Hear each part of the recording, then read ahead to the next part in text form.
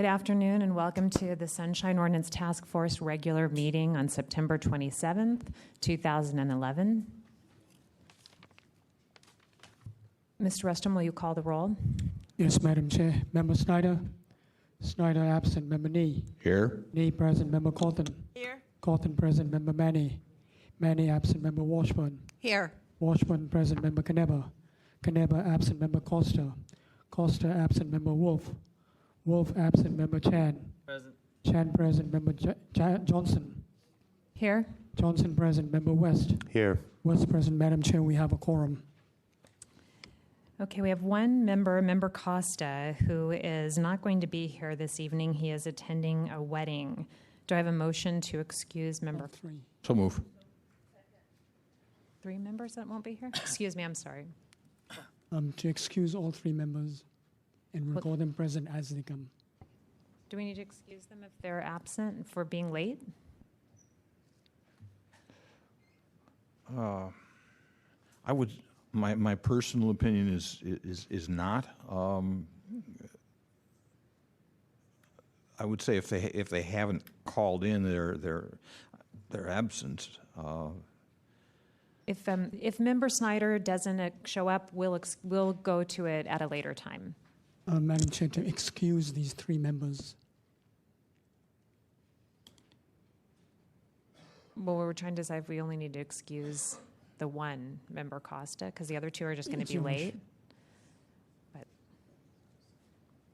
Madam Chair, let me amend the motion to who are the three members? Costa and who else? Member Costa and then Member Snyder and Member Wolf will be late. Okay, let me for work-related reasons. Amend my motion then to excuse members Costa, Snyder, and Wolf. Wolf. Is there a second? Second it. I got a question. Member Chan? The last meeting I called, but I called Chris and left a message that I was sick. Yes. So You were excused. okay. Can we take the motion without objection? Public comment.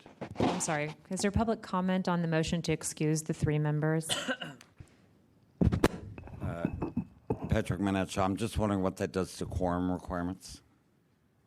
Well, right now we have a quorum, and two of the members are going to be late. We expect them to be here, two additional members. Only one is an absence that's for the entire meeting. Okay, so when it comes to voting on motions, it's a majority of those present? Simple majority. Okay, good, thank you.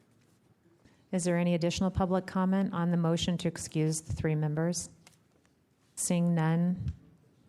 Colleagues, can we take the motion to excuse the three members without objection?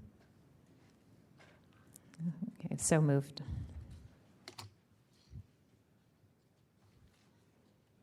Administrator, are there any changes to the agenda? None for yours except... I don't see any changes, Madam Chair. Okay. Hi, my name Please. is Susan. Oh, sorry.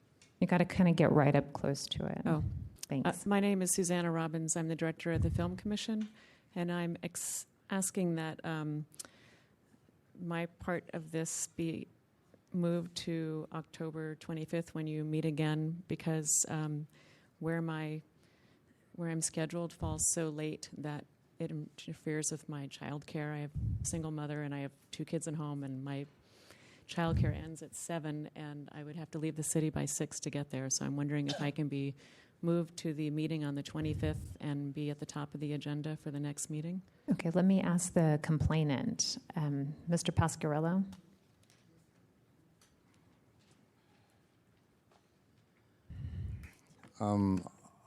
I have to respectfully object because I believe the respondent had at least 30 days' notice of this hearing. So it's not as if this was a short notice item.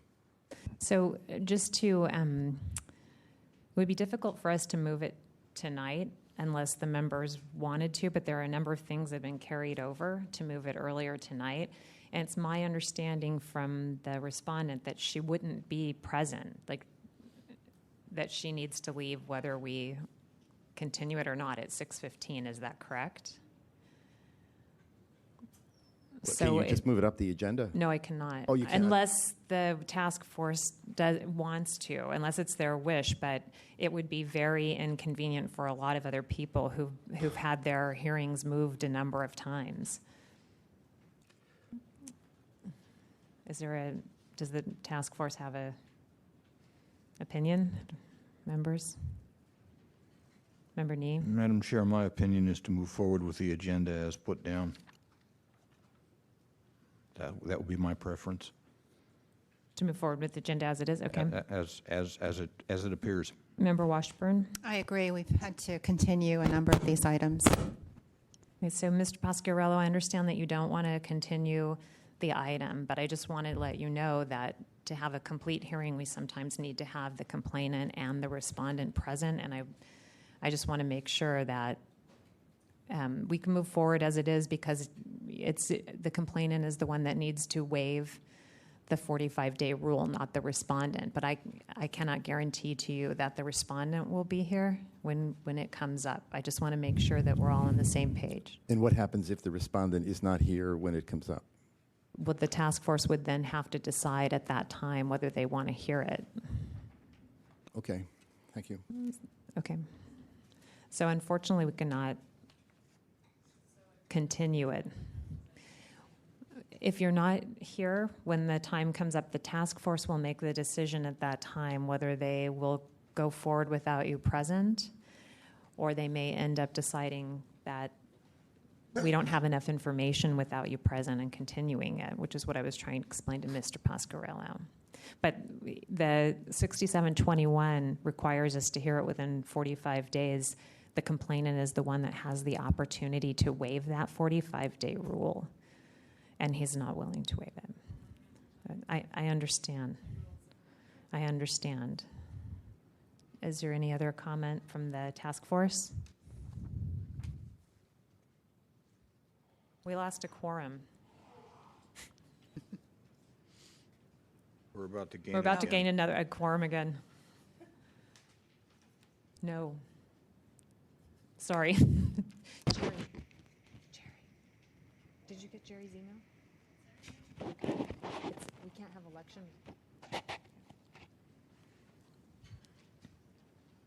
Okay, our quorum is back. Mr. Reston, will you please read items Public comment on the... Public comment on what? Yeah, we're just going forward as is. I understand that, but I want to make a public comment regarding that. It's not our normal... I understand what you're saying, but it's not our normal practice to take public comment on the agenda as it is, correct? I believe, Madam Chair, Mr. Hart is a party in interest to one of the agenda items, in which case there might be a matter that he wishes to bring before us on that matter to which he is party. Okay. Is it related to your... No? Okay. Mr. Administrator, will you please read items number 1 and 2 together? Yes, Madam Chair. Item number 1 is amending Article 6, Section 1 of the Sunshine Ordinance Task Force bylaws to eliminate or suspend the Complaint Committee. Item number 2 is amending Article 6, Section 1 of the Sunshine Ordinance Task Force bylaws to create a Technology Committee. Okay, members, I had moved this up because it's something that kept getting pushed off farther and farther along. I wish Member Wolf were here to help discuss this, but he's not here at this time. When I originally put it on the agenda, I had thought that we may need to eliminate and or suspend the complaint committee in order to get enough time for members to fill a technology committee. But that may not be the case. So the last several complaint committees, though, have been canceled because there was nothing on the agenda. I didn't necessarily want to eliminate it completely, but have it be more like the Rules Committee, where it was on call as needed. The Technology Committee, I I had written, this is not set in stone, but I had written up the idea that the technology committee would, I think that, the task force needs a little bit of updating. As we go through the cases, we see that there's a lot of electronic data and information and database information and discussion of how to broadcast live. And we need to have some people reviewing that, which we never get to here at the full task force, and I don't want to take away from the complainant's time. So my idea of a technology committee would be that they would sometimes monitor compliance with the orders of determination, that they shall review matters related to record retention policies, production of electronic information and records, live video broadcasts of public meetings, and development of databases for task force documents, and that they should make recommendations to the task force regarding the aforementioned subjects and any other technology-related matters. Member Neen. Yeah, Madam Chair, with respect to the complaint committee, I would have no problem with suspending it. The reason being that the complaint committee really is nothing more than an advisory to the full task force. The complaint committee does, I think, at certain times perform an important function, namely when there's pre-hearing that's desired. But I really don't see where that couldn't be handled by the full task force at any given time. So if the will of the task force is to suspend the complaint committee, I certainly have no problem with it. Regarding the technology committee, the only thing I would say, and I agree, it's a great idea that to establish one. I think it should have been done a long time ago. But I think whoever serves on it should bear in mind that there will be a lot of scheduling flexibility needed to serve on that committee, especially for dealing with the Department of Technology, the Committee on Information Technology, maybe attending outside meetings dealing with information technology. I see that serving on that committee as very time intensive. So that's, but I still say that establishing that committee is an excellent idea. Now, depending on what we do with the complaint committee, it would also change our public complaint procedure, because there's a number of places where it makes reference to the petitioner or the person filing the complaint being able to request a pre-hearing before the complaint committee, and that would no longer necessarily be the case. Although if it was on call, we could just leave it as is and form the complaint committee. The only problem with that would maybe be we wouldn't want people to have to not work that into their schedule. So potentially we could keep the complaint committee. I don't know, Member Neem? Yeah, the one other consideration on that is to have an additional committee without suspending or disbanding one of the committees. To have that additional committee could create some additional strain on staff, and I think it would be instructive for us to hear from Mr. Rustum on that matter,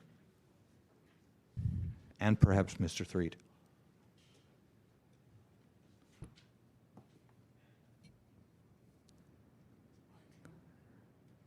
I do not foresee any issues, Madam Chair. If there was just an additional committee and not a suspended complaint committee? Okay. There shouldn't be anything. Is there any, does anybody have any idea about changing I was going through the public complaint procedure and making some changes so that all of that would be brought before the task force, as opposed to going through any kind of a pre-hearing, that the jurisdiction would be determined by the full task force, that any kind of a objection to jurisdiction would be brought here. I don't know if anybody has any Member Cawthon? Yeah, I was on the complaint committee for a long time, and I was also chair. And our meetings were about an hour. So we changed the procedure so that there really wasn't anything to do unless the complainant desired a hearing before the committee. So since we can only have a certain number of committees, and since I think technology is really important, I would have no objection to making the change. The only thing is it's going to take a little longer at our meeting if there is some disputed jurisdictional matter. But otherwise, I'm fine with it. DCA 3, do you have any opinion about removing the pre-hearing from our complaint procedure? Through the chair, there's pluses and minuses to the proposal. There's certainly nothing preventing it from being changed. If you eliminate the pre-hearing consideration of jurisdiction, there have been occasions where it was very clear what the jurisdiction issues were, and that decision was made at the complaint committee level, and then it was not necessary to complete a full analysis of the substance of the complaint. At least when I started doing these memos, that was the practice. And then I believe later that it became more that the task force would reconsider it anyway, and it was a recommendation. So to the extent it's just going to be a recommendation and the full memo has to be done and the analysis completed anyway, the complaint committee actually adds an extra layer of work. Can you repeat that last? The complaint committee? So long as the complaint committee only recommends to the task force and its decision isn't final, then an analysis and a memo form is necessary for the substance of the complaint anyway. So it just adds another layer of memos that, from my perspective, the city attorney's office has to create. So Okay. you would actually save some budgeted hours from our office by eliminating the complaint committee as it's currently configured.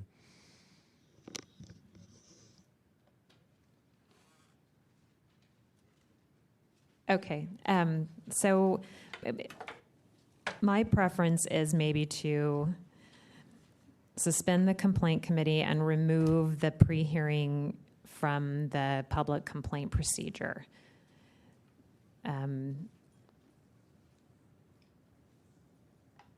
We would go through the same process that we did when we changed the bylaws, where we would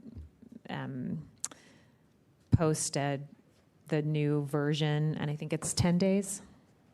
10 days that it has to, if we vote on it. I'm sorry, I just wanted to add that the additional function of the complaint committee that Member Nee mentioned has sometimes proved very useful. Sometimes complaints are filed by individuals who may not fully understand the process or or what the Sunshine Ordinance addresses, and sometimes those pre-hearings help those individuals understand better and redraft their complaints so that they're more understandable to the task force, and that's a useful function.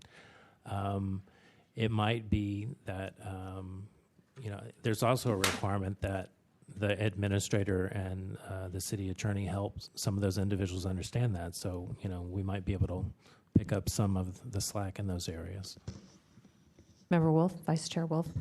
I would just like to say in regards to that maybe just from the complaint inception, that the communications with the administrator, that there be like a standard guidelines to the procedure, and this is what's happening on this kind of the schedule of how things work, so that way we're not having to maintain a physical process if it's not necessary just for the information. I think that might be, I think it's sufficient to do it that way. To move that function from the complaint committee to the administrator? To the administrator, just so whenever somebody makes a complaint that they get either an email or document or a place to go on the web where they can actually see the process by which, this is what's happening with your complaint. stage 1, stage 2, stage 3, because I think that's what DCA 3 was suggesting, that one of the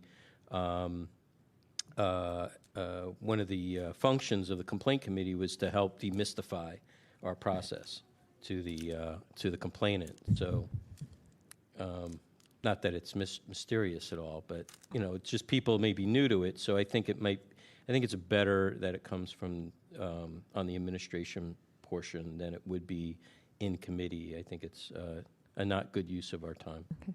Member Cawthon? Yeah, we developed a procedure and we revamped it a few years ago.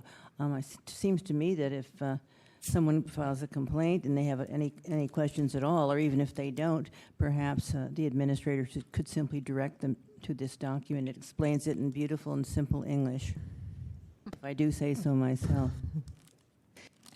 One other question for DCA 3. Since the complaint committee was helping people with their complaints, if somebody were to ask the administrator some similar type of question, could it be directed to some member of the task force that's designated as sort of some kind of an assistant, or is that too much? Well, because the function of the task force is at least semi-adjudicatory, it would be preferable that not be done, because that could be seen as assisting someone in drafting the complaint that you would then have to vote on the merits of. So then if the administrator had a question, he could then perhaps contact you, or however he does it normally now? That sometimes happens now and certainly could continue to happen. Okay. So we would need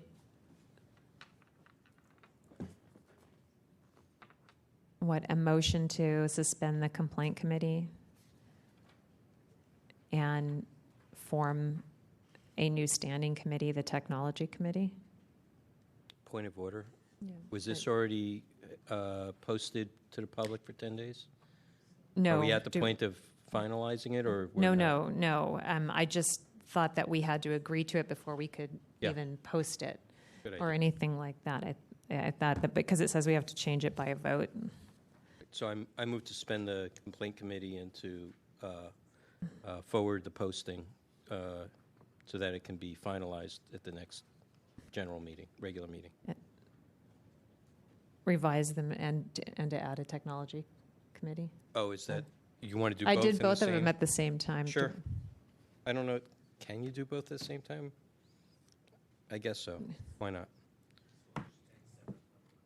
Yeah, because they're two separate, completely independent issues. They shouldn't be combined. So do you want to do two different motions? Yeah, that'd be Okay. Is there a second to Member Wolf's motion to suspend the complaint committee and post the... Second. Is there public comment on the motion to suspend the complaint committee?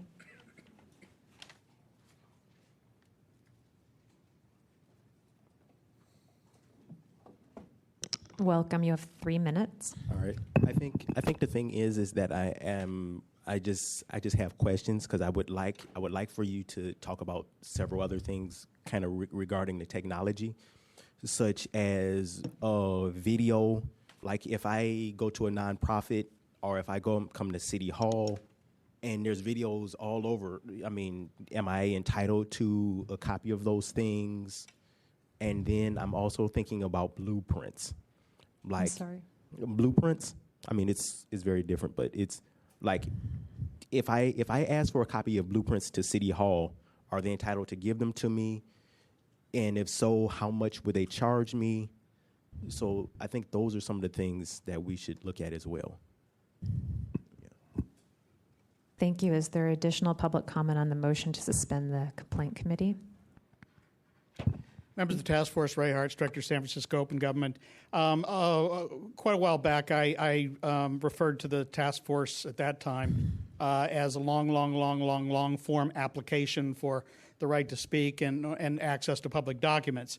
And I think eliminating any steps is not only good to simplify the process for the complainant, but it also relieves the city or the respondent in that case of having to go to one extra meeting. Most of the cases that have come before the full task force, in my experience, have been cases where the jurisdiction was first voted on by the task force, and often the case simply went on, and if you didn't find anything that you could do, you simply didn't take any action. So I think this is a simplification of the process, and it will make it much easier for complainants, which is the primary, I think, objective, but it also does relieve the city, as Mr. Threed has mentioned, of having one extra meeting to attend to and one extra complaint that they would have about the task force process. Thank you. Good afternoon, committee members, task force members. I applaud you for doing this. It will remove a burden from members of the public, and hopefully it will lessen the number of meetings that you have to have separately, such that maybe you can use that time to schedule a second full SOTF hearing when you have enough complaints in a short time period to keep all of them on track and in a timely manner. Thank you. Thank you. Is there additional public comment on the motion to suspend the complaint committee? Seeing none, Mr. Rustin, will you call the roll? Yes, Madam Chair. On the motion, Member Snyder? Aye. Snyder, aye. Member Nee? Aye. Nee, aye. Member Cawthon? Aye. Cawthon, aye. Member Manny? Aye. Manny, aye. Member Washburn? Aye. Washburn, aye. Member Member Wolf? Aye. Wolf, aye. Member Chan? Aye. Chan, aye. Member West? Aye. West, aye. Member Johnson? Aye.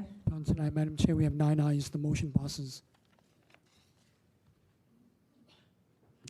So the complaint committee is now suspended, and we'll post the revised bylaws, which I will send to you and everyone. Is there a motion to form the technology committee and post that as well? So move. Second. Any discussion? Is there public comment on the formation of a technology committee? Members of the task force, Ray Hartz, Director, San Francisco Open Government. I think this is a critical task force and would serve multiple purposes. 2 primary reasons, though, I believe that is true. Number one is that part of the law says that when getting new technology, city departments should ensure that they are making, efforts to increase Sunshine and Brown Act access to public records.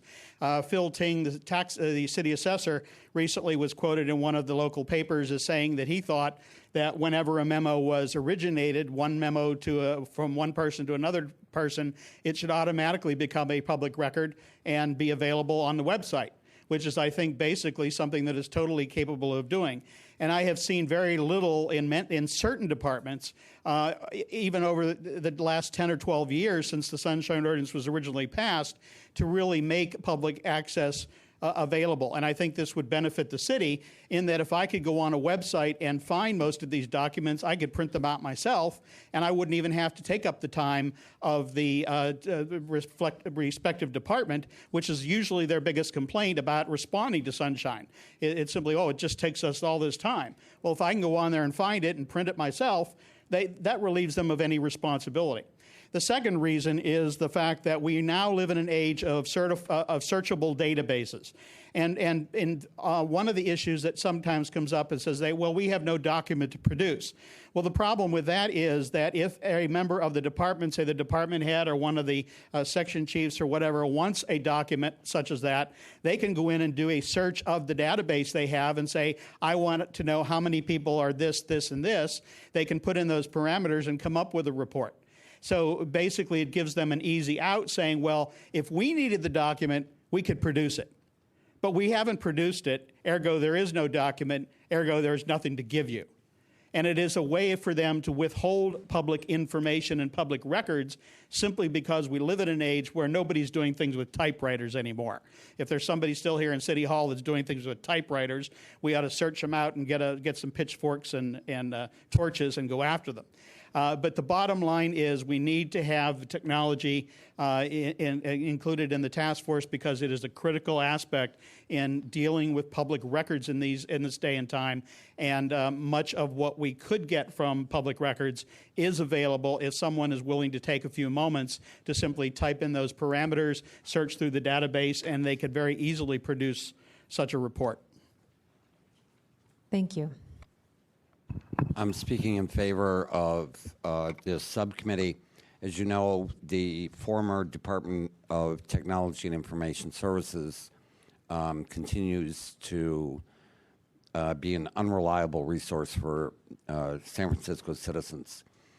You may have noticed that candidate for mayor Dennis Herrera recently came out and indicated that if he wins the election, he wants to create a new department, the Department of Innovation, with a chief digital officer to handle that much necessary medium, social media. I thought DTIS or DT was already handling social media. So by the SOTF forming your own technology committee, you may well be the antidote to the various weak links in the city's technology chain. And I would hope that should Mr. Herrera become mayor, that you would act as a counterpoint to the unnecessary and frivolous Department of Innovation. Thank you. Thank you. Hi, Task Force members, Kimo Crossman. I speak in support of the Technology Committee. There's been a lot of technologies issues that have come up over the last few years. For example, how long email should be retained, and whether the task force could be streamed live on the internet, either audio, video, or both. And many other similar issues about how you can do redactions more efficiently. So I would strongly speak in support of creating such a task force committee. Thank you. Thank you. Is there additional public comment on the motion to form a technology committee? Seeing none, Mr. Rustin, will you please call the roll? Yes, Madam Chair. On the motion, Member Snyder. Aye. Snyder, aye. Member Nee. Aye. Nee, aye. Member Cawthon. Aye. Cawthon, aye. Member Manny. Aye. Manny, aye. Member Washburn. Aye. Washburn, aye. Member Wolf. Aye. Wolf, aye. Member Chan. Aye. Chan, aye. Member West. Aye. West, aye. Member Johnson. Aye. Johnson, aye. Madam Chair, we have 9 ayes. The motion passes. Okay, so we will form a technology committee and get the information about when it will be, and we will post the amended bylaws and information for the appropriate amount of days. Can you please read the next item on the agenda? Item number 3 is hearing on the status of the May 24, 2011 order of determination regarding Deborah Benedict against the Tide Center. Yes, you should. Member Manet was recused during the hearing of this. Is there a motion to recuse her? Again, she has a monetary. I don't believe a motion is necessary. If she was recused no? before, the recusal continues. Okay, so the motion continues, then stands that you will be recused. Member Costa was also recused, but let the record reflect that he is not present.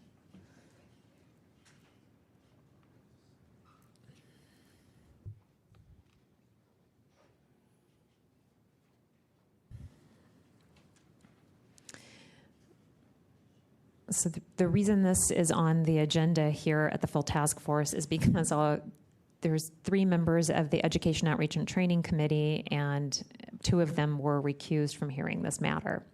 So it needed to come back here. I do not see the complainant. Is the complainant Deborah Benedict present? Is the respondent present? Is anyone present from the Tide Center? Mr. Rustum, did you hear anything from them? No, Madam Chair, nothing. And they were provided notice? Yes, the usual notification was sent out. Have you heard from them since it was not heard at Education Outreach and Training? The respondent did come to the Education Committee hearing, and she said that they have changed their rules according to the suggestion of the task force. If we table this, can I bring it back on the next agenda if the complainant and the respondent have? Or do we just continue it? For one more meeting. Member Nee? I believe, if I recall correctly, the tabling means that it is continued for one meeting, and after that, if it's not held, if it's not brought up at that meeting, then it's suspended indefinitely. Okay, I think we should probably continue because in this particular case, the one thing about it was that the Tide Center was not providing they were supposed to have, I forget how many meetings available to the citizens of San Francisco, and the meeting was not, it was in New York, and there was no way for San Francisco citizens to attend. So I don't just want to let it drop. I do want to hear how they intend to potentially, remedy that. So let's continue this, Mr. Rustum. Madam Chair. Member Nee? If I might suggest, perhaps a memorandum from the chair to the Tide Center explaining what happened today would be in order, and in the memorandum we should state what is expected of the Tide Center at the next meeting, and what could happen if the expectations per the order of determination are not met. Do we need a motion to do that, or can we just do it? Okay. Do you see a thing? You do need a motion to continue or to otherwise dispose of the item, however. Okay. Move to continue to our next meeting. Second. Task Force, can we do that without objection? Move. Oh, I'm sorry. We need public comment on the motion to continue this item. Seeing none, the matter's back with the task force. Is there any additional discussion? Can we take this motion without objection?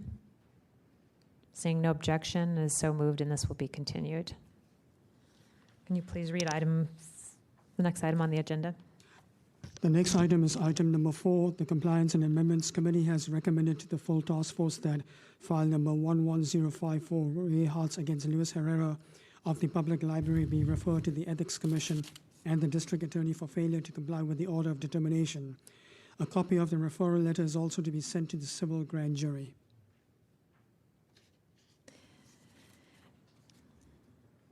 Mr. Rustum, we do have a letter from, is this from this case, the respondent, Sue Blackman, stating that she would not be here? Yes, Madam Chair, that is correct. Okay, but the complainant is present. Do you guys get the copy of this? Because you should probably read it. No. Did everybody receive a copy of Ms. Blackman's? Did you? Can you please give complainant a copy? I'm going to need that, though. Go ahead. Did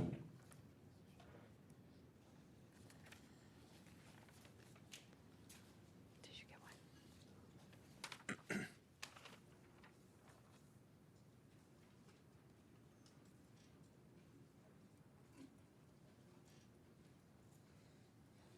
But this time the complainant will have 5 minutes to present facts and evidence regarding the compliance with the order of determination. Members of the task force, this has gone on for a long, long time. This was a year ago. I think it was the minutes that we're talking about were, in this particular case, no, I'm sorry. I don't even remember. It's been so complicated. Bottom line is Mr. Munson's testimony, which is now a matter of public record, and he is the vice president of the Library Commission, basically, and it is noted in the order of determination, said that they did not like the comments that were being made. This is basically contrary to the Brown Act. The Brown Act basically says you're not allowed to stop people from making critical comments or questioning policies or procedures of any body.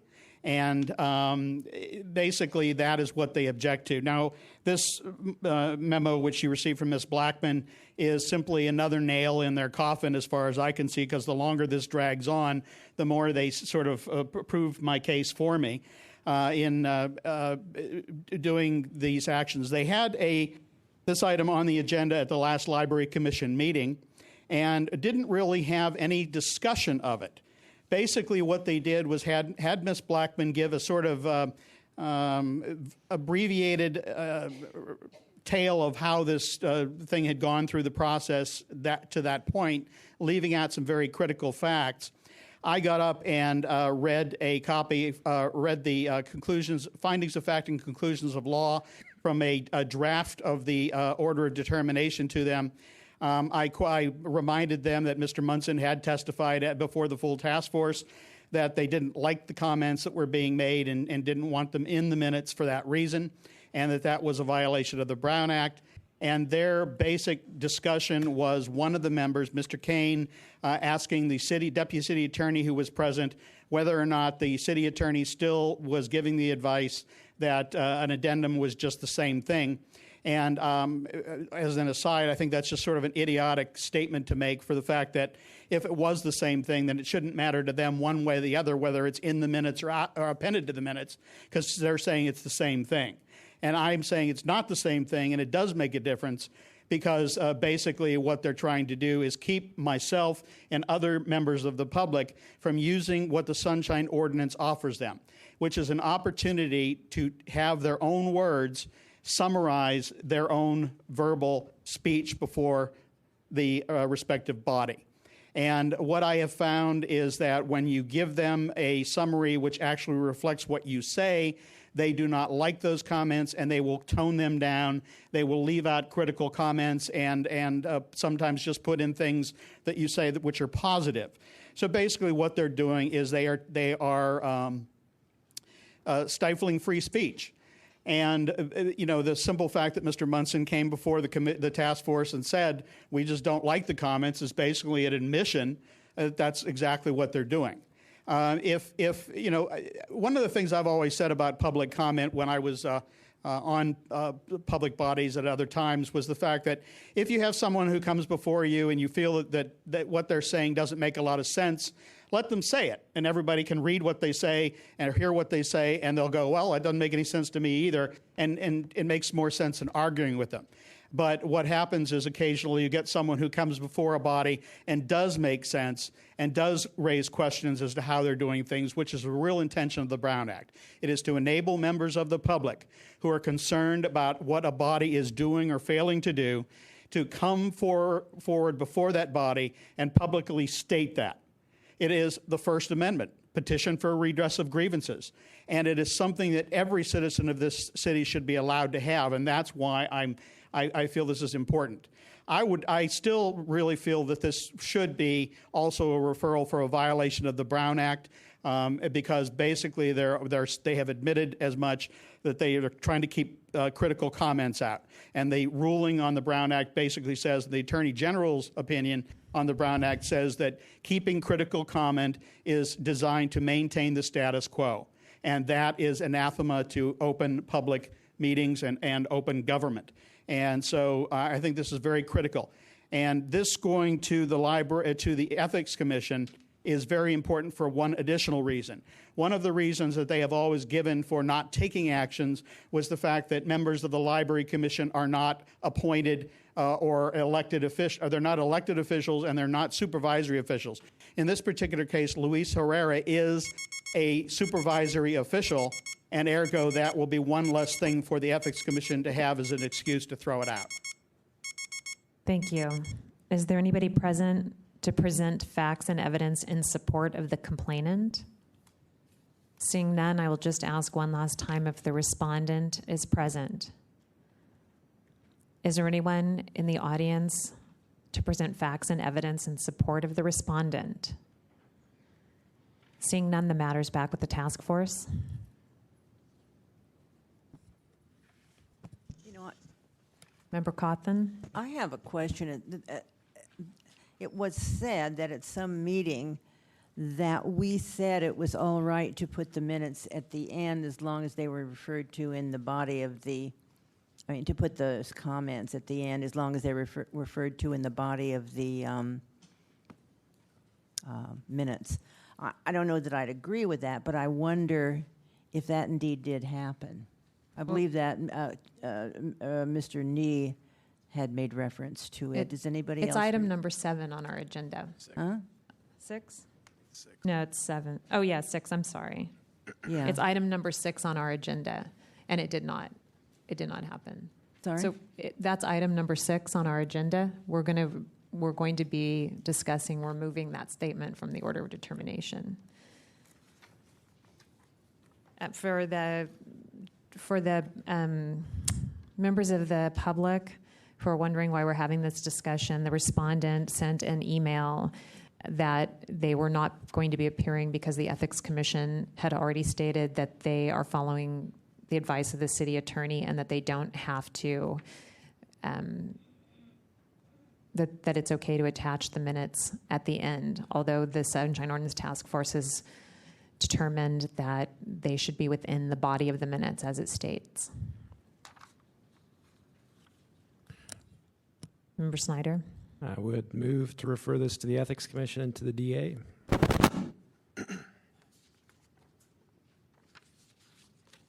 Is that Ms. Blackman or Mr. Herrera?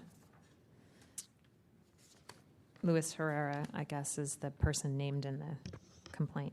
Yeah, and No, order of determination. the order of determination names Luis Herrera, which I think is appropriate. At least that's what the task force and the Compliance and Amendments Committee concluded, and I think that's correct. Point of order. We're not supposed to make motions until after they respond. We'll hold it. We'll hold your motion. But Member Washburn, I was going to offer a friendly amendment to the motion, so I'm out of order. you'll get your chance. Okay. Is there any additional discussion?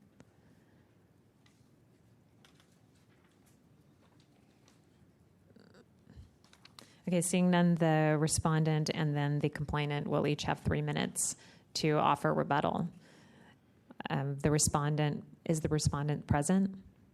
Respondent is not present. So the complainant will have up to 3 minutes to offer rebuttal.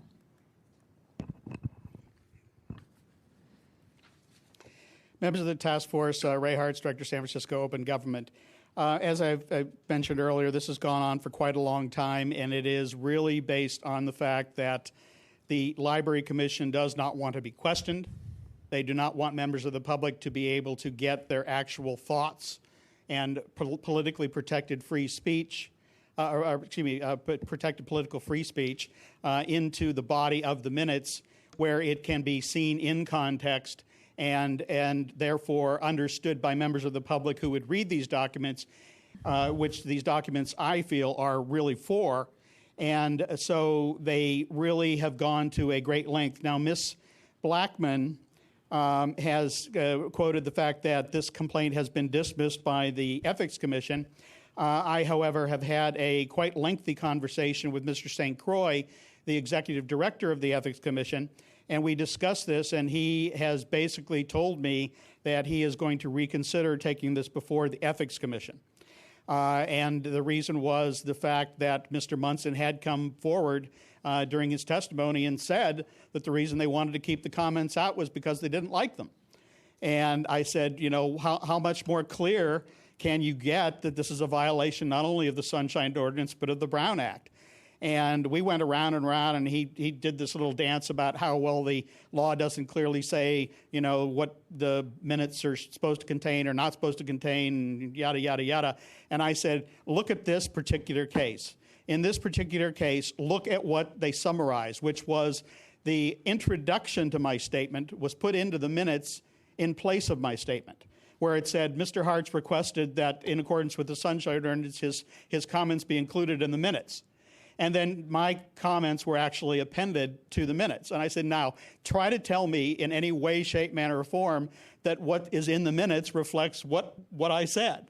And he was kind of like going, well, it doesn't say what the minutes have to say. And I said, well, you're just begging the argument. I said, does it reflect what I said in any way?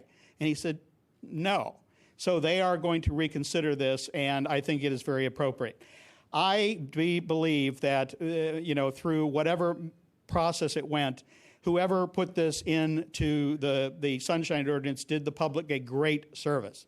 And that is, we have free speech in this country. And when I get up and say something, I do so because I feel it's important. And I want my thoughts and my words to be reflected accurately in a government publication. And the minutes of any city body are a government publication. They are printed at the city's expense, at the expense of the taxpayers, and they are public records. And ergo, they should be correct. And correct includes reflecting accurately what is done. Thank you. The matter is back with the task force. Member Snyder, did you want to restate your motion? Yes, I would move to refer this to the Ethics Commission and to the DA. Is there a second? Second. Member Washburn. I'd like to offer a friendly amendment. At Compliance and Amendments, we also wanted to send a copy of the referral letter to the civil grand jury. I think it's very important that we do that. Yeah, that's fine. I'd forgotten we did that. Yeah.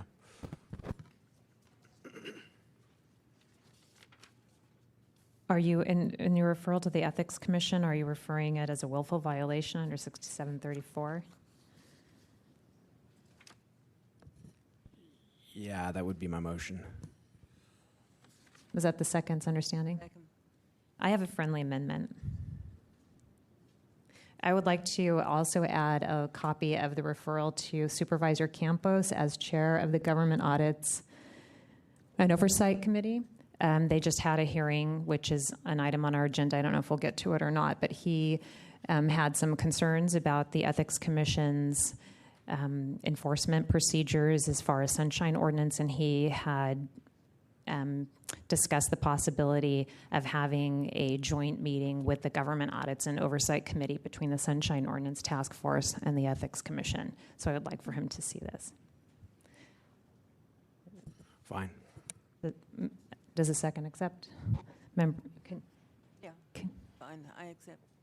Can you hear that? Member Nee? Yeah, I wanted to ask Member Snyder why refer this to the DA.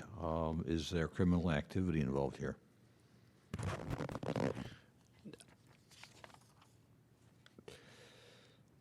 Yeah, we've discussed this before, and there isn't.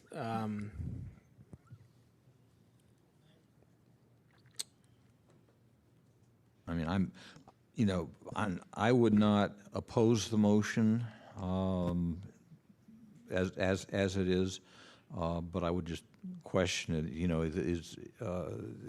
If there is no criminal activity here, I don't think the DA is going to give it a second look, maybe even not a first look. Yeah, I mean, I think it's unlikely they'd give it a second look in any event, but the Brown Act does provide for criminal prosecution, but we didn't find a violation of the Brown Act here. And as far as I know, and please somebody correct me if they know differently, that you're right, there's not a criminal violation here. And I feel like we discussed this at the Compliance and Amendments Committee, but I don't remember what was said about it at that time. I'd be happy removing the referral to the DA. I don't think now that you bring it up, I'm not sure there is a good basis for it.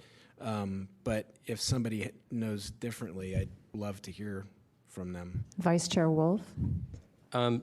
We've had this discussion several times. The reason why the district attorney or the attorney general is included, it has nothing to do with criminal matters. It's not described that a delivery or anything to be forwarded to any of those two offices is specific for criminal matters.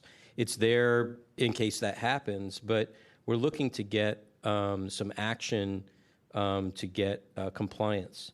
And if there is a violation of state law or violation that we think might be helpful to have another department involved, then I'd say go for it. The Attorney General doesn't deal with only criminal matters.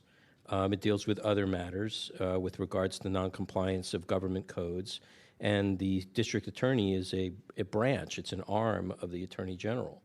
It takes on matters that are also local, but it's a representative in state court most of the time. So I don't understand why we keep bringing it back up, that whether this is a criminal matter or not. The office is there to help us adjudicate these orders, and if we need, a heavy hand, and it needs somebody like the district attorney or the attorney general, then I'd say go for it and not try to define what it is, because it's not defined.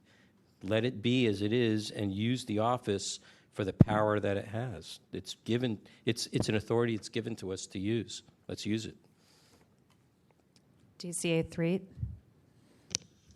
I was just going to give you the citations in the Brown Act. It does provide that the district attorney may commence an action by mandamus to force a legislative body to comply with the Brown Act. So in some circumstances, the DA, acting on behalf of the people of the state of California, can take action in civil court on these matters. And in this case, although the task force has not found a violation of the Brown Act, the district attorney is charged with conducting an independent investigation of the referral, and they may find such a violation. Thank you. Yeah, so DCA 3's explanation satisfies me. As I said before, the Brown Act does provide for potential criminal prosecution. I know of no examples where that's actually happened, but it's possible. And in any event, DCA 3 is correct, and I hadn't thought about that it's the DA's obligation, in theory at the very least, to investigate it on their own. And the facts of this case present a potential Brown Act violation. We didn't find one, but there's nothing saying the DA couldn't, and couldn't therefore pursue criminal criminal prosecution. So, that explanation combined with Vice Chair Wolf's sentiments, I think, support the notion we should leave the referral to the DA in. Vice Chair Wolf. I would just like to add just 6721D and E. That's the references for the authority of the district attorney or attorney general with regards to the Sunshine Ordinance as a guidance or direction for us. Is there additional discussion? So the motion is to find willful violation, forward this to the Ethics Commission under willful violation of Luis Herrera, and to the DA, with the copy to the Civil Grand Jury and to Supervisor Campos as chair of the Government Audits and Oversight Committee. Is there public comment on the motion? Good afternoon again, task force members. My name is Patrick Minetshaw. I would like to recommend that when these order of determinations are simply ignored and no responses forthcoming from the city department, that as a routine matter, you always include as a standing process a referral to the DA, referral to the civil grand jury, and at minimum, a referral to the mayor. The mayor is the chief elected or chief appointed officer of San Francisco, and he should be informed by your body of willful failure to comply with your orders of determination. So I strongly recommend that instead of debating each individual case as they come up, that you just make it a standard operating procedure that you refer to the grand jury, the DA, the mayor, and any other bodies that you think appropriate, but without having to have this conversation every time you hear a case. Thank you. Thank you. Hi, Kimo Crossman. I agree with the sentence of Mr. Monet Shah, including ethics, of course, and I think the idea of sending it to the Government Audit and Oversight Committee as well. I know that similar legislation as the Brown Act have been enforced by the district attorney and state attorney generals in other states. I would think in a state as large as California, with the history of the Brown Act, it's probably been enforced with at least fines at some point in the whole time of the it's been in effect. But I know that it's been enforced and sent people to jail in the past. Thank you. Is there additional public comment on the motion? Yes, I'm Peter Warfield, Executive Director of Library Users Association. Thank you for all of your recommended referrals on this matter. I do think that the library, as background, and for those who haven't been around that long or weren't involved, has certainly a long history of refusing to attend many of the meetings that this body has had. And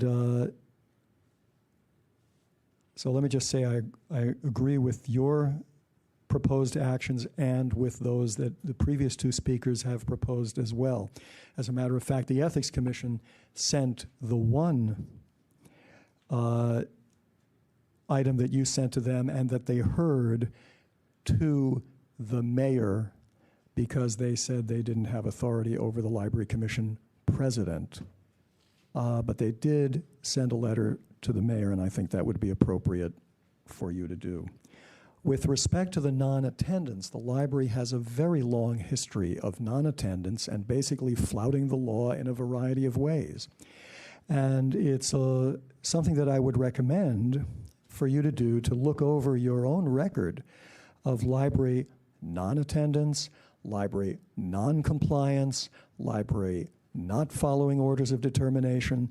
And I think that, as a kind of consistent pattern, a pattern of consistently violating the law in a whole variety of ways, and your orders of determination and your requests for attendance and so on.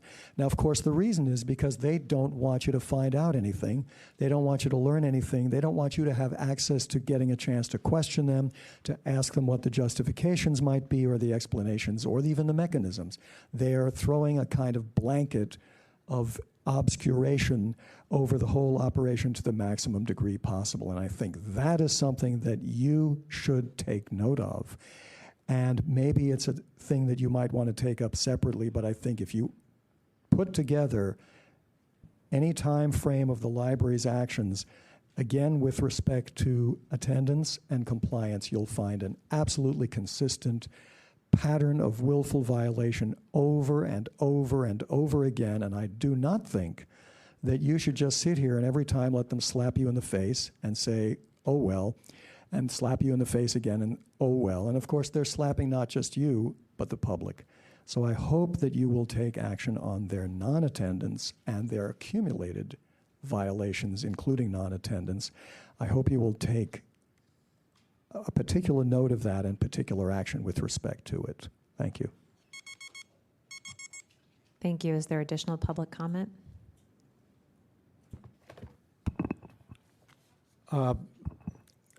This case actually highlights a big problem that the task force has continually confused in the way it handles this willfulness. Section 6734 describes two types of willfulness, a willful violation and a willful failure.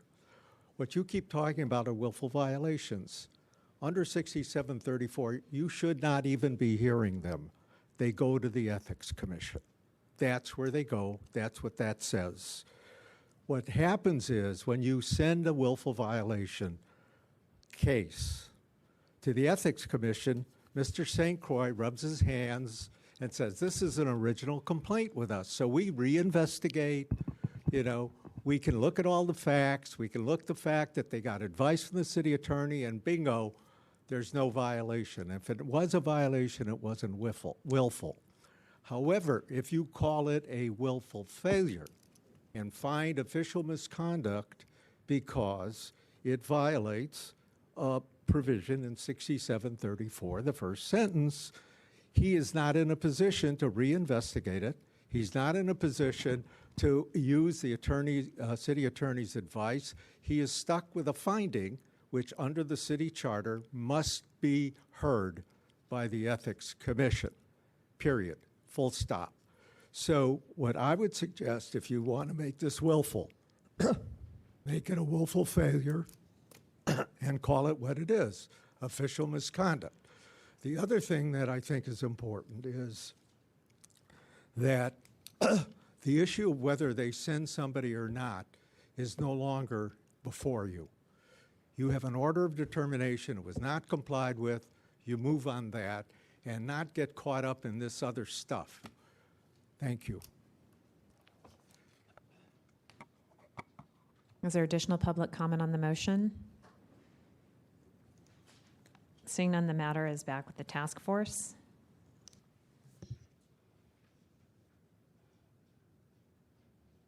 Member Washburn. Yes, I'm wondering about, in light of what Mr. Grossman just said, what is our wording? Member Snyder, did you intend a willful violation or willful failure as official misconduct? Well, I think we should say willful failure. Willful failure rather than the willful violation. I don't remember how it was your amendment, but I don't remember how it was phrased. Well, the order of determination had a 6734 for willful failure, so that's what I was referring to.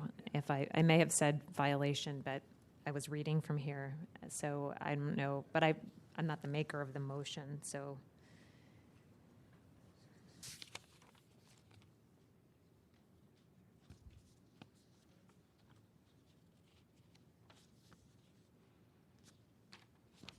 It says willful failure. Wooding. For too soon.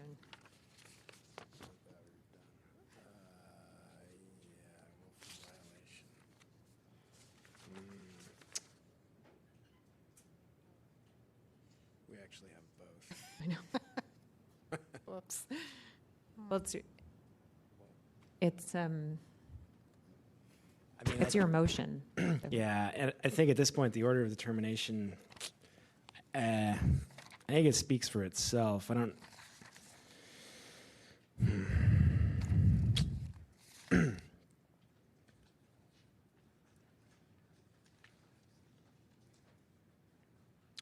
Yeah.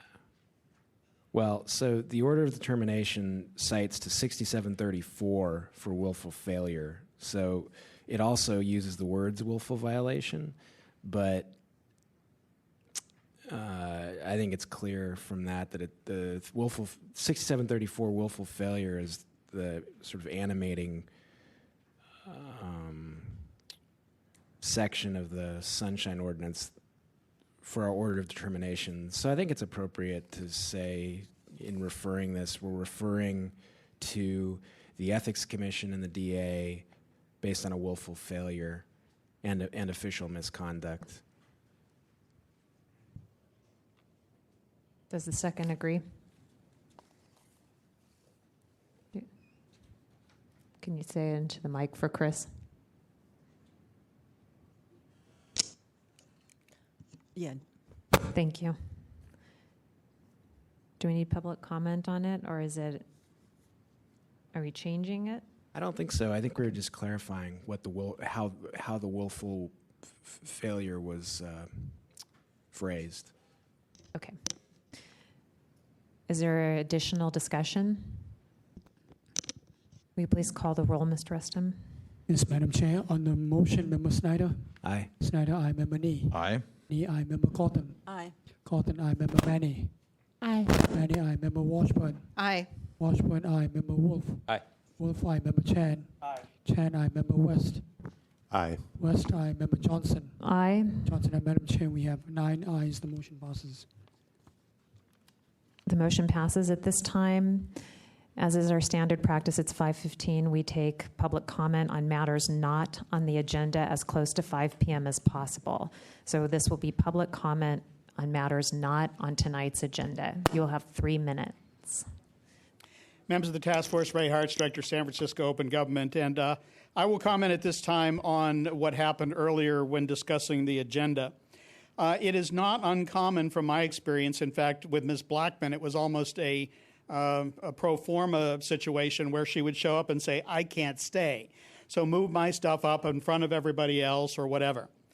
Very frankly, I think the idea that a city employee would show up here after having been given notice that someone knowledgeable in the subject matter before the task force should show up to speak to it, would show up and say, I can't stay, or I can only stay for a little while, is really unprofessional. And it is behavior which none of us, I think, in our jobs would ever dare do to something that our boss sent us to. In other words, we wouldn't show up at a meeting and say, well, hey, I know you have an agenda here, but disregard it. I need to be first because I have to go do this. Now, as much as I would like to be sympathetic to personal issues, if someone is a professional and they have personal issues with which they need to deal, what they do is they go to their boss and they say, look, I can't go to this hearing. We have to send someone else. And they make the arrangements to take care of that and send someone. And as long as this task force has accepted that, then that is going to be a method for them to evade or put off, at least, dealing with some of these issues. Now, it is interesting to note from the history of it, Ms. Blackman did this repeatedly until at one point you said, oh, no, we're not going to change it. We're going to hear it in the thing. And she amazingly was able to make arrangements, and she stayed. So it's like, oh, I can't, there's no way I can make arrangements to be here. And then when all of a sudden someone finally lays down the law and says, no, that's not acceptable, all of a sudden I can be here, throws a kind of a different light on people who show up like that. I myself, in my professional life, would never show up to a body which I treated with any sort of respect or seriousness, and try to say something like, "Well, I need to have these things rearranged to everyone else's disadvantage, but to my advantage, or else I won't stay." And I think it is just one more delaying tactic that people have learned. And I think that what you did was fine in the sense that, hey, if you can't stay, then basically when your matter comes up, you won't be heard. And if you didn't act professionally enough to send somebody who could actually be here for the hearing after seeing the agenda, then that's your fault. That's your responsibility, and you need to live with the consequences. Thank you. Is there additional public comment on items not on the agenda? Yes. Peter Warfield, Library Users Association. I'd certainly agree with the previous speaker and add further to it that the library routinely sends people who are manifestly not knowledgeable. I recall before the time of most of you here when I brought quite a large number of complaints against the library and won most of them, and they would send the Library Commission secretary, who was actually both intelligent and knowledgeable, and he would routinely answer, in one particular instance, repeatedly diverting questions that he was asked about the specifics of a case. I don't know. I have no idea. The issue was, what had the library done with respect to what it was doing with respect to workers' comp records, and presumably according to my recollection, it was something that the head of human resources would know about. In my opinion, you should require in every case that the person who did the action be present. If the chairman of the Library Commission, the president, has done something, they should be present. If a document has been denied to a person, that person should be present. If in a court of law, if somebody shoots somebody, they don't send a representative. you have the opportunity to speak to the person who pulled the trigger so that you can find out what's going on, including, in a court of law, who put them up to it, who paid them for this, who instructed them to do this, what training or instruction were they given. Certainly the library and others here evade any ability of you to really find out what's going on. What are the library's instructions for frustrating people who seek documents or who seek other kinds of fair treatment under the law? You won't find it when you have a library commission secretary who had nothing to do with the action, nothing to do with setting the policy, and nothing to do with any aspect of what happened other than being a sort of assigned spokesperson. And so I think you should take the knowledgeable person and discuss it, if you like, as a separate item on an agenda. The knowledgeable person should, at the least, be the person who did it, because they will spill the beans if you press them. At least there's an opportunity to find out. And I could give you plenty of stories that would illustrate this. Certainly, if you follow law, if you follow Woodward and Bernstein on All the President's Men, you get to the people who did something, and from there the trail leads you to the truth. But it will never lead you to anything if you allow somebody who knows nothing and is just a spokesman to be the representative. Thank you. Thank you. Good afternoon again. Last week I attended the Board of Supervisors Government Audit and Oversight Committee meeting. They will be holding a hearing, I believe. It's on our agenda. Are you speaking to the hearing? No, I am speaking to matters under your jurisdiction, not on today's agenda, and I will arrive at that point in a moment. Thank you. I just wanted to let you know, this won't take up your time, any of your time. I just wanted to let you know that it is on our agenda, the board hearing. Okay, so I am mentioning that only in passing. Okay. To drive home the point that I have asked, I notified them of the SOTF's referral on Ms. Carlson's case having taken 2 years to arrive at ethics. And during that following the ethics hearing, Ms. Jewel Gomez attempted to strike me with her jacket. And I think the phrase is, you don't have to have battery to have assault, or is it the other way around? Whatever it is. I would strongly request that this body follow up with the Office of the Mayor and a CC to ethics, or the other way around, trying to find out in writing from the mayor why he has taken no action on the Jewel Gomez referral from ethics. That falls under your jurisdiction. I would venture, and I would strongly encourage you to do this sooner rather than later. Thank you. Thank you. Is there additional public comment on items not in the agenda? As of a couple of weeks ago, there are 9 task force referrals sitting at the Ethics Commission which have not been acted on. There actually may be more by this point, but that was in Mr. St. Croix's report.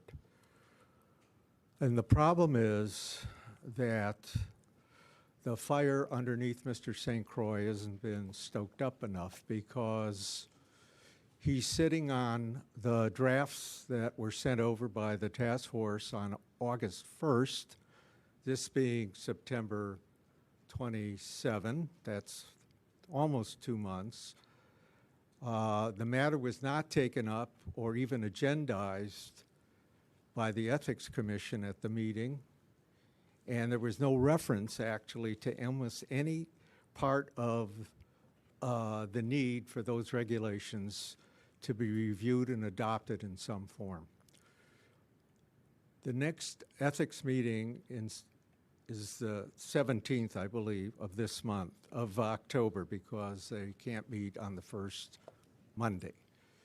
And I would hope that some action would be taken to encourage the Ethics Commission to be prepared at that meeting to talk about the draft that was sent over, to schedule the joint meeting that had been requested by the task force, and to make sure that there is some movement to get those complaints that have been sitting there probably for months out of Mr. St. Croix's office and before the commission. Thank you. Just to Mr. Grossman, Mr. St. Croix represented to Supervisor Campos that he intended to take up the regulations in November. That doesn't preclude us from encouraging him. Now, we've all seen Mr. St. Croix, right? Do you trust him as far as you could throw him?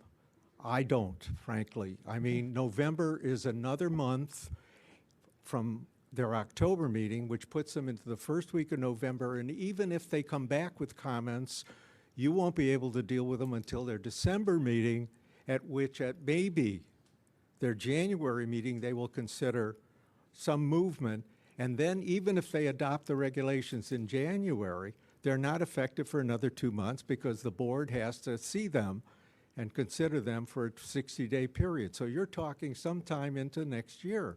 Okay. Maybe March and April. Thank and he's you. got complaints, and you're sending over more complaints. Thank you. It doesn't compute. Thank you. Point of Is there- information through the chair really briefly. At that GAO hearing, I advocated. It's on our agenda, so we can't really discuss it till it gets to our agenda. I just wanted to make a point, just briefly, that I advocated with Supervisor Campos that GAO should not wait until negotiations between SOTF and the Ethics Commission on the new regulations are adopted, and that government audit should be involved in the process. Okay. So I would support Mr. Grossman's request that you start moving this along now so it doesn't wait until Thank you. Thank you. sometime in November. Is there additional public comment on items not on the agenda?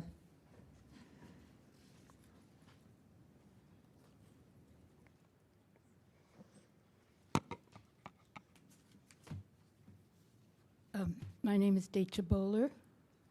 Microphone, please. My name is Decha Bowler. And I wanted to bring to your attention some events that have happened recently at the Board of Supervisors that have the effect of chilling the freedom of participation by members of the public speaking to the board. There have been, that I know of, 2 instances of sheriff's deputies removing people from the chambers, handcuffing them, and holding them in a detention section downstairs. One of them was actually taken to, it was James Chafee, who is well known at the Library Commission for years of very gentlemanly criticism and comments. And he was taken downtown to Bryant Street for whatever reasons. It was decided to arrest him. The other was Kathy Lentz, who is a resident at Park Merced, and she was aggressively forced out of the room when she returned, having been asked to leave to get her possessions. Her arm was twisted behind her back, this in full view of everybody. And I am concerned about the effect on not just her or Mr. Chafee for their continued participation as members of the public, but also for the effect on people who observe this kind of treatment. And I don't come regularly to Board of Supervisors meetings, but over the years I have been to them, and I've been at some quite boisterous meetings connected with the USS Missouri. I remember quite clearly when people were way out of line, but they left the chambers and continued their demonstration elsewhere, and no one was being arrested. So I don't know if we need to speak with the Sheriff's Department or the president of the board in his understanding of what the effect of his handling of people who are not meeting requirements there. I don't know. But at any rate, I thought that it would be appropriate to bring this to this commission's attention. And maybe request that they find an appropriate thing to do about it with the people here in City Hall. Thank you. Thank you. Is there additional public comment on items not on the agenda?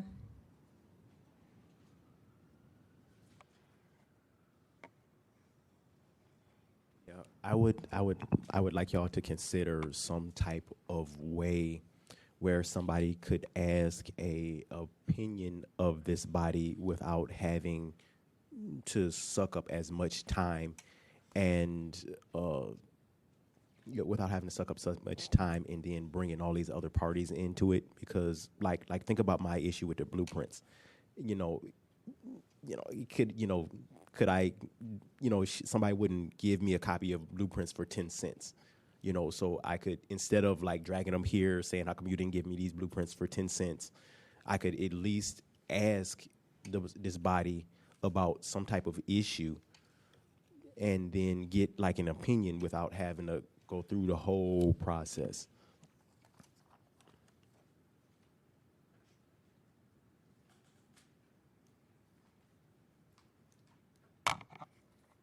Thank you. Is there additional public comment on items not on the agenda? Seeing none, public comment is closed.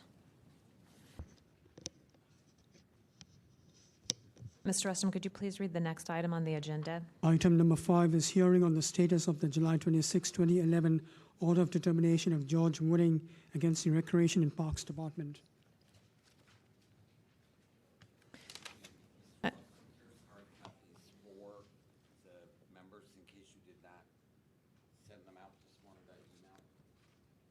Task Force, this is here with us because it was intended to be at the Compliance and Amendments Committee, but was not heard there. So we're hearing this in compliance on this order of determination. At this time, the complainant and then the respondent will have 5 minutes to present their case on compliance with the order of determination.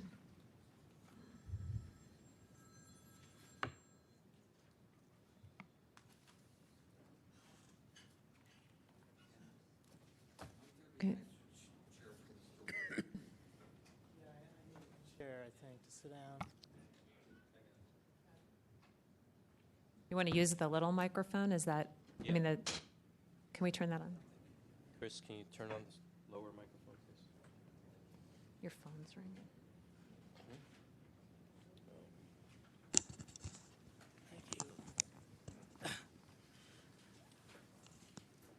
Thank you very much. Good evening. My name is George Wooding.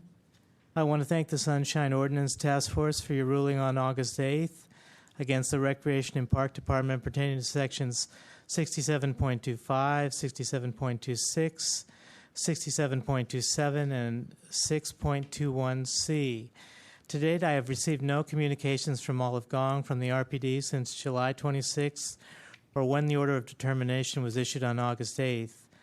I'm here today requesting that the Sunshine Ordinance Task Force refer my case to ethics due to the RPD's willful failure to comply with the committee's order of determination. Contrary to the argument presented by the RPD, Government Code 34090 indicates that unless otherwise provided by law with approval of a legislative body by resolution and the written consent of the city attorney, heads of the departments may destroy city records after a document is no longer required, but 34090 does not authorize destruction of records less than 2 years old. Further, 34090 90.7 provides that only duplicates of city records less than 2 years old may be destroyed if no longer required. Additionally, although the order of determination noted that under Sunshine Ordinance Section 67.21C, RPD has failed to tell me the records request might have been available from the Commonwealth Club, the order of determination did not go far enough, I believe. The order should have also noted that the RPDs failed to direct me to the San Francisco's Department of Technology, where the records may exist on backup tapes. It is my contention that because the emails RPD deleted are capable of recovery, they should be treated as public records that should still be produced. Therefore, according to the Department of Technology, they can only provide copies of emails that have not been deleted. This creates a situation where any city department can delete incriminating emails knowing that these emails can never be recovered or retrieved. I ask that the Sunshine Task Force amend my initial complaint and its order of determination to find that the San Francisco Department of Technology has also violated the Sunshine Ordinance. The documents that I have forwarded will show that I emailed Mr. Vinson 4 times and received 3 email responses from him. We also talked over the phone over the past 36 days, but he has provided me with no records. So August 21st, I had my immediate disclosure request. On August 26th, according to these documents, I requested just subject lines. Just subject lines.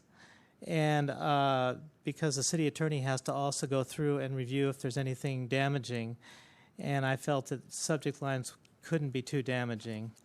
But as it turns out, it still has to be reviewed. I want to read here real quickly what Mr. Vinson said. He says, as it relates to the technology and the services that we provide, we spoke in great detail for over 30 minutes about how it works. The Department of Technology does not own or is responsible for individual department emails and its content. We provide backup recovery services in the event of system-wide outage. I can give you, as a snapshot of emails, the following a process where we have to determine if content is not disclosable and needs to be redacted. So, in conclusion, again, I just wanted to let you know how thankful I am for your original ruling. And again, I am requesting that the Sunshine Ordinance Task Force refer my case to ethics for RPD's willful failure to comply with the Sunshine Task Force order of determination. Thank you very much. Thank you. Is there anyone in the audience to present facts and evidence in support of the complainant? We have to turn the mic on. I am here today as a private citizen, but I'm going to relate to you some of my city work history. When I was at the Department of Public Health for a decade, through human error, because we're all human, I would occasionally delete a document, a file. And all it took was calling our Information Services Department at Laguna Honda for them to be able to restore a file off of backup tape.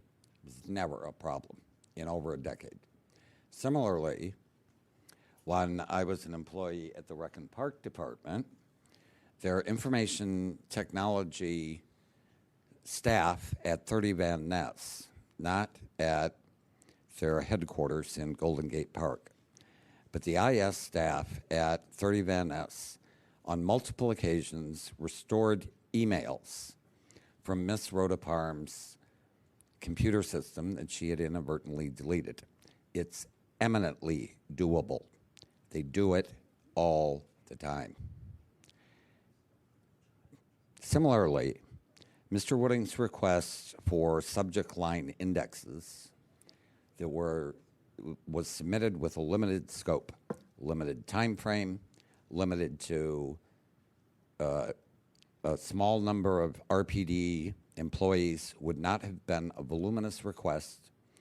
And just as RPD's IS staff could and can and does restore things from backup tape routinely, Mr. Vinson could have found and generated that subject line index of emails that I'm sure some of you are aware Mr. Christian Holmer has gotten from a number of city departments.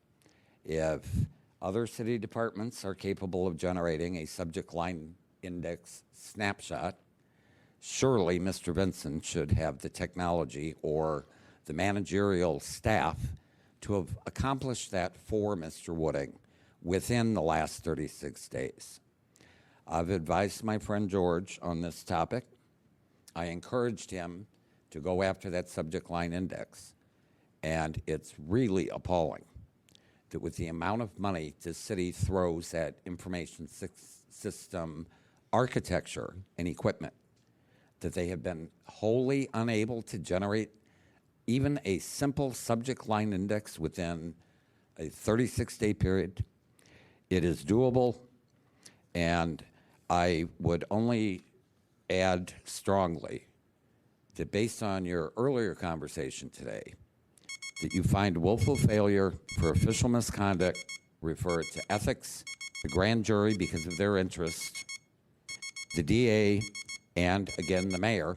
So the mayor's aware that his own Department of Technology is stonewalling and refused to provide public records.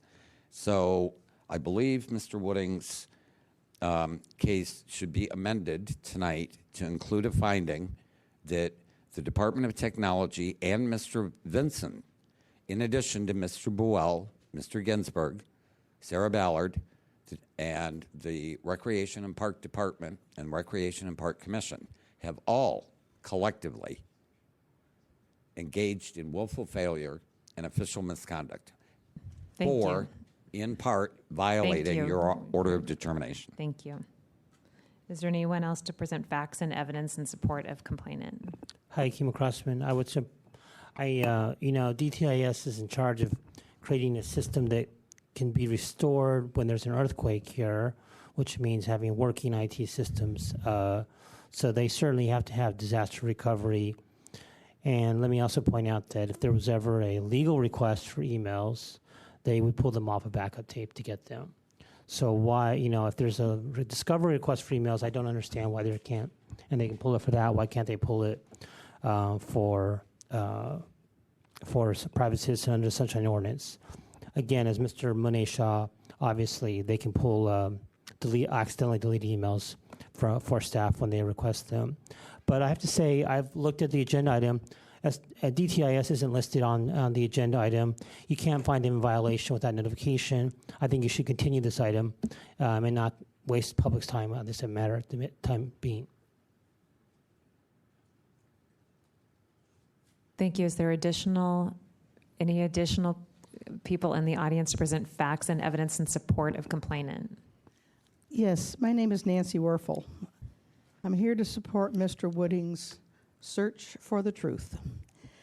The fact that these emails, which were part of the business of the Rec and Park Department, were deleted in error, in violation of what is supposed to be maintained, and certainly were not in compliance with their own rules for records retention.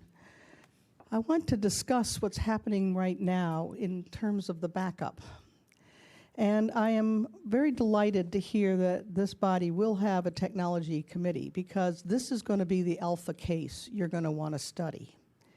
If Mr. Wooding cannot get something as basic as even a snapshot, then let me tell you what's at stake. The Good Government Guide by Mr. Herrera that stipulates that once a record request has been placed, the city may not delete a requested record. That goes right out the window. Because if we can't be able to say to a department, look, there's a records request in, everything's frozen, and people know they can hit the delete button and that DT will back them up, then what good is this record request statement by Mr. Herrera in the Good Government Guide that you have to hang on to stuff? You are in the position now to say, wait a minute, we have a very serious gap in the ability to hang on to records that are under a sunshine request by a person because a department, should they wish to choose to delete, they may, knowing that once it's gone, and everybody's just going to have to take it. This is why this case is so important. It's not just an innocent misunderstanding. There are issues, and DT is part and parcel of the city government. And they are responsible for providing a backup. And they can't bifurcate that I back up this but not that. It's available to you but not to you. You can't play it that way. So from my point of view, you now have not only Mr. Wooding to deal with, you've got me. You've got me because I'm very interested in this. And I have a couple of other records requests I'd like to put in. But pending the outcome of this case, I am scared to death now to be able to put in a request because I think the departments I'd like to sunshine are going to delete, knowing that Mr. Vincent will be there saying, that's all right, it's in the waste can, don't worry about it. So I am personally affected by what is happening here today. And I applaud you for at least starting with an information technology committee type thing. You will be thinking about this. You will be learning, as we all are. And I hope the city attorney will also be thinking very carefully about the amount of time it takes to have to read every email or even every subject line. There has to be an answer because I am now very concerned that my rights are going to be violated along with him. Thank you. Thank you. Is there anybody else to present facts and evidence in support of complainant? Members of the task force, Ray Hartz, Director, San Francisco Open Government. I think a critical question here is if a member of the city government and a department head or a section chief needed one of these documents, are we honestly actually going to sit here and say, oh, well, they couldn't produce it? As Mr. Crossman said, if it became a matter of subpoena, obviously they would either have to produce it or be in contempt of court. So for anybody to sit there and say, well, gee, they have a system which really doesn't allow them to get things which were accidentally deleted is kind of a bizarre statement to make in the first place. As Mr. Wooding made the statement, he said that one of the persons responded to him and says, we don't own these documents. And I'll have to disagree with Mr. Wooding because he's right. That person is right. You and I own the documents. The citizens of the city and county of San Francisco own every public record. They don't belong to departments. They don't belong to any employee of the city. They don't belong to anybody except the members of the public. And they are our property. And that's what they're trying to do in these cases is withhold our property from us, from citizens who wish to look into what government is doing. They're saying, oh, we don't want you to see that because you might interfere with what we're doing.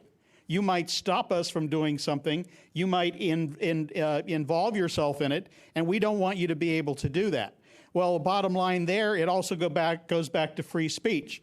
If I can't get hold of the records that I need, which are public records necessary to support any argument I might wish to make, it also infringes on the right to free speech. Because I am incapacitated in being able to present a reasonable and a winnable argument because the records I need are not producible. Now, as far as a custodian of records, I mean, that's an issue that goes back and forth, and I myself was found in a case where I went to the city attorney's office to try to get some records because I had gone through the police department and tried to get them to give it to me, and after 20 attempts, I couldn't, and the city attorney says, oh, you have to go to the police department. I think knowing full well that that's exactly what the intention was. The police department are going to give you hell, so you go fight with them. But the bottom line is the person I was requesting the record from was the deputy city attorney who represented the police department, who by definition would have had to have access to those records in doing her functions. So as a custodian of records, if I am a member of the city government and I have access to the records, I believe I, by definition, am a custodian. And this pointing fingers at each other and saying, well, it's their record or their record, if you are involved in the process in any way and you can access those records to do your job, you are, by definition, a custodian of record. Thank you. Is there anyone else to present facts and evidence in support of the complainant? I'm not a part of this complaint, nor have I worked with the complainants. I'm accustomed to making public comment prior to your action on this, so when should I speak, now or during public comment? during public comment, because if you speak now, you won't be able to speak then. Thanks. Thank you. Is there anyone else to present facts and evidence in support of the complainant? Seeing none, is the respondent present?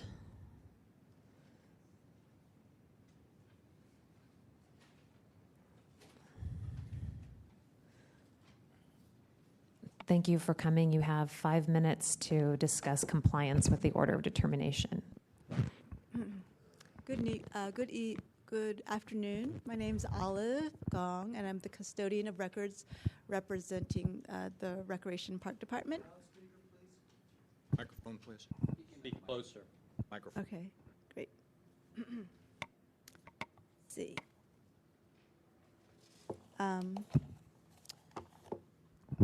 The department takes our record retention policy very seriously, and we apologize.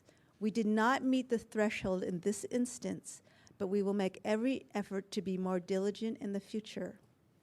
And Commissioner Buell also asked me to read a statement.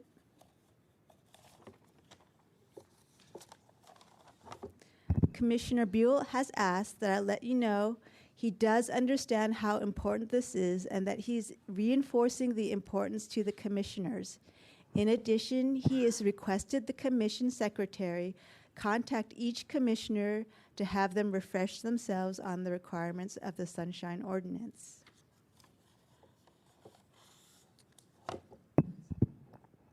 It is not our policy to direct requesters to outside private parties, especially as the parties mentioned have no obligations to comply with the Sunshine Ordinance.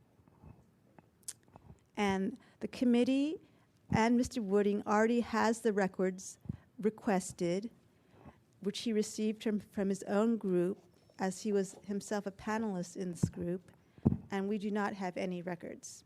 So that's our statement. Thank you. Thank you. Is there anybody in the audience to present facts and evidence in support of respondent? Seeing none, the matter is with the task force. Member Nee. Ms. Gong, please. You said that you could not direct the complainant, Mr. Wooding, to an outside source in search of the records he was seeking. But knowing that the records might exist, did the Recreation and Parks Department itself go to that outside source and request, make any attempt from that outside source to get the information, the records that the requester had asked for? It's not that we can't direct. No, I didn't ask you. I'm sorry, go ahead. Yeah, it's just not our policy to direct requesters to outside parties. Okay.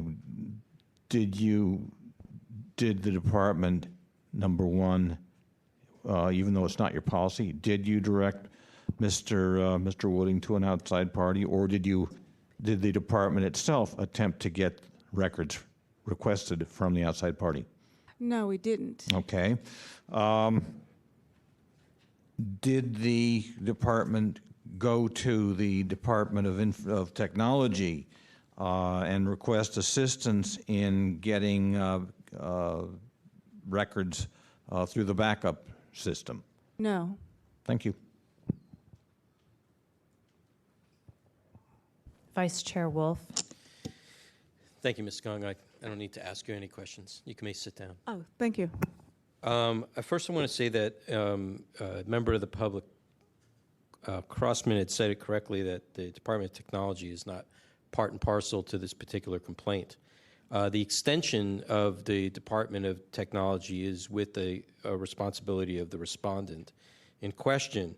It's their issue to avoid any order of determination of this body to produce the evidence by going to the Department of Technology and getting it. They are at the burden to be able to produce the documents.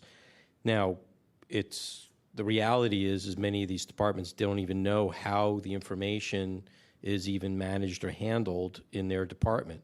In some department, I go to the Committee on IT meetings all the time because this is where we're going to begin with the Technology Committee on regards to record retention and retrieval. And what I hear about departments having computers in closets, computers that have been built into walls that need to be taken apart and found. They have their own data center that's not centralized with the city's central data center. There's a whole load of separate, different issues. Every single department has their own thing, which is going to come under a lot of different change. Be it as it may, email is backed up. And as was, I think Mr. Wooding had intimated, that if a system were to go down, there is a backup for them to restore the entire system. That means that everything is still searchable on it. And it could be restored in what we call a sandbox so that it could be, some work can be done on it. Second thing that I was concerned about was just the statement that documents would have to be checked out to see if they were determined by the city attorney's office, if they were to be determined that they were damaging. Now, that is a very strange statement to make to me, because it's not up to anybody to determine if something's damaging to preempt anything. That would be a huge violation. That would be tantamount to a cover-up. And I would be interested in hearing if there was any such thing really happening, because I think that would be of major interest to this body. And with regards to redaction, of course, that's always, within the purview of anybody with regards to the rules on redaction. So the only other thing I would say is that the statements that the Rec Park Department have put forward with regards to Administration Code Section 8.1 is incorrect, because 8.1 doesn't speak to anything around their statements around that, and there is no statement about retention. It's the statements in the administrative code are around destruction. It's around what they are authorized to destroy versus what they're required to retain. So, which is a huge diametrically opposite intention of the law. So I would say, I think the respondent has not met the burden. This was based on an IDR. They were ordered to request records within 5 business days. From Mr. Wooding's testimony, I don't think there's been any additional documents. From Ms. Gong's statement today, doesn't seem to be any additional documents. And the question then becomes, are there documents to be found? Thank you. Ms. Gong, I have a question for you.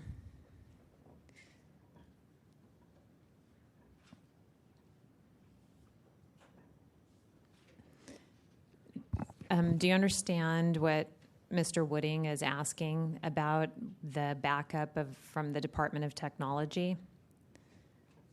I understand that all departments have backups in the Department of Technology, yes. Is your department willing to request from the Department of Technology the backup tapes that Mr. Wooding wants?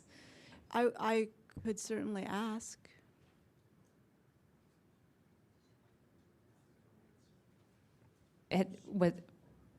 And this would be pursuant to our order of determination, because if the backup exists, since the department admitted that they had once had the emails and they were deleted, potentially they would be on there. And Mr. Wooding had requested we add the Department of Technology, and I believe there's some issue there with maybe having to file a new complaint. But as Vice Chair Wolf discussed, perhaps it's a joint responsibility through the respondent. And then my question to Mr. Wooding is, would you be are you interested in? Would you be willing to work with Rec and Park to see how that line goes with asking them to request the backup through the Department of Technology? Yes, I would be willing to work with them if I thought they would be forthcoming. So far, in my dealings with Rec and Park, Sorry, thank you. Sorry. So far in my dealings with Rec and Park, I guess I can only say that they're ridiculous in that they only admitted that they destroyed the documents after I showed that I had the documents, which they first said they never had in the first place. And I would also say the documents point to very bad behavior on the part of Rec and Park Department. What happened with Rec and Park had nothing to do with any responsibility of Rec and Park's function or existence. They were clearly predatory, trying to change public relations, trying to change people's meetings, and they got caught. And then they lied about it. And now I'm being told that they can't, I can get documents that I lose on my own computer, but the city of San Francisco can't do it.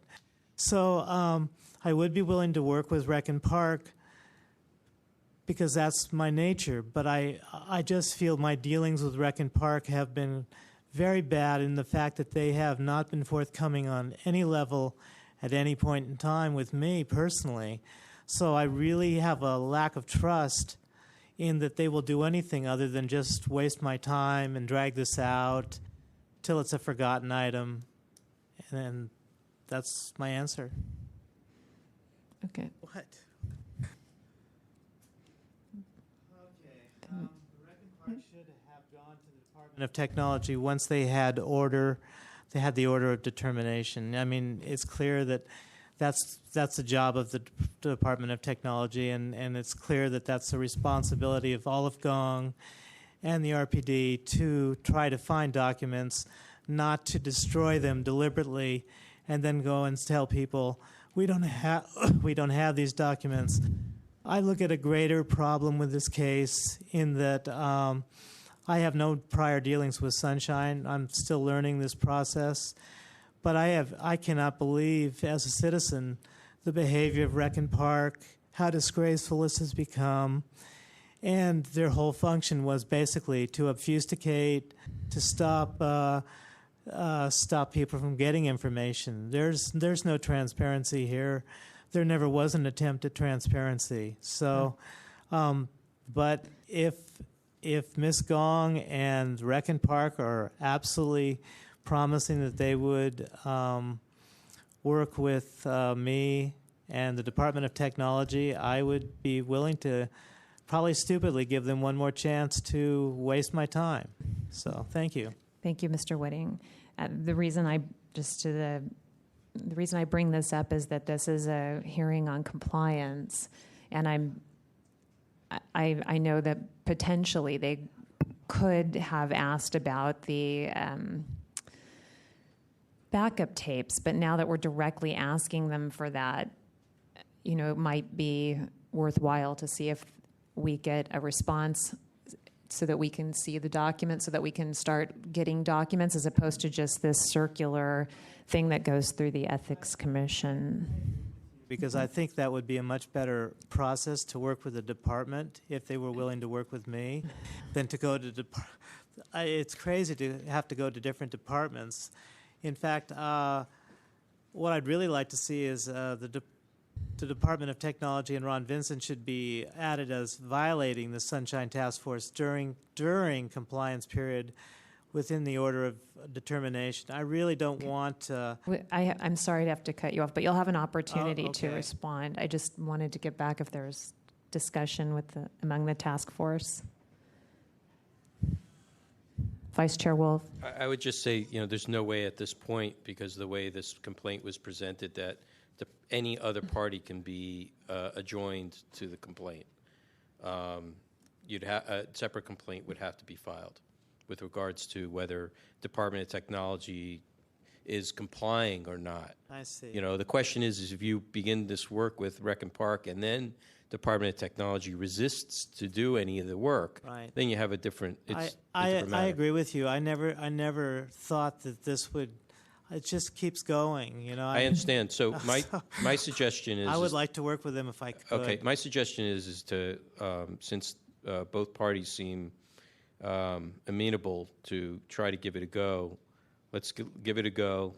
Let's get another report back next month, see how it goes, or if not sooner, let us know, Yeah. and then compliance and amendments. Yeah. Is there additional discussion? Okay. You'll have an opportunity right after I that. just wanted to ask. Process. I don't know what you mean when you say work with them. Do I just simply make a request to Olive? We would be, if this is the line of path that goes down, we would be ordering them to work with you, and we would be sending it for further compliance, probably to the compliance and amendments in 2 weeks instead of waiting another month, so that compliance and amendments, if they don't do it, then we would be back here with what to do about it. So this would come from you, yeah, not from me then. Yes. Calling. Okay, good. Thank you. Is there additional discussion?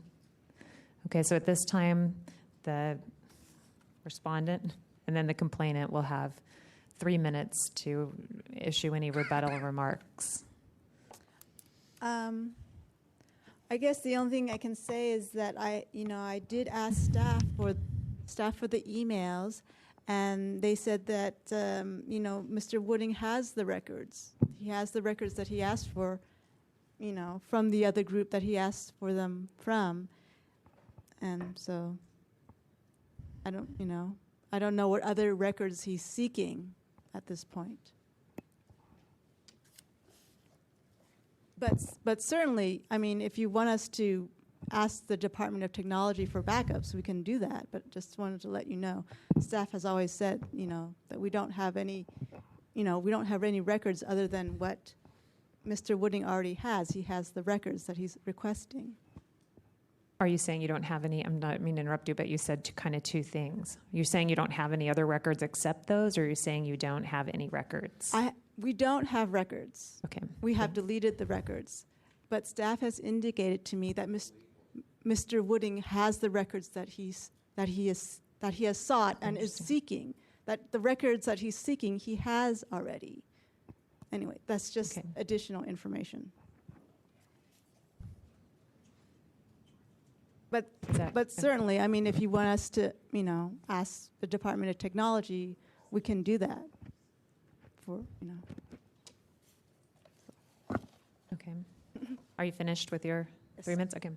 Wait, as soon as we're done with complainant gets 3 minutes now, and then we'll go to. Thank you very much again. I'd just like to say the only reason I'm seeking additional records is because I was lied to in the first place, and I have no idea what the universe of records is. I know what I did get, and I believe that there are many more records, and there's no way for me to know the whole body of this until someone tells me. Now, first there were no records. Now they say I have all the records, and the reason they say I have all the records is because I have a certain number of records, and I think it's a ridiculous argument to say that he has all the records now. If I'd found another record, I would have had another record. If I'd found another record, I would have had another record. So I guess in closing, I'd like to say I'm really disappointed in the RPD as a city agency. I think they're the opposite of transparency. You can look at any of their things, and they feature sunshine right on their front page of any committee meeting. And they have, to me, are the least sunshine-friendly group. I think Mark Buell, if you look at the emails that you have, it's interesting that he's now repentant, since he probably was forced to take a class on sunshine a year ago, as all heads of committees were, and he's claiming ignorance. And he's also saying very detrimental things about myself and the people that were talking in front of the Commonwealth Club, and saying that, having him as a person will make this a much better panel. But in final last word, I do want to work within the compliance period. I don't want to have any problems with Department of Technology. Actually, I found Ron Vinson to be a real gentleman. I was just very surprised that I could not, as a citizen, get any backup records, and that caught me really flat-footed. I think it's a very valid request to just simply say there were several emails, texts, all kinds of things that were quite detrimental to me and the group. They almost were personal. So I think there are more, and I don't think they would be that hard to find, and I would like to find them. So thank you very much. Thank you. The matter's back with the task force. Member Cawthon. Ms. Gong, I thank you for agreeing to work with Mr. Wooding. I have a question, though. You do know that some of the emails that were sent to the Commonwealth Club were deleted, but you're going to work and try and restore them. So that's good. But how do you know those are all the emails that were written? Hello. I can only convey to you what staff has told me, and they have said to me that Mr. Wooding has the records that he's seeking. What Mr. Wooding is looking for is any other records that exist that that he doesn't have. Right. So can you also look for other things that might have been generated at the same time by other department members? Or perhaps multiple emails that might have been sent by Mr. Buell or Stacy or some of the people who wrote to the Commonwealth Club. I mean, in my first, when Mr. Wooding first had his request, I had asked several people for emails, and all the people that he had listed in his request I had asked, and they had all said they did not have any emails. That was at the original hearing. So Yes. all I'm saying is that there certainly is a possibility that there are more emails that exist in addition to the ones that Mr. Wooding has in his possession. So I would ask that you try and reconstruct any other additional emails, because there's no way to tell if the ones he's got is the limit of all the emails that were written. Member West. Apologize for interrupting the proceedings, but at the first convenient moment, if I could request a motion for an excuse due to illness, that would be great. Oh, you don't have to do that. If you need to go, you can go. He's asking for a point of privilege because he feels ill. He wishes to leave. One thing, Vice Chair Wolf, just to, maybe you're going to mention this too, but if a requester asks for documents from a department, it doesn't matter whether he has those documents from another place or another source, because say, just to give you an example of why that is, say that the city has a contract with a nonprofit that's covered under 12L. Perhaps that person wants to examine both contracts to see if they're identical or not. So that's not something that we can't we're not supposed to necessarily ask why they want it or whether they already have it, just to give you an idea. Vice Chair Wolf. Ms. Ong, I just want to be clear. I want you to understand what you're saying and what it's sounding like to us up here. When you say, or when the staff says that they don't have any documents, but the complainant, the requester, already has the documents, the fact that he had gotten them through a third party, those are not public documents. It is the responsibility of the custodian of records, and it's not just you being the custodian of records. It is each and every person that is named here who Mr. Wooding is requesting. So it's borderlining on being disingenuous to say that you're absolved from all from all wrongdoing because he already has some records. He has the opportunity to be able to corroborate the information that he has with whatever information is contained in the city. All these documents are public records. Now, if they've been deleted, then they need to be retrieved. And that is a responsibility of your department and your own IT department, which I know that you have. So I would suggest that during this process that it is of no consequence at all, in fact, it's non sequitur, that Mr. Wooding has any information at all, by his own admission or not, or your knowledge that he has anything. Okay? Thank you. Member Snyder. Yeah, I would just add to that, when it's your obligation, your department's obligation under the Sunshine Ordinance to treat his request as a request independent of what you think or know he already has. So you need to approach the response to his request as if he has nothing. It doesn't matter if he has anything. It doesn't matter why he's requesting it. It doesn't matter what you know about what he has. You have to approach it from square one.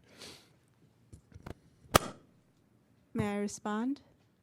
I'm not trying to absolve my statement was not trying to absolve the department from any responsibility.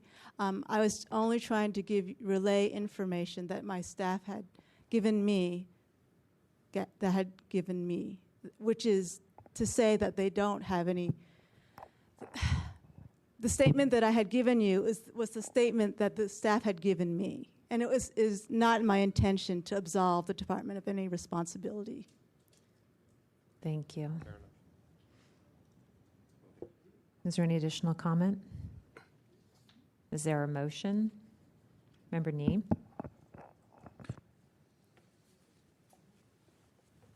Madam Chair, I move to refer this matter to the Ethics Commission with finding of willful failure on the part of all the respondents.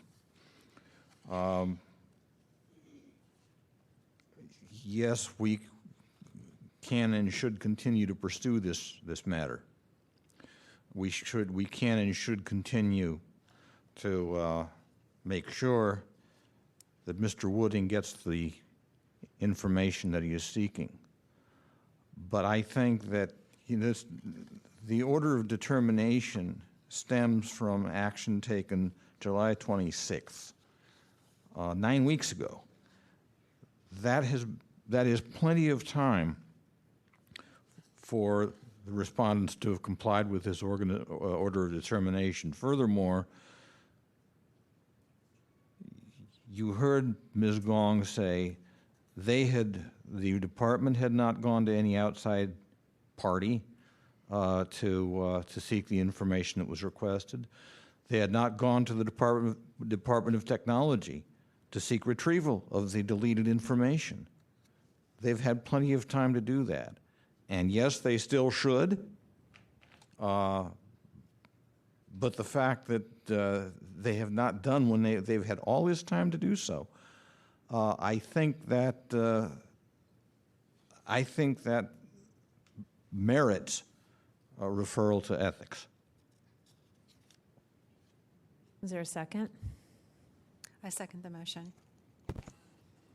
I agree that I think we can do several things at one time. I think that we should encourage Rec and Park to work with their IT department and the Department of Technology for the city to retrieve the records. And at the same time, I share Member Nee's sentiment that they've had all of this time and they have been before us many times and understand what's required. If they didn't know what was required, they had plenty of time to find out, and I think we can, at the same time, pursue this with the Ethics Commission. And unfortunately, I have to disagree. I would like to try to make Rec and Park. I agree with exactly what you're saying about the Ethics Commission, but I would like to make it known very distinctly, without any assumptions, without anybody being able to say we didn't know, that this is what we expect of you, that we expect you to go to the Department of Technology, yours as well as the cities, because I'm being told that they have their own Department of Technology. And while that may be very clear to us that we expect that, I don't think we've ever really specifically stated that here until now.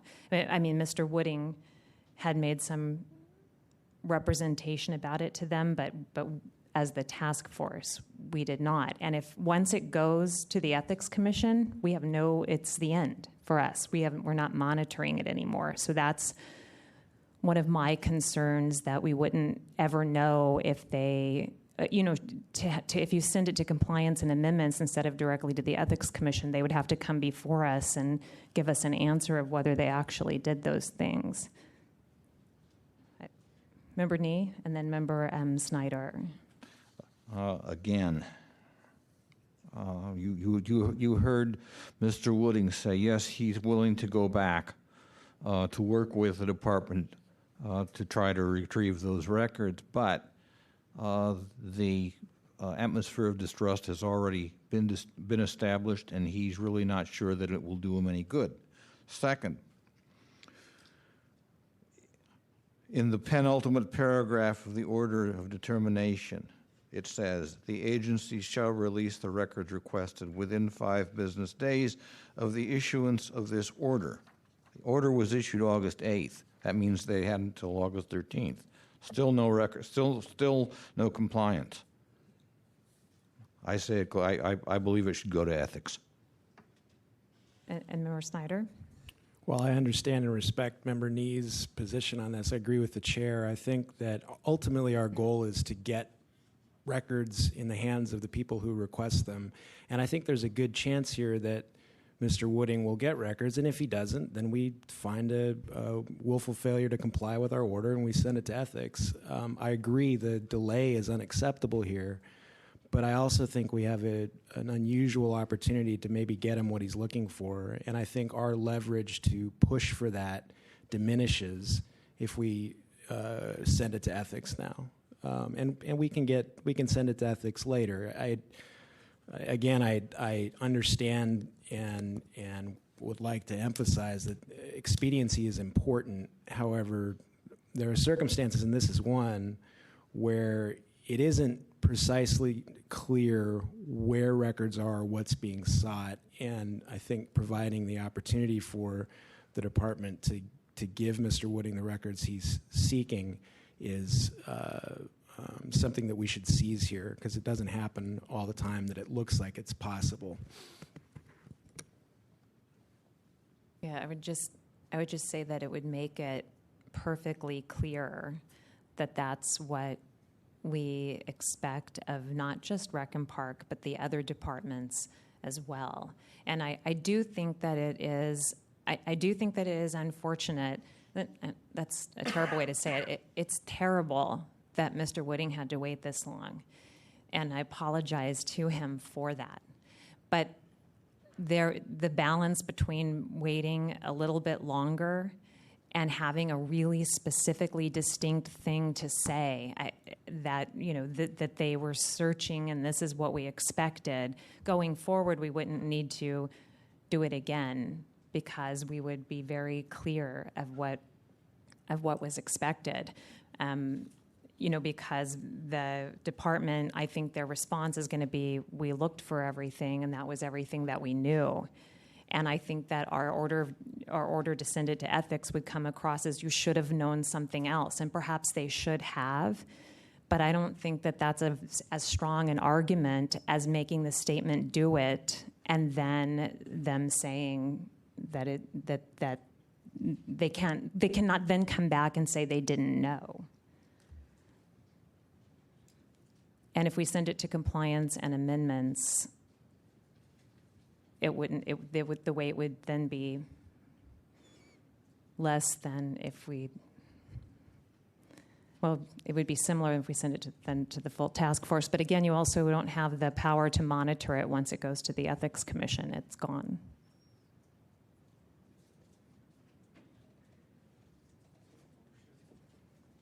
Is there? Yeah, there's a motion. Is there any? Yes, there was a second. Is there additional discussion on the motion? Is there public comment on the motion? You know, I'm sorry, you spoke during the No, I spoke. You spoke during, in support of Mr. Wooding, and it is our practice not to have that same comment at public comment. I'm not commenting on You public already comment. spoke. I'm commenting on the motion. We don't allow it if you spoke during facts Well, you know and what? evidence. That's a violation of First Amendment rights. I'm supporting him on one issue. Then you bring up a whole other issue, and suddenly you tell members of the public they can't comment on issue B. But that's how that we've done. process needs to change. That's how it's gone every single process without any complaint. Until today. I'm absolutely shocked. You're talking about apples, now you're talking about oranges, and you don't let members of the public talk about the oranges? If you spoke in support of the respondent or the complainant, you're considered a party to the action, not a member of the public.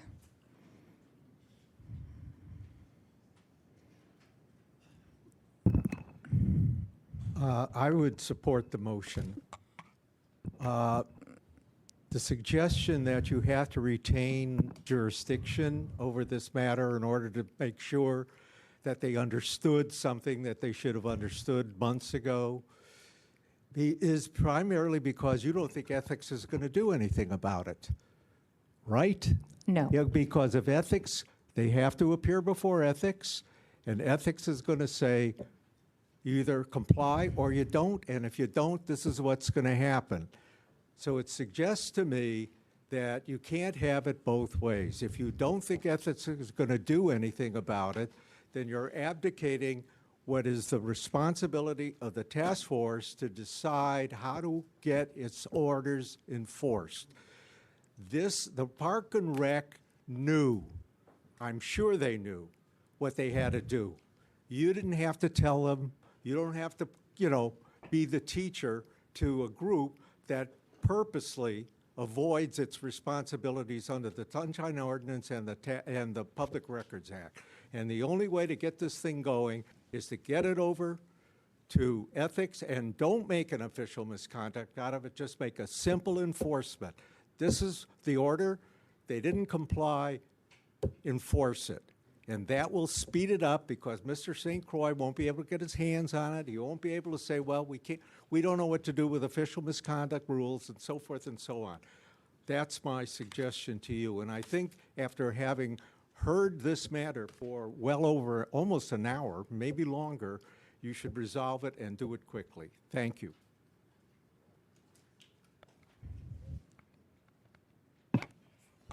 Mr. Warfield, you spoke on behalf of the complainant. No, he did not. No, I did not. You didn't? Oh, that's right. I told you that you should asked. speak now. I apologize. I recalled you coming up, but I apologize.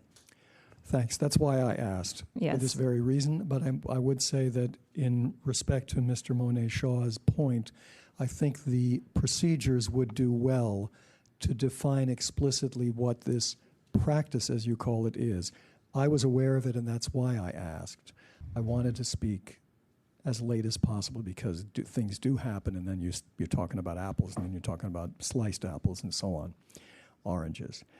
I want to speak in favor of the motion and also support not only Member Nee, but Member Wolf. There is a section here, again, I wasn't a party to this complaint. Section 67.29-7 requires professional maintenance of records. Let me read Section A of 67.29-7. The mayor and all department heads shall maintain, not might, not give it to somebody else. The mayor and all department heads shall maintain and preserve in a professional and businesslike manner all documents and correspondence, including but not limited to letters, emails, drafts, memorandum, invoices, reports, and proposal, and shall disclose all such records in accordance with this ordinance. They don't have an excuse. The dog ate it, a breeze came in the window and it flew out the window, it dropped down the toilet, we hit the delete button. They have to maintain records in a professional and businesslike manner. And it's their responsibility to turn over those records. Now, I too know something about backup, recovery, disaster recovery, and so on. And as you've heard from others, there's a whole science and practice associated with it, particularly in a city like San Francisco, which is, gosh, subject to earthquakes. There should be and needs to be in every department on all levels, whether a trivial fire in a little room or whether the building falls down and they have to go to Hayward to do their business, there needs to be and should be, and I think probably is, though I won't say probably is, planning for every level of problem or disaster. And if they don't have that, they're not keeping their records in a professional and business-like manner. It should not be up to the complainant to run from pillar to post and continually look for, gee, where else did they stash it? What other cubby hole, what other dog hole did they put that bone into? They are responsible, and they should have given it to the complainant. I'm very disappointed, and I wish you would ask Ms. Gong about her statements. I could do that. I don't know what other records he's seeking. We have deleted the records. If you want us to ask the Department of Tech, we can do that. This doesn't sound to me like a department that's taking responsibility and saying we're going to do the right thing. I think this group should make sure they do the right thing through the motion and through follow-up action and leave Mr. Wooding out of it. I don't see why ethics referral should stop you from continuing what represents a daily and an ongoing violation. Thank you. Thank you. Good evening, Commissioners. Catherine Howard, Golden Gate Park Preservation Alliance. I'm not an expert on sunshine, but I am very concerned that what I'm hearing is going to happen is that they're going to go to Rec and Park and they're going to say, oh, look, we found exactly the same emails Mr. Wooding submitted and we're done here, and nothing will happen. What you can explain to me, but what I would like to see is I would like to see some action taken against the people who hid these emails, the people who tried to squelch free speech, the people who tried to smear our names, so the people who tried to hold a panel at the Commonwealth Club. I worked on that panel, and the reason is that for 2 years, we've been trying to get the word out about the proposal to build a artificial turf soccer field, 7 acres, 60-foot lights, 240,000 watts of light next to Ocean Beach in Golden Gate Park. This is an absolute monstrosity of a project. We found out about the project 6 months after the department worked with the soccer community and got report and letters to the Rec and Park Commission that we never knew about. We have letters dated from 6 months before our first public meeting. The Golden Gate Audubon Society tried to find out about the project through planning and were told that there was no environmental determination. A staff member let slip at a public meeting that, oh, it's okay, planning's looked at it and it's going to be an okay project. They couldn't find that out. They spent 3 months trying to find this out. They filed an appeal. And planning said, oops, well, maybe we should look at it. They looked at it for 3 months, and they said, oh, no problem. It's still okay. We had to file an appeal. We had over 25 groups asking for an EIR. We filed an appeal, and 2 days after we filed our appeal, the department said, oh, my gosh, I think you need an environmental impact report. We really want to do the right thing here. You are dealing with a department that is on a course that they have set. And there are other projects, and you've read about the Boathouse project where emails came out in a court suit, and there's a lot of information out there about how this department works. I am afraid to say, as much as I like some of the people who work there and they do a great job, that trust is not something that you can say when you're dealing with this department. They are working behind the scenes. We were fortunate that we were provided emails. If we didn't have the emails, we wouldn't even be here. We wouldn't have a case.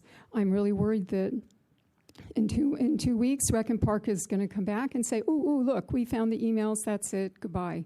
Please, please, please. We need your help. There's stuff going on behind the scenes. We need you to do something. Please act. Please tell me that we haven't done all this for naught. Thank you very much. Thank you. Is there any other public comment on the motion?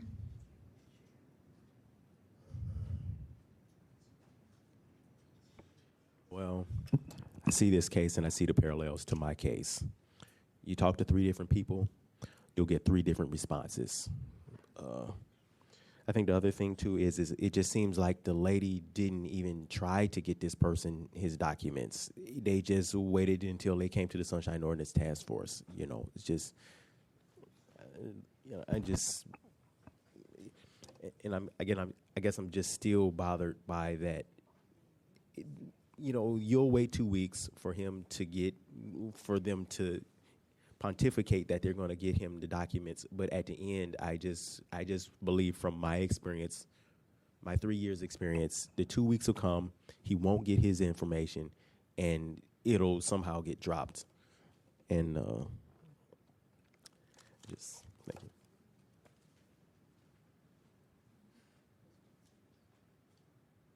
Thank you. Is there additional public comment on the motion?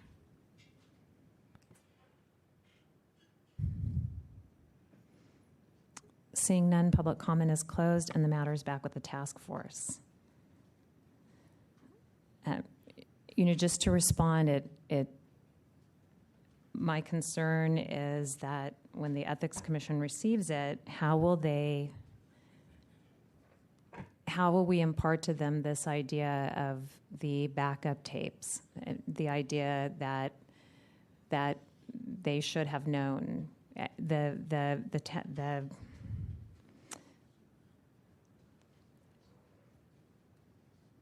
providing specific details, and that has resulted in a little less of their pro forma, their ability to just pro forma slap out a letter that's very similar to all the other letters that they've slapped out. And so, I agree that ultimately, if there was nothing that they did to try to get the documents with everything that was said, but just to try to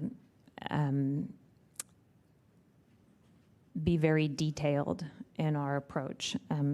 Member Snyder and then Member Vice Chair Wolf. Yeah, some of the public comments are I think some folks are under the impression that if we don't pass this motion right now, that's the end of it. It's done. What will happen if this motion that's on the table right now doesn't pass is it will go to the Compliance and Amendments Committee. We'll be able to ascertain if they've made any efforts to look at the backup tapes. If we're not satisfied with their response, then we've got a stronger case for a willful failure to comply with an order of determination that we will then send on to the Ethics Commission. It will be stronger than it would be now. It's a better course of action, and in addition, it gives Mr. Wooding an opportunity in the next 2 weeks to potentially get the documents he's seeking. If we send it to ethics right now, any incentive that the department has to keep looking goes out the window. They may later continue looking, but this gives them a little bit of a push in the next couple of weeks to get Mr. Wooding his documents, and if they don't, and if we determine that they didn't even make the efforts that we are requiring them to make now, then we've got a more detailed and a better case to send to the Ethics Commission. And all that's lost, and this is not minimal, don't get me wrong, but all that's lost is some time. And I understand, and I sympathize. You should have gotten the records you sought when you first asked for them. You didn't. It's been an unconscionable amount of time, an unacceptable amount of time. But the possibility that you could get them in the next 2 weeks, I think, is better if we don't pass this motion now than it would be if we waited. And if they don't get it to you in the next 2 weeks, then our case is stronger and we have a better presentation to make to the Ethics Commission. Could I ask you a question, Member Nee? As the maker of the motion, are you concerned that we won't send it to the Ethics Commission, that they'll just produce the exact same documents and be done with it and not have any repercussions for this? No. Okay. My concern is that this has already dragged on too long. My concern is that they've already had plenty of time to comply with the order of determination, and their feet need to be held to the fire. Are you concerned that she thinks that she has by asking for all of the emails? I'm sorry? Ms. Gong represented a number of times that she felt that she had complied because she had asked for the emails, and it wasn't until now that she felt that she had to ask for the backup. I'm just asking you as the maker of the motion if you're... Well, I think it's been clear that Mr. Wooding has not received all the information to which he thinks he is entitled. He has gone back several times to ask for it. He has found it from certain information from the outside. Ms. Gong told us that it is not department policy to send people to the outside if they think there is additional information. But they could have referred him. They could also have gone to that outside party themselves to retrieve information they thought might be responsive to what the complainant was requesting. They didn't do that either. Okay. Vice Chair Wolf. So I just want to say that this issue is about what they didn't do upon the first request. We've already gone down that road, and here we are. If they want to continue to try and help Mr. Wooding get it, that's okay, fine. Go ahead and do it. But they've already violated. We've already found them in violation. They've already not complied within the order of determination. So I would have to agree with Member Nee and Member Washburn to move this motion forward. And if they are extending a hand to try and now go and find the information, then fine. They'll know not to make that mistake again. And that's the purpose of being here. And I thought the purpose of being here was to get the records. Purpose is to get the record, but also to point out the mistakes that people make and that they should be corrected. And they should know what parts of the law they're violating and what they're not violating. Otherwise, we wouldn't be making orders of determination. We would just be instructing them to go and do what they were supposed to do. So I think that we need to find them in violation, send this to wherever it needs to go. We can continue with, if they want to extend and continue to try to comply and get it, continue it in compliance and amendments. It'll come back in 2 weeks. We'll review it again and see what's happened, and if not, then we can determine what the dispositions should be again after that. And there may not be any because we've already found a violation of the original. This is just an extension, what they're asking for. I don't know why we're spending so much time on this. Well, what you're saying once it goes to Ethics Commission, It's not. It's all right now. It's just administrative at this point. Okay. They're willing to extend a hand to try and find it. Okay, it's not. We're not necessarily ordering them to do anything. They stepped up and said, "We'll do it." Okay, so it's now they're getting the message. That's the purpose of what this process is for. Member Cawthon. They've already made a violation because they didn't provide the documents, although now they say they're going to work with him to see if there are, to get the documents and also see if there are documents that he is not, doesn't know about. I don't see any reason why we couldn't hold off on ethics for a month. I think the incentive is there with Ms. Gong. By the way, Ms. Gong is only the middle person. She asked the department. They tell her she didn't send anybody any emails and she didn't delete any emails, as far as I know. But in any event, I really do think it wouldn't hurt us to wait a month to decide to send it to ethics, and in the meantime, see what the department has been able to do. So that's where my position.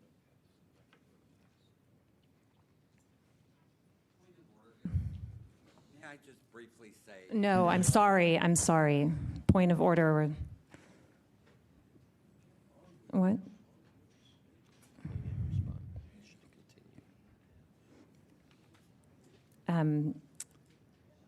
I do have one point of order. If the motion fails, is that the end of the item?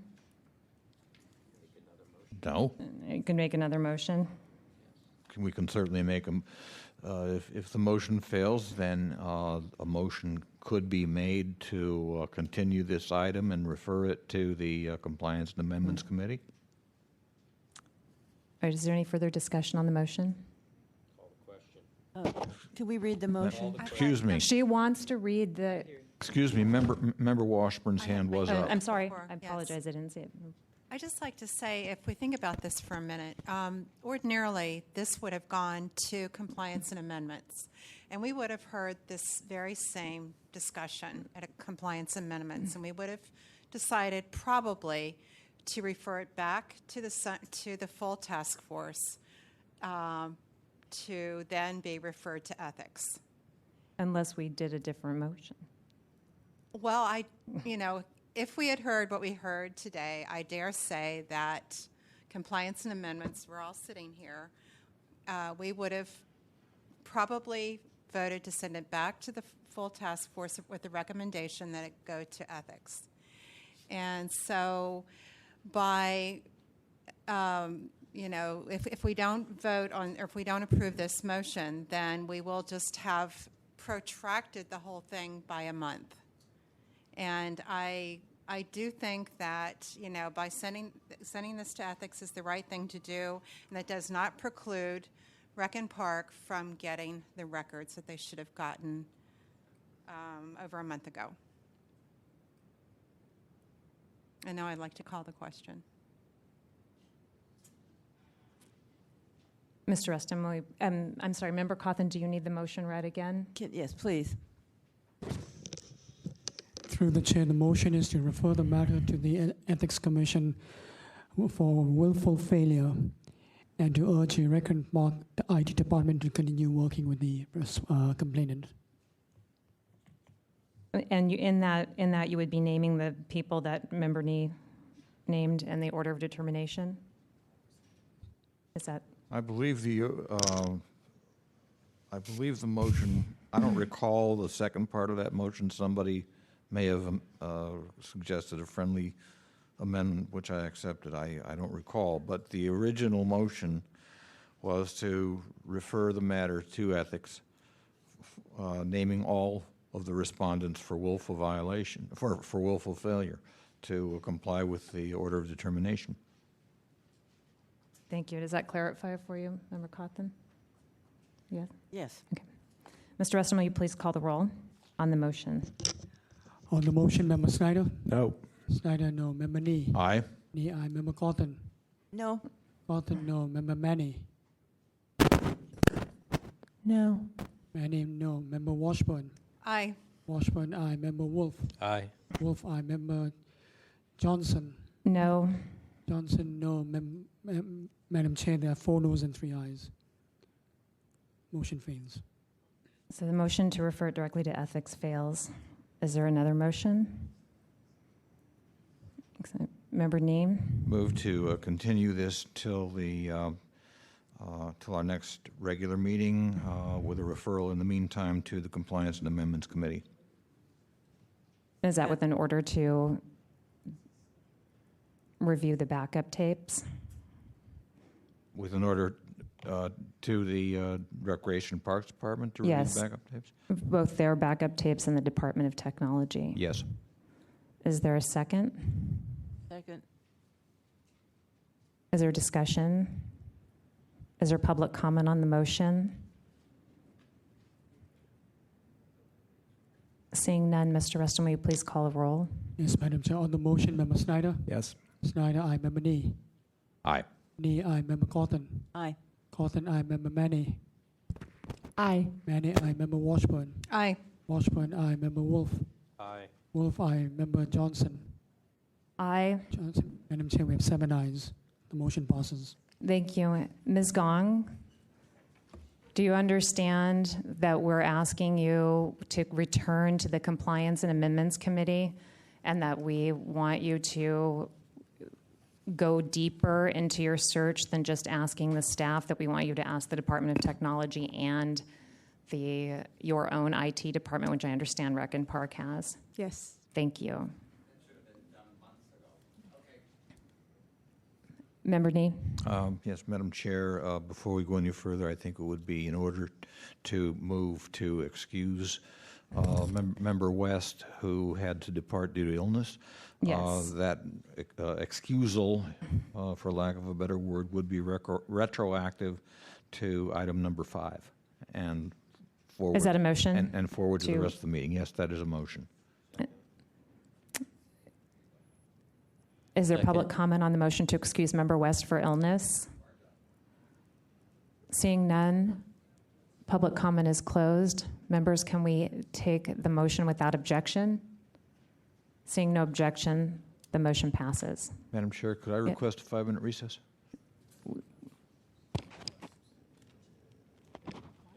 Oh, we have one request. The parties for items 13 and 14, the complainant and the respondent wish to continue. Is there a motion to continue items 13 and 14? So move. Is there a second? Second.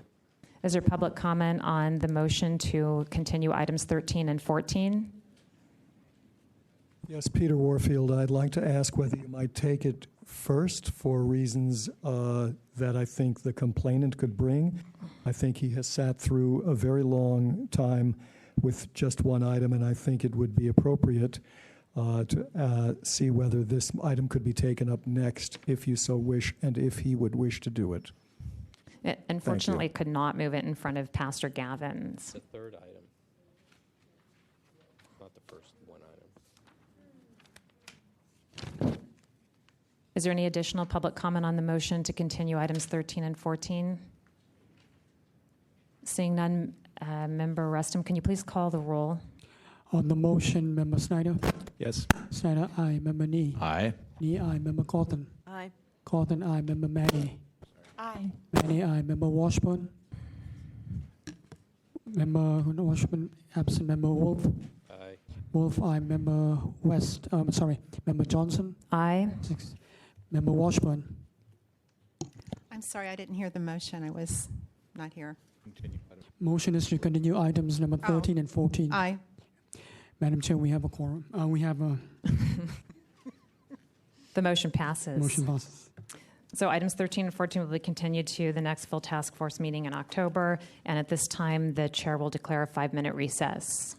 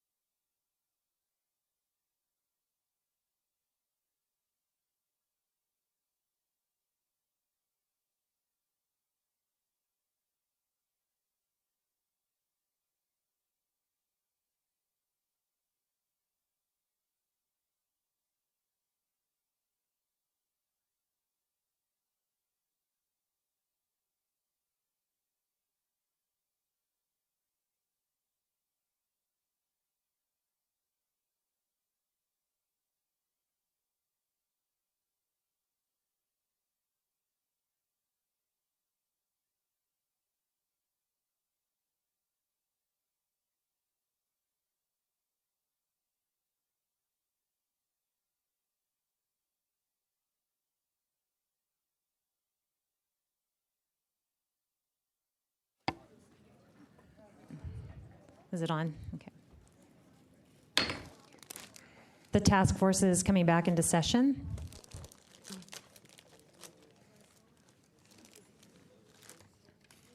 Mr. Rustin, will you please read the next item on the agenda? Yes, Madam Chair. Item number 6 is the Compliance and Amendments Committee has recommended to the full task force that an erroneous statement in file number 10054, Ray Hartz versus the Library Commission's order of determination be struck out. Thank you. Task force members, this was heard at the Compliance and Amendments. And if you turn to page 26 and 27 of our packet, on page 27, you'll see the underlined statement in findings of fact and conclusions of law that states it also noted that the task force had found in a previous ruling that placing the 150-word statement as an addendum was acceptable if it was mentioned in the body of the minutes. And the reason why this is before us is that, and we had a discussion at Compliance and Amendments where we determined that that was not really a finding of fact and conclusion of law, and not one definitely that we had at that hearing. The only statement that was made with respect to that, I transcribed it, and it's on page 37 of our packet. And it was, at that time, the chair just before me, Chair Nee, had said that he believed but was not certain that that had been a finding. And just to be a little more detailed, a little more thorough about whether we had ever found that, I had gone through all of the orders of determination since 2000, and I have found nothing that has anything to do with finding that you could attach it to the minutes. And when complainant Ray Hartz in this case, when we had the compliance hearing on it, the Library Commission Secretary, Ms. Blackman, who was representing the library, made reference to this in here. And so we felt that it was erroneously placed in here, and that it was not a finding of fact, and that it would be beneficial if we issued a revised order of determination with just that statement stricken, and it would not change substantively in any way the finding of the order of determination.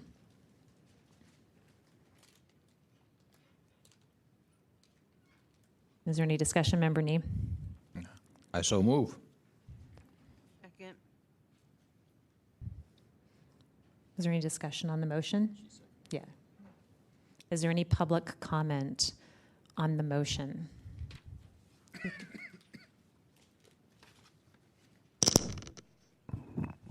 Members of the task force, Ray Hart, Director, San Francisco Open Government, and also the complainant in this case. At the time that I originally raised the objection to this, it was because of some advice from Alan Grossman, who said, yes, this is going to be a sticking point with the Ethics Commission, and it did turn out to be that. And as I mentioned earlier this evening, I've had subsequent conversation with Mr. St. Croix from the Ethics Commission, who I think has retreated into his cave again, because he told me he was going to get back to me in a couple of days after talking to their deputy city attorney. And it's been now a week or so, and he has failed to get back to me. Basically, at some point, I think it is reasonable for an individual dealing with with anybody, a person or a public body, whatever it is, to also to begin to question whether they are dealing with you in good faith.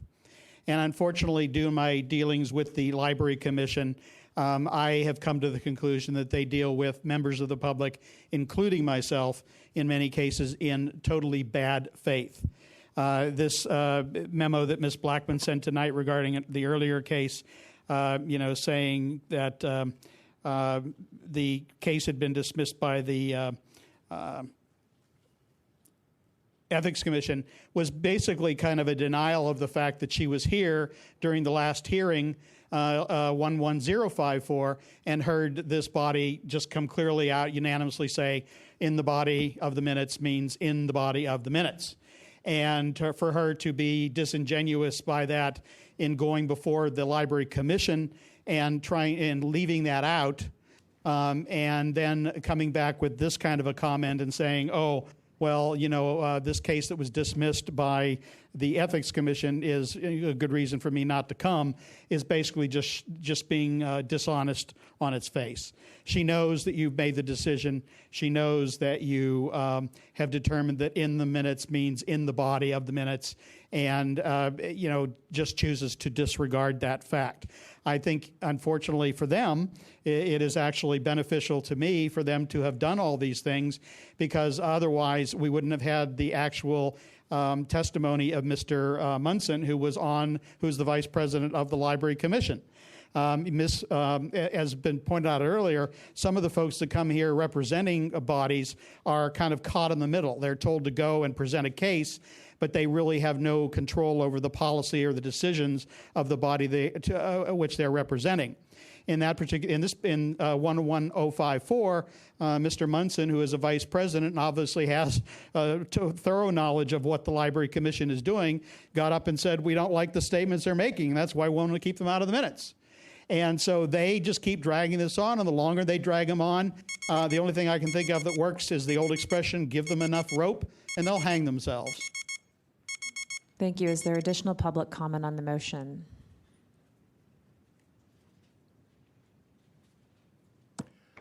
Peter Warfield, Executive Director, Library Users Association. Certainly, I agree that the underlined statement that be stricken. I also particularly appreciate what sounds like a tremendous effort on the part of the chair to research what actually happened and was actually said, both through listening to recordings and going through previous orders of determination.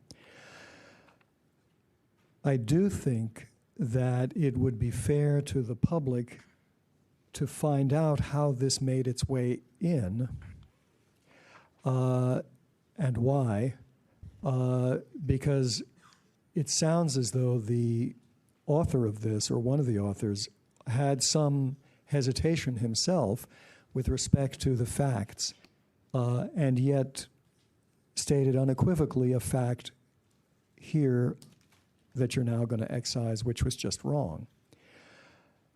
I also think that this, as far as I'm concerned, points to a concern that I would have with respect to the task force's procedures in general. And that is, I've said this very occasionally previously, it seems to me that in a court of law, when somebody is accused of doing something wrong, there are specific charges filed, they're very specific, the penalties are very specific. And what happens often at the task force is that there's a kind of do it by the seat of your pants action taken, which sometimes isn't as fully representative of what happened or what should be found as the complainant wishes or as justice might require.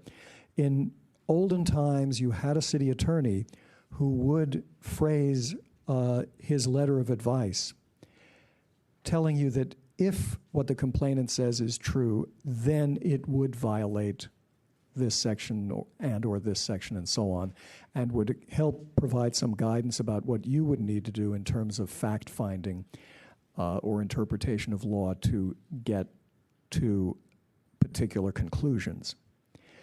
The writing of a letter after the fact, which contains material that wasn't discussed or wasn't approved by the task force, is, on the one hand, I appreciate very much Member Nee's attempt to make more helpful and to provide more context to these orders of determination.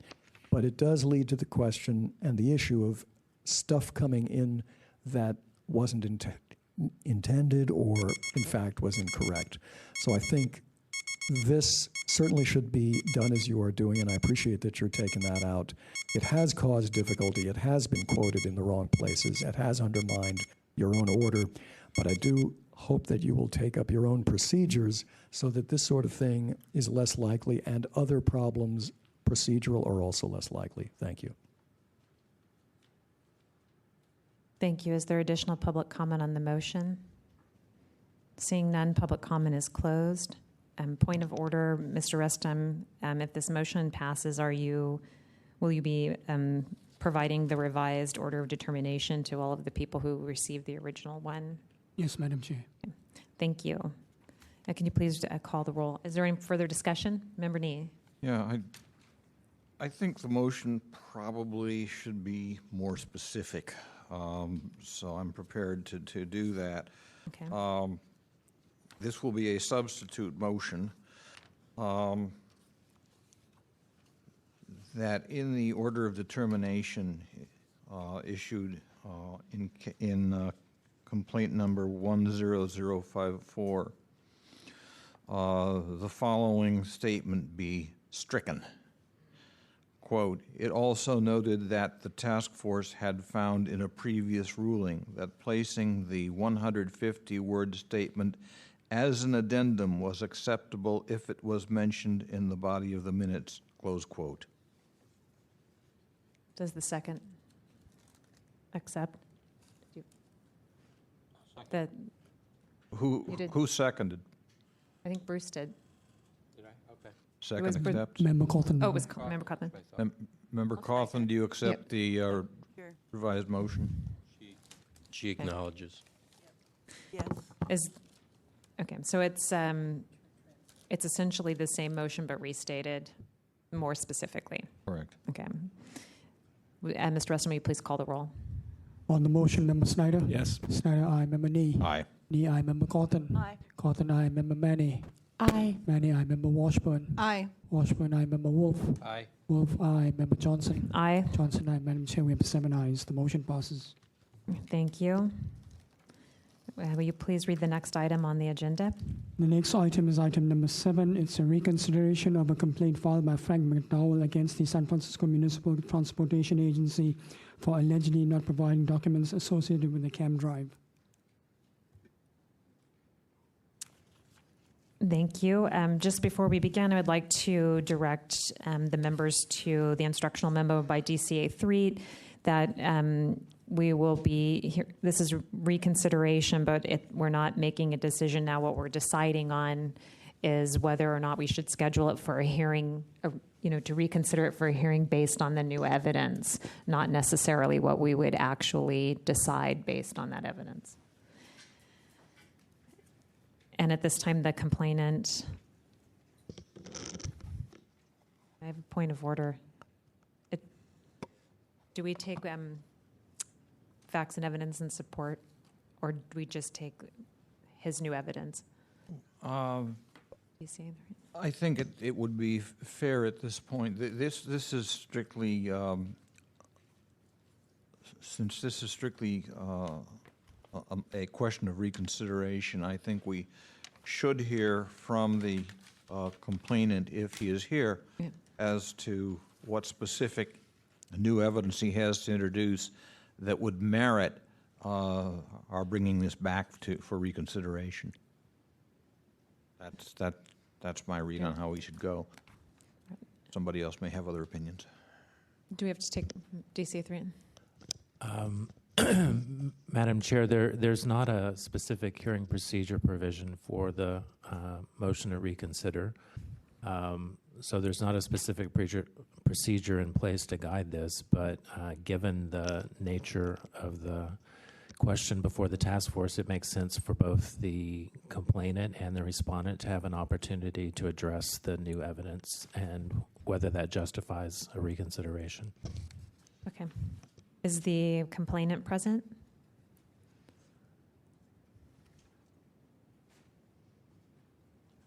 Mr. Reston, have you heard from the complainant?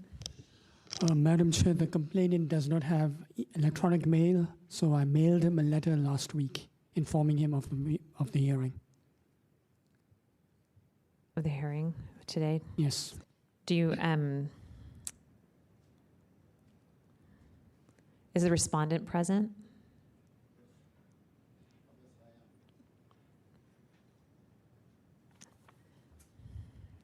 not sure if it would be helpful to hear from the respondent based on, we have, is this a Mr. Rusto, I'm sorry, is pages 58 and 59 a copy of what the complainant says is the new evidence? That is correct, Madam Chair. Member Nee, were you going to? I was going to suggest that we, since the complainant is not here, perhaps somebody in the audience would want to present facts and evidence in support of the complainant. Is there anybody in the audience that's aware of the complainant's complaint and has facts and evidence to support? Excuse me. You have to speak into the microphone, though, Mr. Maxwell. Dorian Maxwell. I've been terminated because of this matter from the SFMTA. Are these documents were these documents in your possession? The documents that was submitted, I had them in my possession because I had got them, and I forwarded them over to you guys as well as Mr. McDowell. Do you know where Mr. McDowell is? He lives in Brentwood, I believe.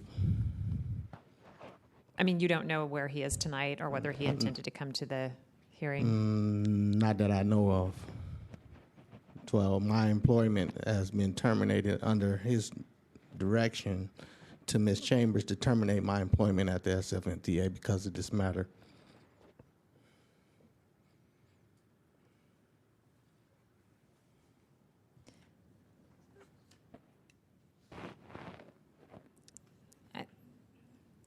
I'm not sure that it makes sense to move forward without the complainant here to represent what the new evidence is based on his case. Even though Mr. Hill is here, we could hear from him where these came from, but I don't know that that would be helpful based on the fact that we don't know what Mr. McDowell was presenting these to us. Madam Chair? Yes, Member Nee. We have been presented with some new evidence. It's on packet pages 58 and 59. I would respectfully suggest that we hear from the respondent as to why this new evidence should not cause us to reconsider. And after we hear from the respondent, then we can go any one of a number of ways. We can determine that the new evidence is not sufficient, that it is sufficient. We can continue the matter. We'll have a variety of avenues open to us. That's my suggestion. Okay, if there are no objections from the other members of the task force, we'll have the respondent, Mr. Hill, make a statement.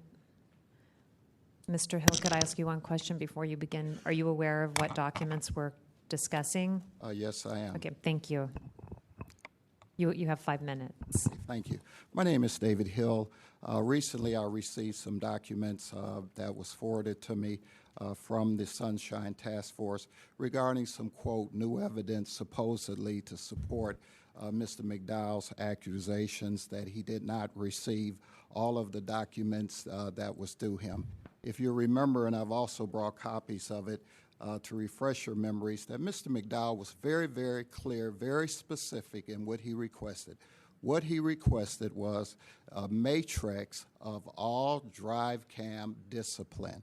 That's exactly what he's asked for time and time again. And I've came and appeared before you and also learned what we needed to furnish and all of the laws concerning the Sunshine Task Force. Not all of them, but a better understanding. We also had training by the City Attorney's Office for not only myself, but all of the superintendents as well.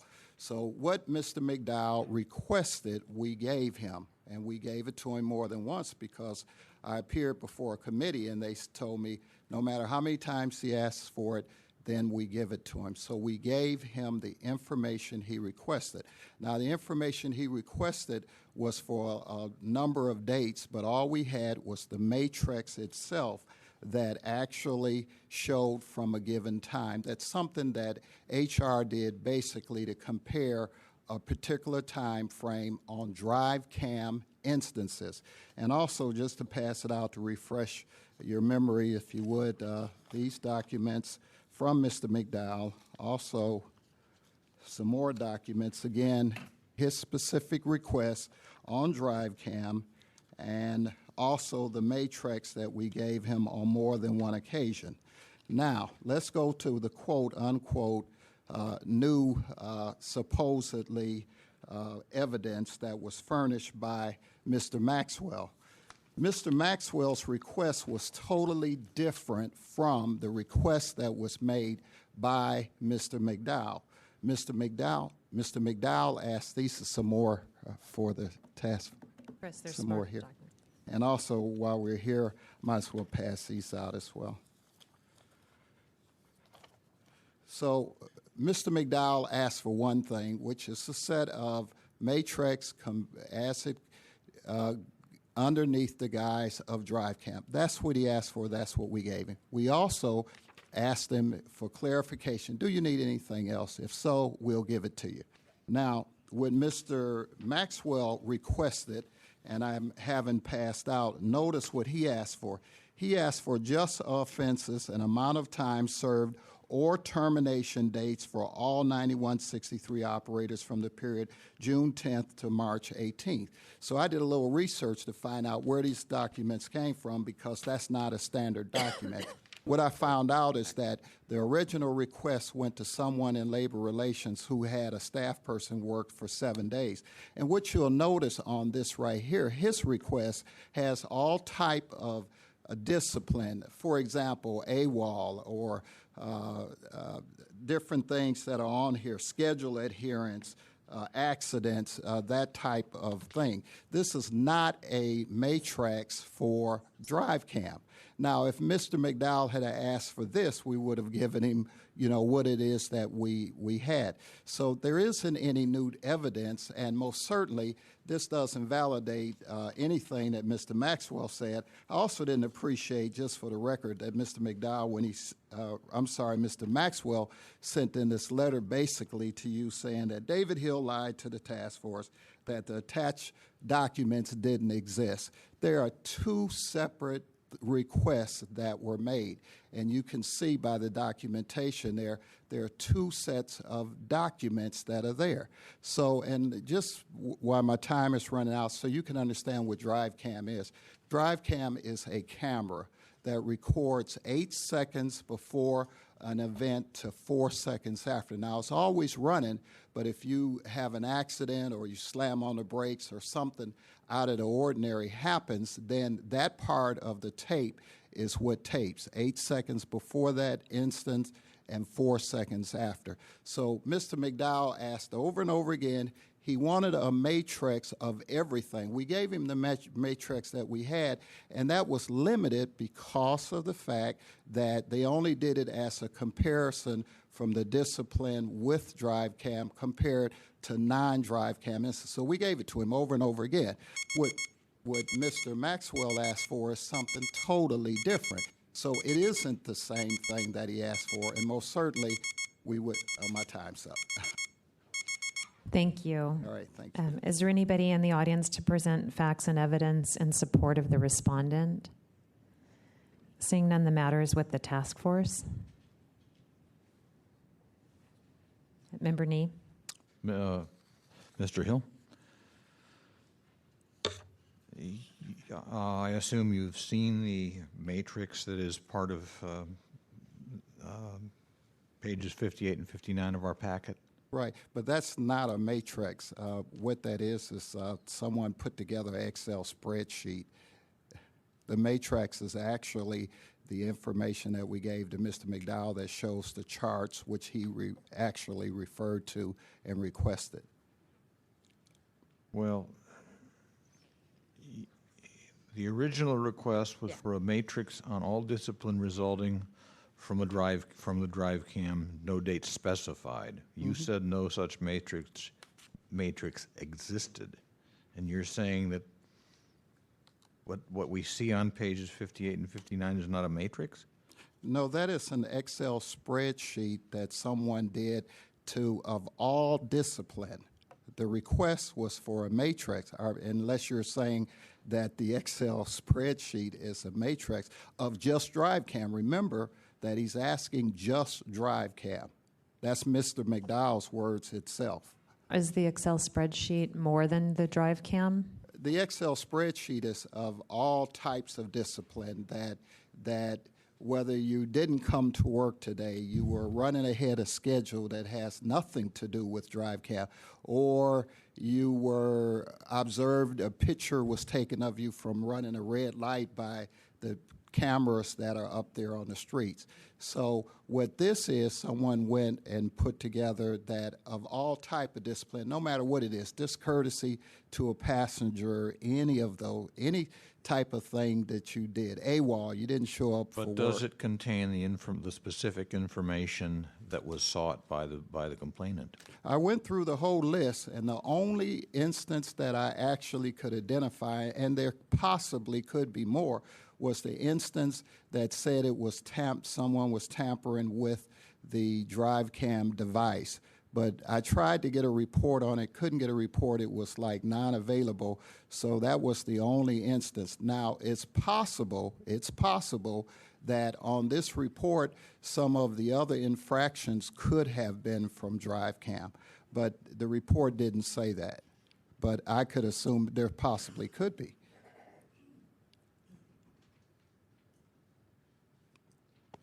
Member Washburn?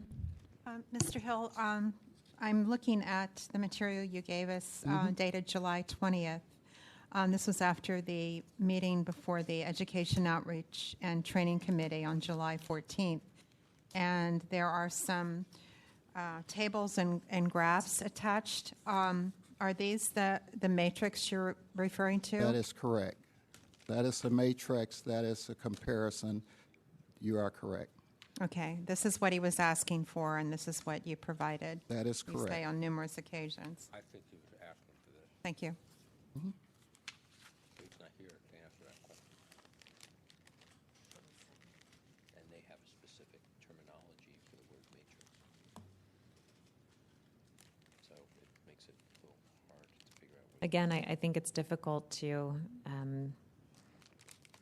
make a determination on whether this would have helped Mr. McDowell or not, although as Vice Chair Wolf and I were just kind of saying, that sounds like the MTA has a specific definition of a matrix. It's difficult to, since this includes more information than Mr. McDowell asked for, it's difficult to know how he would have interpreted it without him being here. Any discussion? Member Neem? Well, where did this particular chart on page 58, 59 come from? Who provided it? I believe that these two pages came from Mr. McDowell, and that these constitute what he claims is the new evidence that merits rehearing. That's how it appears to me. Maybe we don't have enough information to go on here. Maybe we do need to hear from Mr. McDowell. My only concern here is that some of these are not drive cam incidents. Granted, but the information that he was seeking might well be in here. Yeah, no, I understand that. This information is not so voluminous as to constitute sandbagging, certainly. It sounds to me like he's presenting this as the new evidence. Now, again, this might not be enough for us to go on to make the determination as to whether this merits rehearing. And I would say that we could err on the side of caution here and continue this matter until next month, offering Mr.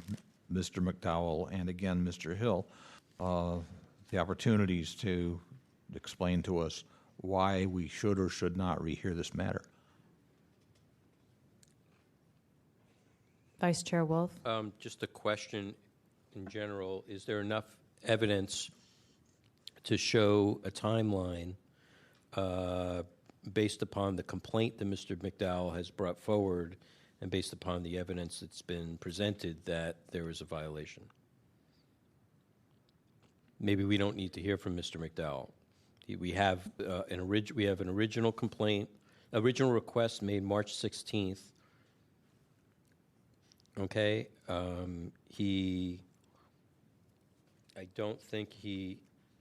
think on June 1st, he hadn't received anything, so he made a second request. And then on June 20th, he finally received something. So with a 10-day turnaround on a request, I mean, we're looking at timing here. Isn't that his complaint to the task force? Mr. Threet?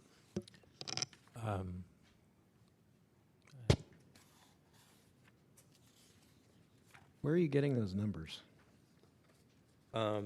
This document says March 16th. Well, that's his original request Yeah, to Ms. Turner.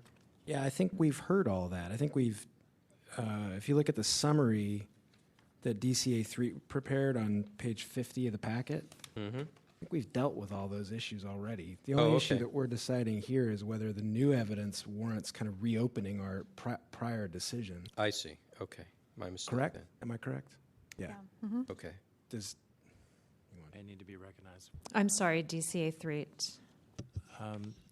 Through the chair, if I might offer a suggestion for a way to proceed. The issue before the task force is whether this evidence warrants reopening the complaint and hearing it again with the new evidence. And one way to deal with that might be to look at what the order of determination found originally and what it did not find. There were essentially two components of that, and one was the timing, and the other was whether MTA had provided all documents that were responsive to the request.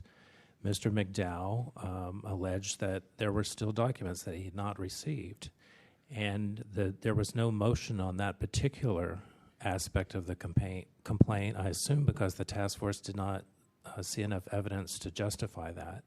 So now he has come forward after the order was issued and provided this new document and said this is evidence that they actually did have documents that they had not provided to me, and that proves his complaint, according to Mr. McDowell, that they had not provided all responsive documents. So you might look at this document and make a judgment as to whether this document was responsive to his request. If you find that it was not, then his complaint, your order would not change. But if you find that it might have been responsive, then I think you might want to consider rehearing the issue. Leave it. It's okay. Yeah, Member Snyder. Wait, so in my view, on the plain face of the document that has the purportedly new evidence that's been submitted, it's hard to tell who created it, what exactly it's telling us. Based on the testimony that Mr. Hill has given, it doesn't add anything. But I think it's somebody correct me if I'm wrong, but I think it's our common practice if the complainant doesn't show up, out of an abundance of caution, we often, if not usually, continue.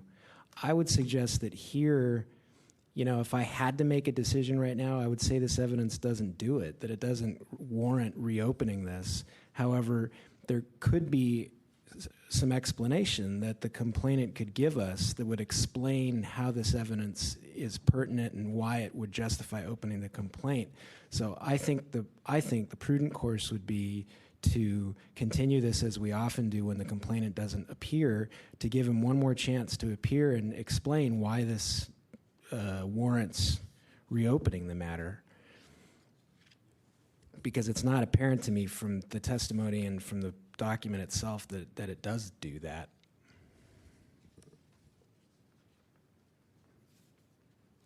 Madam Chair, just a point of order. Was the order of determination on this case included in the package? I don't see it. I was just looking for it. Because I don't necessarily, I'm trying to read through the DCA 3's memorandum as to what the disposition of the case was. I'm not quite. We have the complaint, but we don't have the order of determination. Right. Well, so that's, maybe another reason to continue it and request that the order be put into the next time that we look at this so that we can review the order and... Because I don't know what the order of termination Right. is.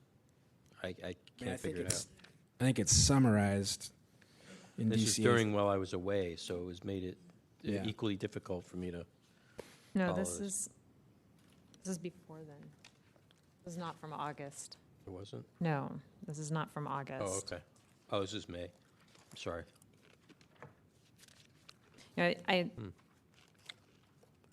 Again, I feel, I appreciate that Mr. Hill came here and stayed all this time, but there's little we can do without having the.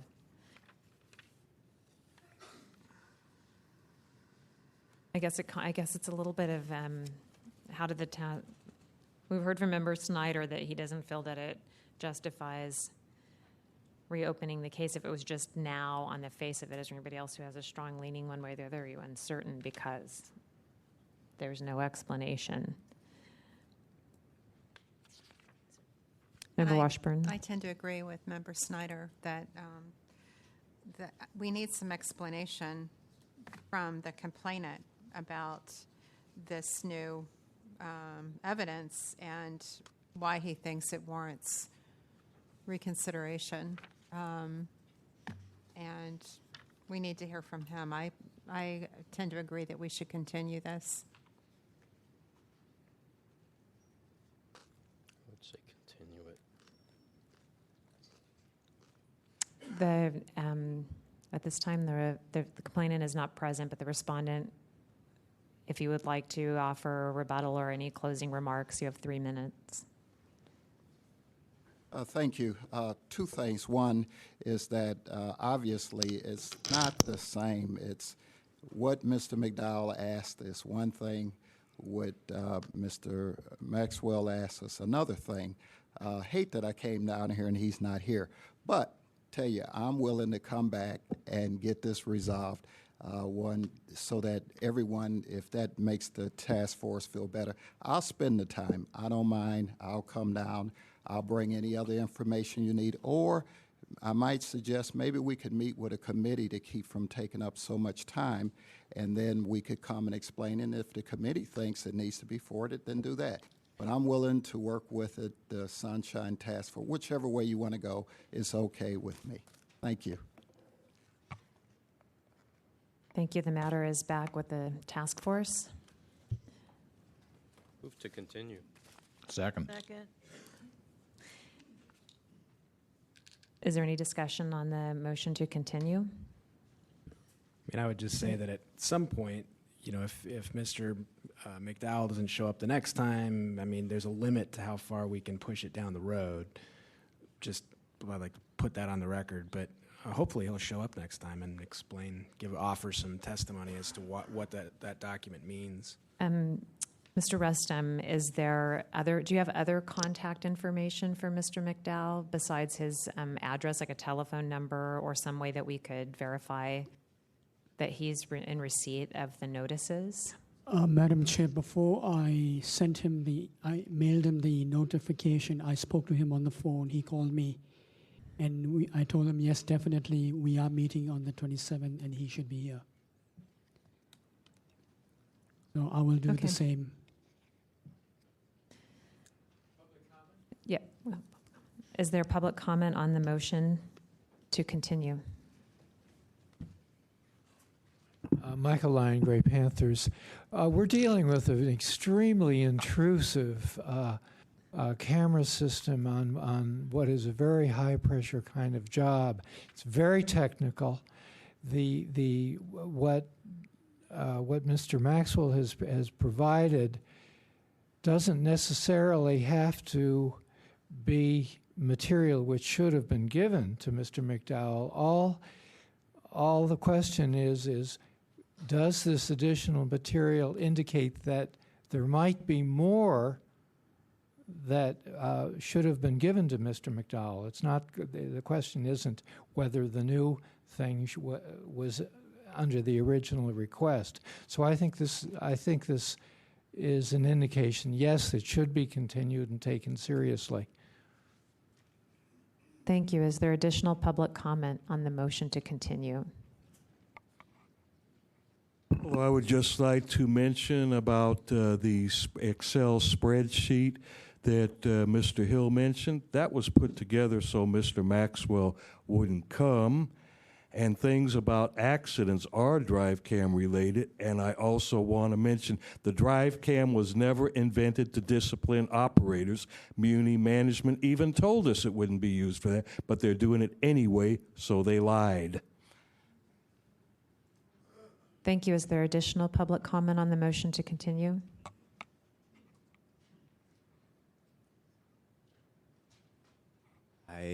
I just feel like sending someone. I just feel that sending someone a notice 1 week in advance for a meeting isn't like really appropriate. I think it probably takes 3 to 4 days for it to get there. So I mean, I think they should have just given this respondent more time.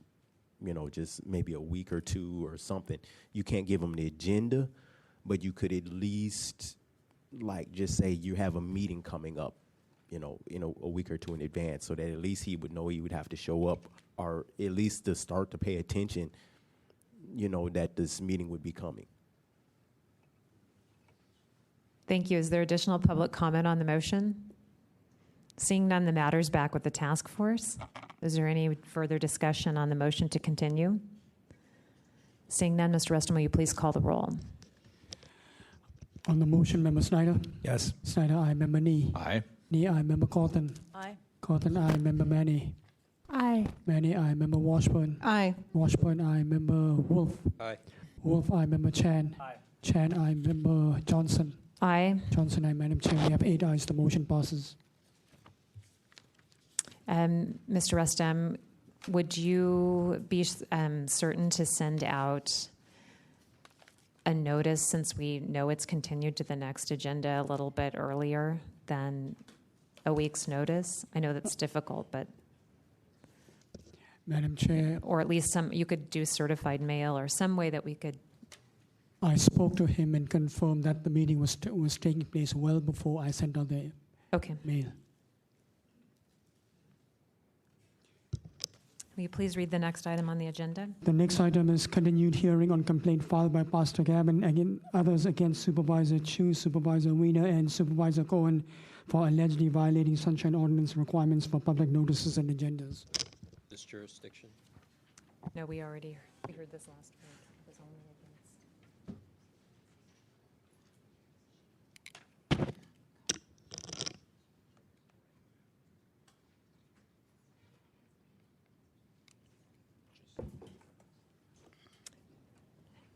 Thank you for coming. At this time, the complainant and then the respondent will have 5 minutes. I'm sorry. I had something to say first. I'm on the board of a group that is suing, filed a lawsuit on the basis of the Park-Merced agreement. I don't think that fact will have any bearing on my ability to be objective in this matter. You've had an opportunity to discuss with I talked to the city attorney. Okay. DC Through the chair, for a potential conflict of this nature, all that's required is a disclosure, so long as the member believes that she can be fair and impartial. Thank you. Welcome, Pastor Gavin. You have 5 minutes. Good evening, Madam Chair and task force members. The first thing I would like for you to answer is that I don't understand why there's a memorandum with my name on it pertaining to Supervisor Marr that was in the public domain, and it has the street where I live. Given where I live, there's only one street in the city of San Francisco that exists for 2 blocks. So after everything, would someone please respond to that for me, please? I'm not sure what the document is that you're referring to. Can you show it to us? Okay. Also, is the clock running? No, Okay. we'll stop the clock for one moment because I'm not sure what this is. Oh. Wait.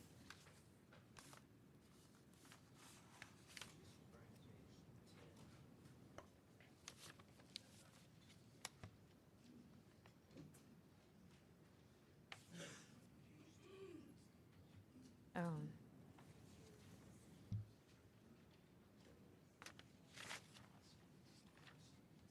Is that in our packet? No. Is that from the previous? I didn't see it I before. I have the previous ones with me. I brought it for that reason.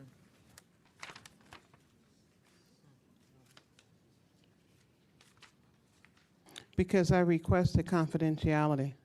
Yeah, here it is. It was in the So previous you're saying packet. the number was redacted, but the street name is there, and you're saying that There's the only street like that in San Francisco. I see. It's very dangerous. The members of the task force do not have control of the complaints when they come in, so I would have to refer to our staff and DCA 3. It's the complaint. This is from the August meeting. Madam Chair? Yes. I would also ask in the future, for those of us that may not have been to the original, if it was continued, that the entire compendium I be emailed it to included? you and requested that we receive copies. Okay.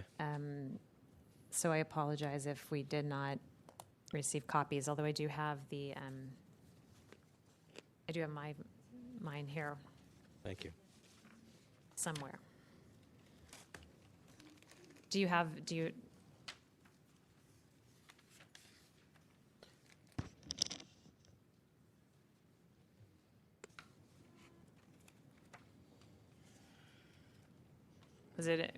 do you know why it was left that way, or is it just an error? Madam Chair, the policy is to redact only the house number or apartment number. Was there a request made for confidentiality of all? It was all it said was I request confidentiality of my personal information. And There's your so document. is her address not considered personal information? The house number is considered personal, but not the street name. Street name is not considered personal Not information? considered personal. I was under the impression that it was. Is there some guideline that you follow for that? Yes, I do. Who presents you with that guideline? That is provided by the clerk of the board. Okay. So we'll have to take that up with the clerk of the board, since he was following directions under a higher authority. Are you reluctant to go forward tonight? I will never be reluctant to come forward before you. And I apologize, but again, we don't have access to the complaints until they're filed. So we will also follow up with the clerk of the board to. Because I did not see that last month. I did not know. I wasn't aware of it until tonight. And I'm not sure what remedy we could take at this point. It is there. We can remove it definitely from the future. Well, from anything that's online right now. We redact the whole thing because some of this is online. Can we do that? We'll have to check into it. That can be done, yes. Yeah. Okay, so if you could restart the clock for her to begin her presentation. In one moment, I would just like to, for the members who are not here, this complaint was originally directed at the chair of land use, Supervisor Eric Marr, and at the hearing, you can read it in the order of determination. We also added in some other respondents. It's on the last page of the order of determination now. That's right. Oh. Okay, you have 5 minutes. To be neutral in a situation of justice is to have chosen sides already. It is to support the status quo, said Archbishop Desmond Tutu. As I come before you tonight and some of my neighbors, it is because last month you gave my community hope to address something that we felt had gone horribly wrong on May 24th. However, since that time, although I won't go into it tonight because that's not why we're here, we have experienced severe retaliation on the part of management who was here in the room with us at the last meeting. I myself personally received a 3-day notice the very next day on my door, although rent had been paid for the month. However, that caused me to have a full-blown panic attack, and I thought I was having a heart attack until I was able to see my doctor, and she was able to calm me down. And I say that as only one example because these are some serious issues that we are bringing before you, and we must bring them before you if we believe that our rights under the Sunshine Ordinance have been violated. We are not here based on retaliation, vendettas, or we don't like people. And I do understand that some of the people that we may mention may be colleagues of yours, close friends, and you may not get invited to the New Year's Eve party. However, there is a reason for the Sunshine Ordinance, and we are along this journey, and we are determined to get to the truth to see if any of our rights are violated. So on May 24th, in the Land Use Committee, with the addition of the 14 phantom pages, we felt that because we were not able to see the phantom 14 pages, as I said last month, we were not able to understand how they correlated with the document as a whole, and we were not allowed to speak on these pages as they pertain not only to our homes, most importantly, but unbeknownst to many people, the Pacific Coast is a migratory pathway for 1 million birds every year. 500,000 of these birds come into the San Francisco Bay Area, and some of them actually come into San Francisco, the city of San Francisco. And in addition to that, we are talking about the environment. So there were many things because of these 14 pages of revisions that are very pertinent because we are connected to our environment. Some people may not think so, may not believe in global warming or whatever. We are connected to the environment. And I say that having come before you, it is chilling, disturbing, to say the least, to look at the tape over and over again as an American citizen and as a resident of San Francisco to just see everything that has transpired. As I listen and watch it, I always see something new. I see how Supervisor Cohen admits on the tape that she had not seen the 14 pages of revisions prior to the meeting, that she spoke briefly with Michael Yarney the day before.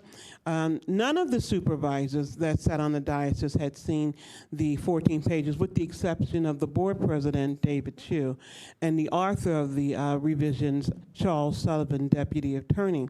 So it's really striking to me something so important. We're talking about the homes of 5,000 people. We're talking about the environment. Over 1,000 trees will be destroyed, a disruption of the habitat for some birds that fly through here. And this is all done like over a weekend and rushed. And also, they are sent before the full board with less than 2 hours. They do not even have the opportunity to see how they correlate with the development agreement, and most importantly, the agenda has been violated. It has been violated on many, many, many, many levels. And I cannot believe elected officials would behave in such an un-American and an unpatriotic manner with something so important. We're talking about people's lives, and you cannot be dismissive because it is not your community. We're talking about the animals, and we're talking about the environment, and there are so many other issues. But these issues, as I am learning this development agreement, as I am learning this, the Sunshine Ordinance, we intend to pursue it to the fullest. Thank you. Is there anyone in the audience to present facts and evidence in support of the complainant?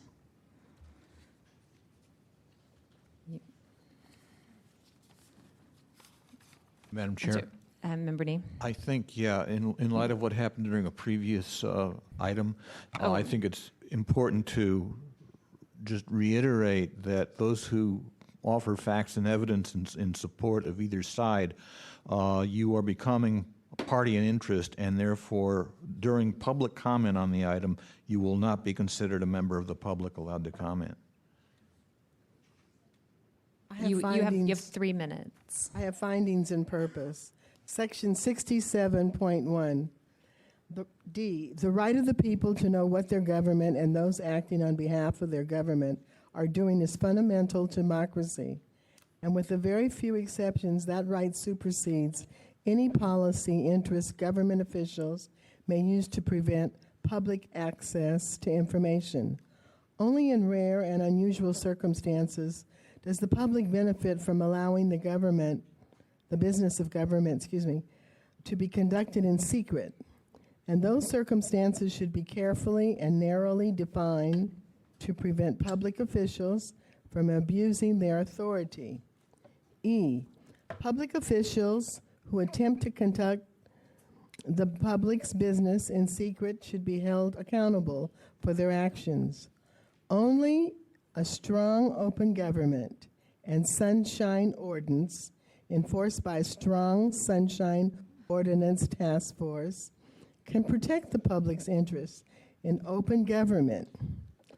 On May 24th, 2011, under the Sunshine Ordinance, the rights of the residents of San Francisco were violated with the addition of the phantom 14 pages during an 11th hour maneuver of the Land Use Committee and subsequently at the Board of Supervisors meeting because they provided no transparency. We were not allowed to read the phantom 14 pages, and it was the last opportunity for members of public, my neighbors and I, to provide meaningful public comment that involved a decision that pertains to our homes. My husband and I are retirees, and his health is now fragile. We live in San Francisco, and Park Merced has been our home for over the last 2 decades. Thank you.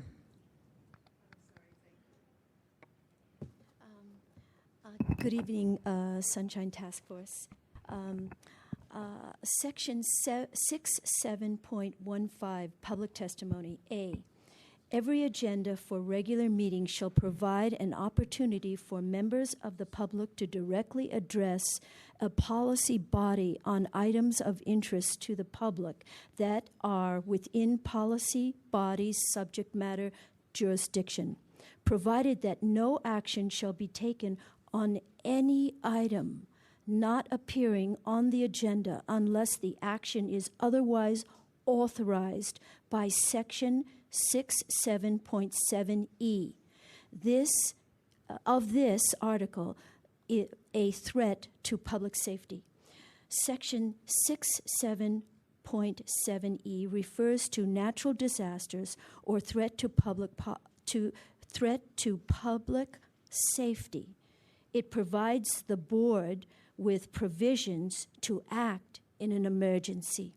However, in the case of a meeting of the Board of Supervisors, the agenda not provide an opportunity for members of the public to address the board on any item that has already been considered by a committee composed exclusively of members of the board. At a public meeting wherein all interested members of the public were afforded the opportunity to address the committee on its items before or during the committee's consideration of the item, unless the items have been substantially changed since the committee heard them as determined by the board. I am an appellate with a heart condition who spent 50% of my fixed income to file an appeal regarding the environmental impact report about Park Merced project. We were hoodwinked by the phantom 14 pages where we were not on the agenda, where not that were not on the agenda, that substantially changed the agenda, and thus denied the last opportunity for me to provide meaningful public comment on a decision that impacted our homes. I live in San Francisco. My family has lived in Park Merced for over 45 years. And yes, it is a dreadful thing to wake up in the middle of the night with someone pounding on the door telling you you have a 3-day notice. You are to pay or get out immediately. That is horrendous. The retaliation is horrendous. And when we went up to try to speak to management and tell them that we had paid and showed our receipts, it was disregarded. Disregarded. We were to pay again. So, Thank what you. happened Your to the 100? Your 3 minutes are up, so if you could wrap it up, thank you. I'm sorry. I want to again reiterate what Member Nee had stated, that if you speak now, you will not be able to speak during public comment later on the motion. So, but feel free to speak now if you have facts and evidence in support of the complaint.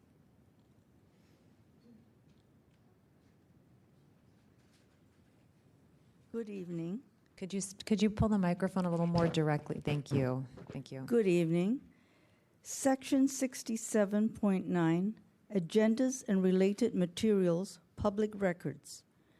A, agendas of meeting and any other documents on file with the clerk of the policy body when intended for distribution to all or a majority of all of the members of a policy body in connection with a matter anticipated for discussion or consideration at a public meeting shall be made available to the public. To the extent possible, such documents shall also be made available through the policy body's internet site. However, this disclosure need not include any material exempt from public disclosure under this ordinance. The phantom 14 pages of revisions were not an exemption, therefore the public should have access to them. May 24th, 2011 was truly one of the darkest days in local government at City Hall I have ever experienced as I listened before I spoke during public comment. My husband and I live in San Francisco, and Park Merced is our home for 33 years. It is such a shame that they are destroying this beautiful complex and make this place like a jungle in New York with all the traffic pollution and destroying this environment. Thank you. Thank you.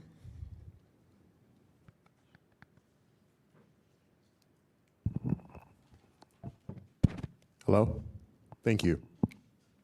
Section 67.7, Agenda Requirements, Regular Meetings.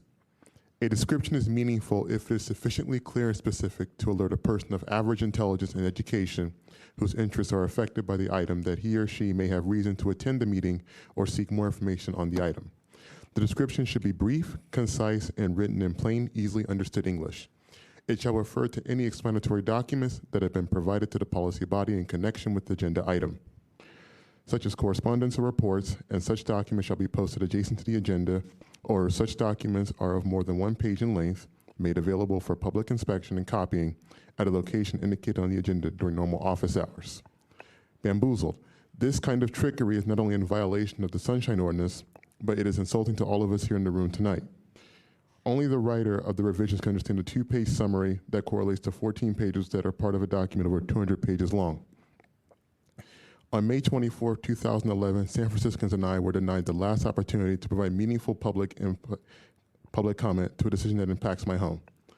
I live in San Francisco, and Park Merced is my home. Thank you very much.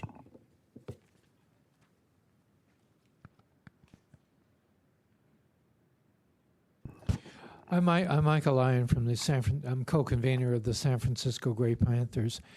We are very upset by the way the Park Merced project was kind of rammed through the Board of Supervisors. with these 14 pages of revisions that were introduced at the last minute with no advance notice, no ability to read them, and then almost immediately afterwards, the supervisors approving the entire project, which endangers at least 1,100 units of rent-controlled housing.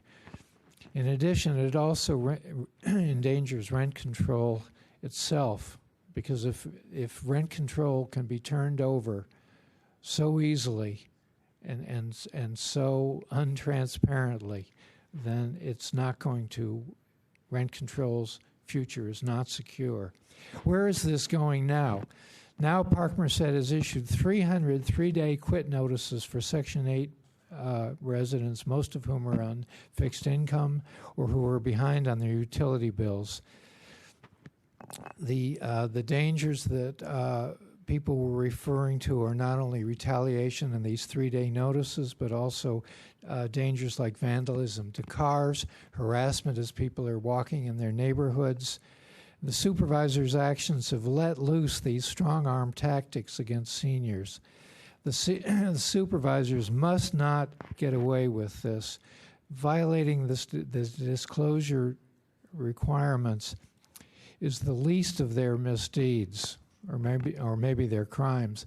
You can't deal with all those, but you can discipline them for going around good government.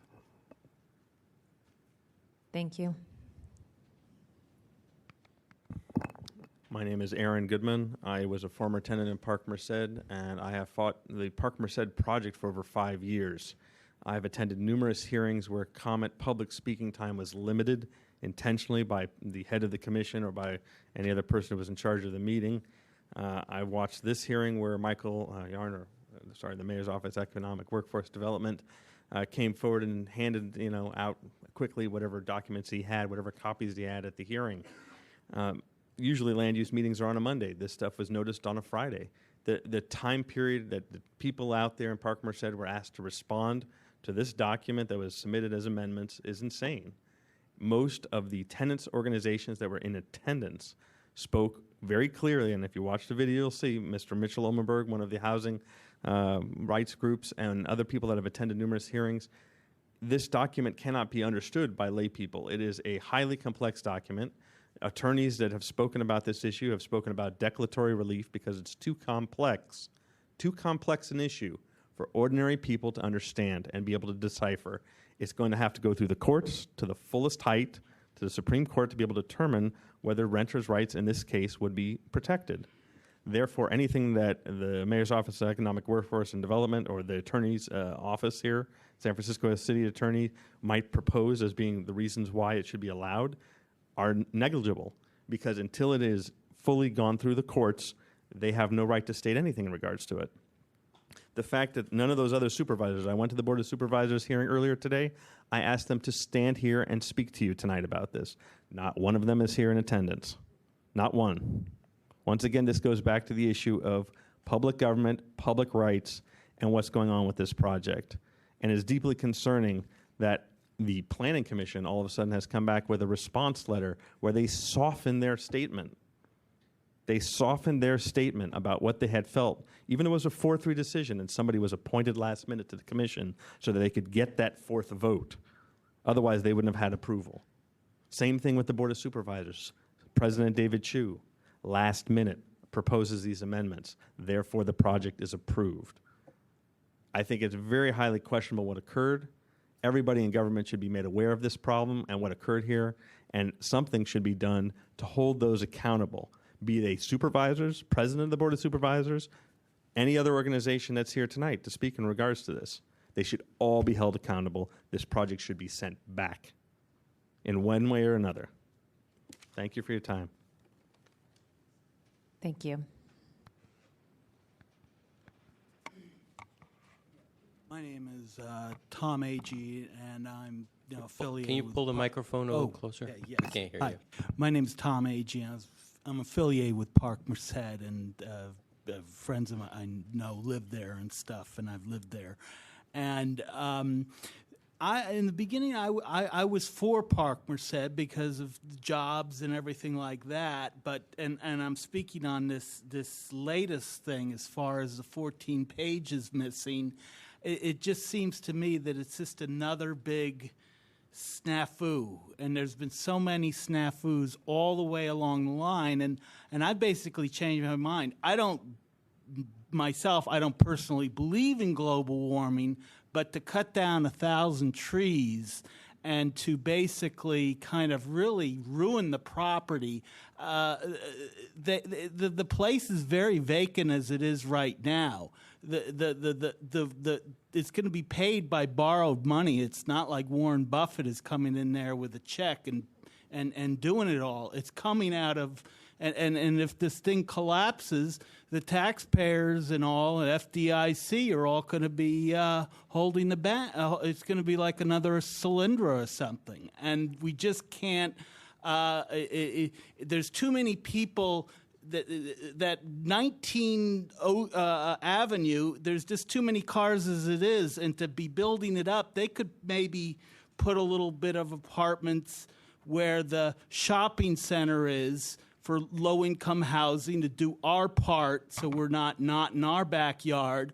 But the place needs to be fixed up, and the unions would have enough jobs to fix it. They can't even fix the place up of what it is now, and now they're going to be tearing it all down. I mean, it's ridiculous. It's like bombing Iraq. I mean, it's just, you're taking this stuff, you're taking it out, and then you're building it up. It's the area is just, it's not a high cost, expensive area to begin with, and from what I see, the thing is probably just going to go belly up anyway.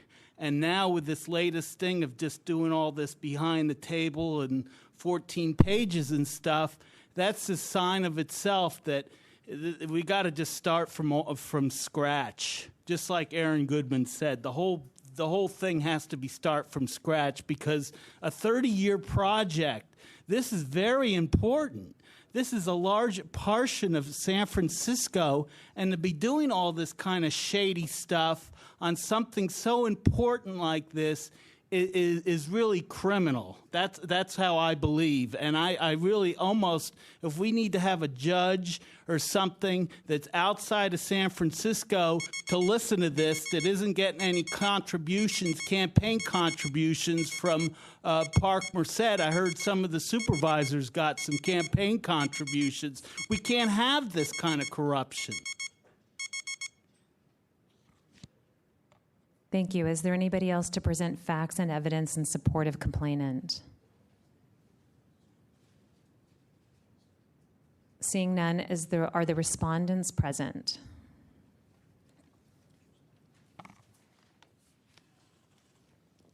One point of order. Will each respondent have 5 minutes? Is that our normal practice when there's more than one?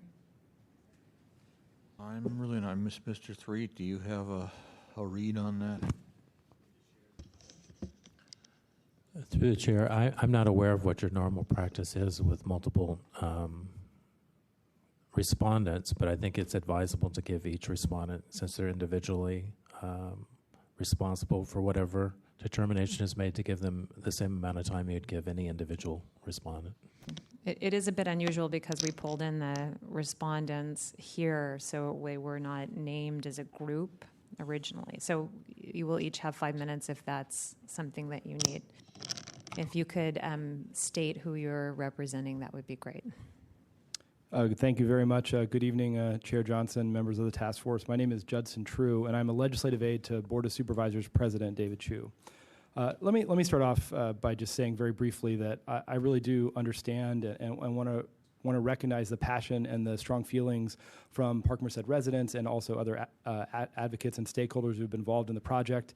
Obviously, the project had years and years of planning, but that doesn't mean that everyone's going to agree with it. And I don't believe, though, that we're here to go through the merits of the project. I'm happy to answer any substantive questions about the project or rent control, which we firmly believe is strongly protected in the development agreement, but I believe we're here to talk about the Sunshine complaint, which we don't believe has any merit. And I'm joined by two of my colleagues, aides to Supervisor Malia Cohen and Scott Wiener.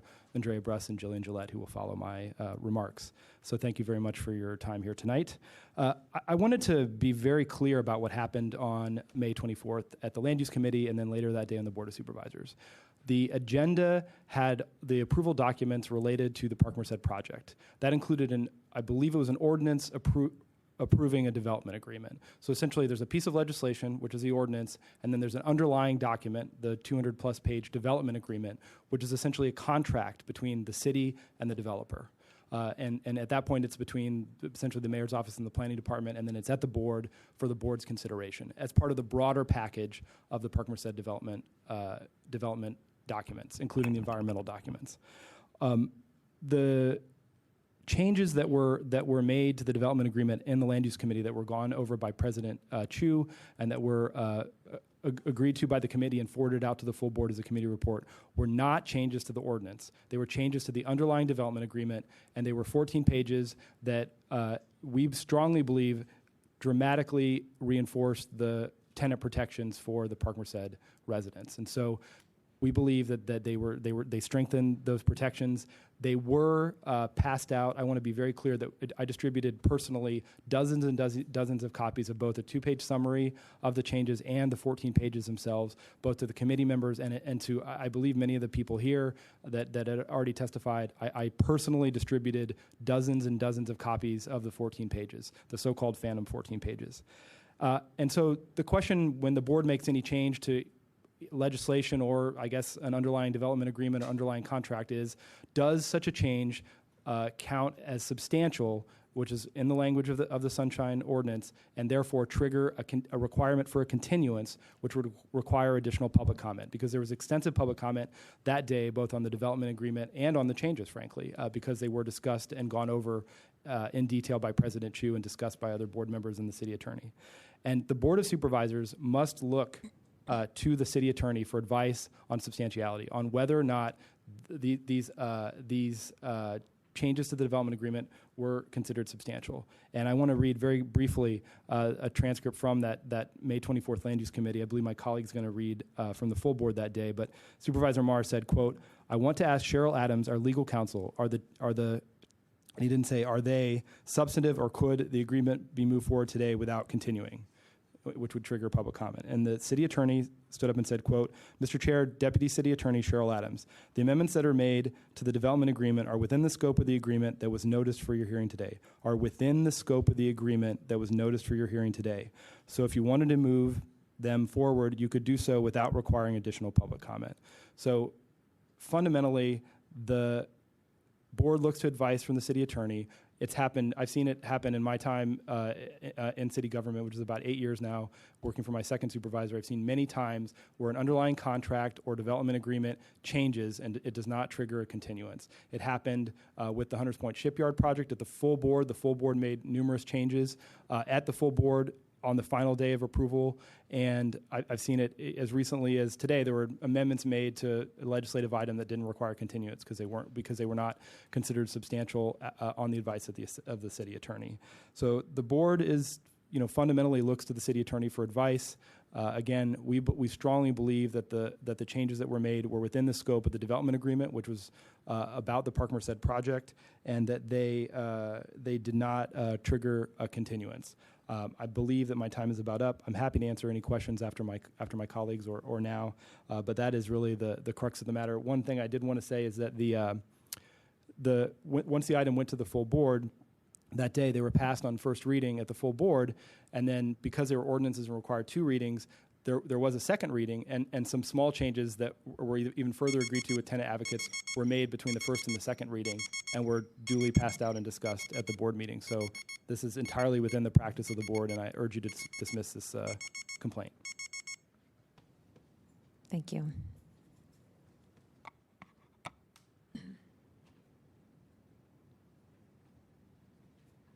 President Johnson, Commissioners, my name is Jillian Gillette. I'm one of the legislative aides to District 8 Supervisor Scott Wiener.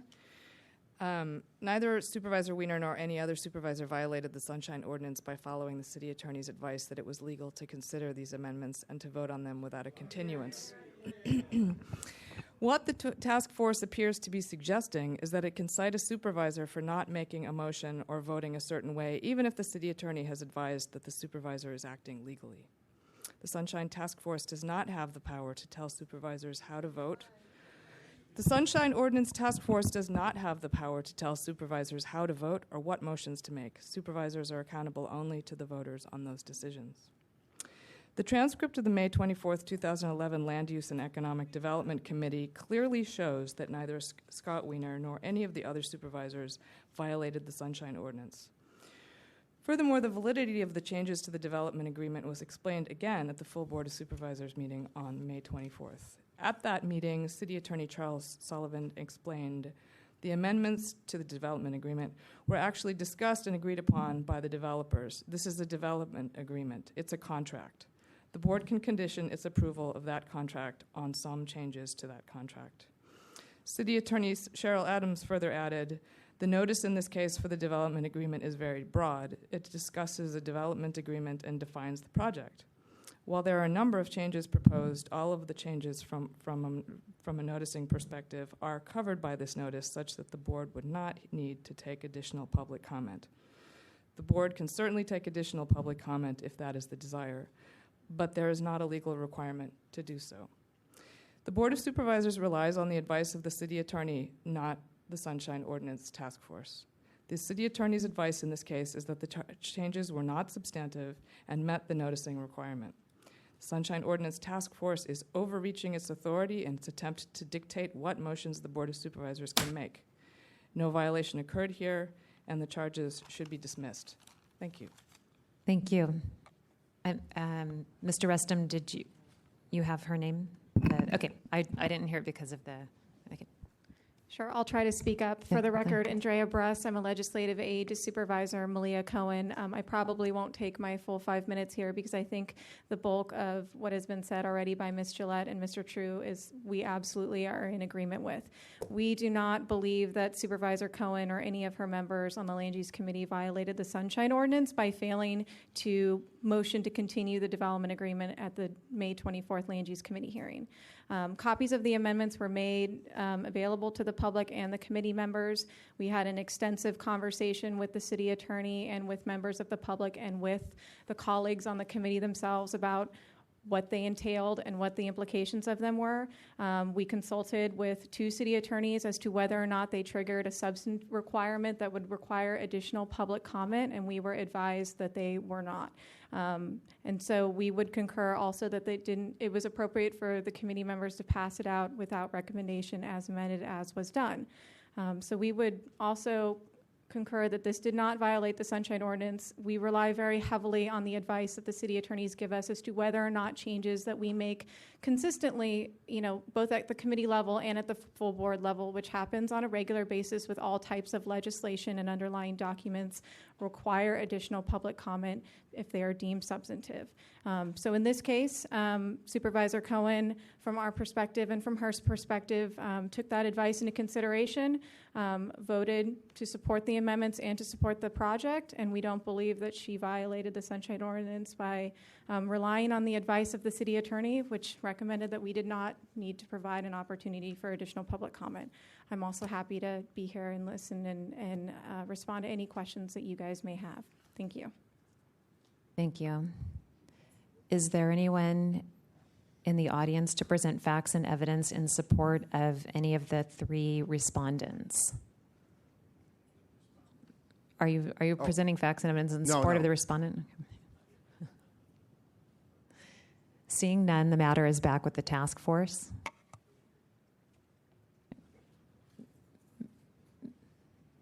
Vice Chair Wolf. Ms. Gillette. So I'm a little disturbed by your comments because you're making some aspersions as to how we plan on carrying out our decision. Do you have any inclination? Did anybody speak to you or your office as to how we plan on expediting this or dealing with this? I beg your pardon? Well, in your statement, you said that we will try to change your vote, that we will try to force a continuance. Do you have any? How did you come to that conclusion? I believe that you're misunderstanding me, that we are saying that you are overreaching in How are we today's overreaching? We're just hearing the case now. We took a complaint. How are we overreaching? We haven't even made a decision yet. I'm sticking to my statement. Okay. Do you feel that the Board of Supervisors are subject to the California Public Records Act and the Brown Act? How is that a relevant question? I'm sorry. I'm asking the question. You don't ask me the questions. I'm asking you the question. Please answer. Sure. Okay. Do you know that the Sunshine Ordinance is based on those two laws, that it's actually representative of those two laws? That's not just a local law, it's a law that's based on those two laws. Are you aware of that?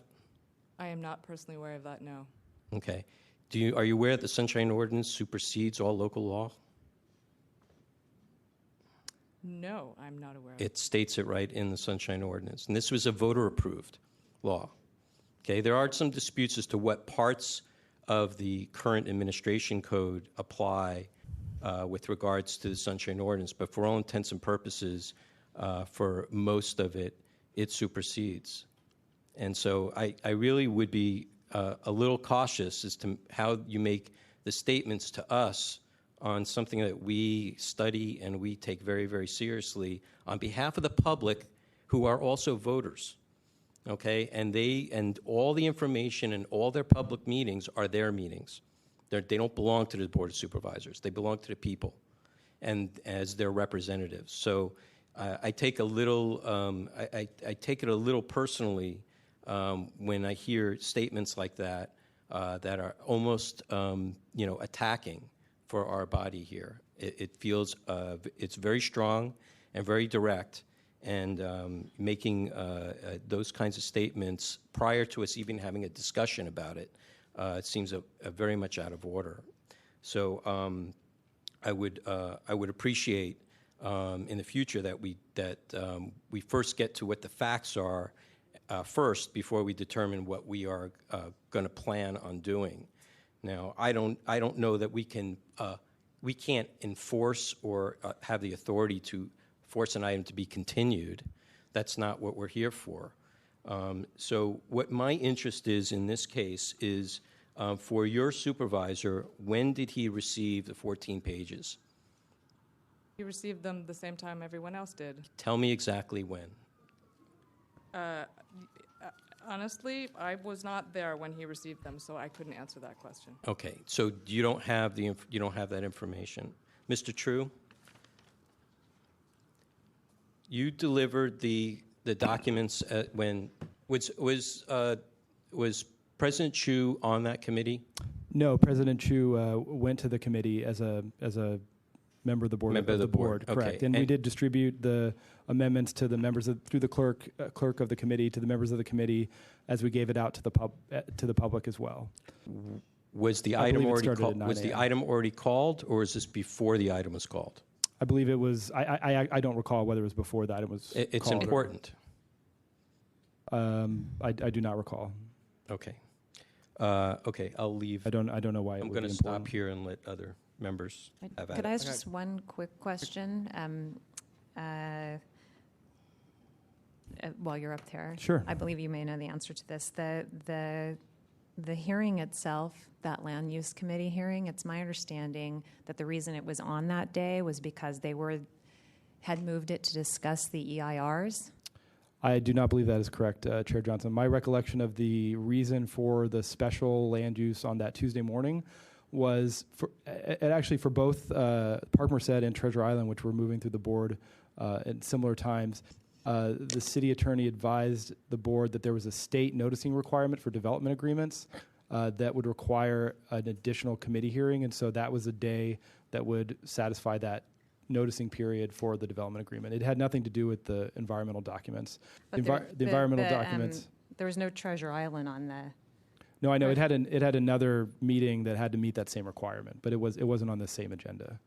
But it had nothing to do with the environmental documents. There was a CEQA appeal that had been at the board that had been continued to the May 24th date, and the CEQA appeal necessitated that the board could not take a positive recommendation on any of the items in committee that day. And in fact, contrary to the facts of the case from the Sunshine Task Force report and the testimony of, I believe it's Pastor Gavin, what in fact there are actually quite a few factual errors in this facts of the case, but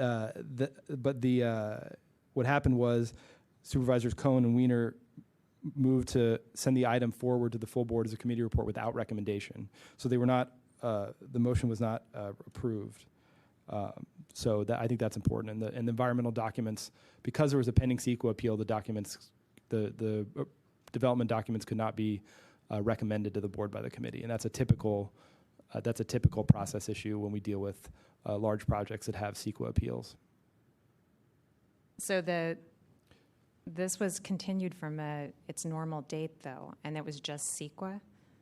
No. Because there were 4 EIRs that were commissioned, I believe, privately.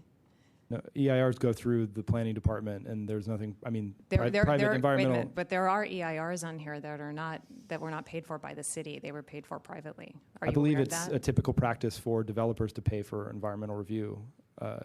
It's absolutely typical. And the environmental documents, again, all the development approvals for Park Merced were on the agenda that day.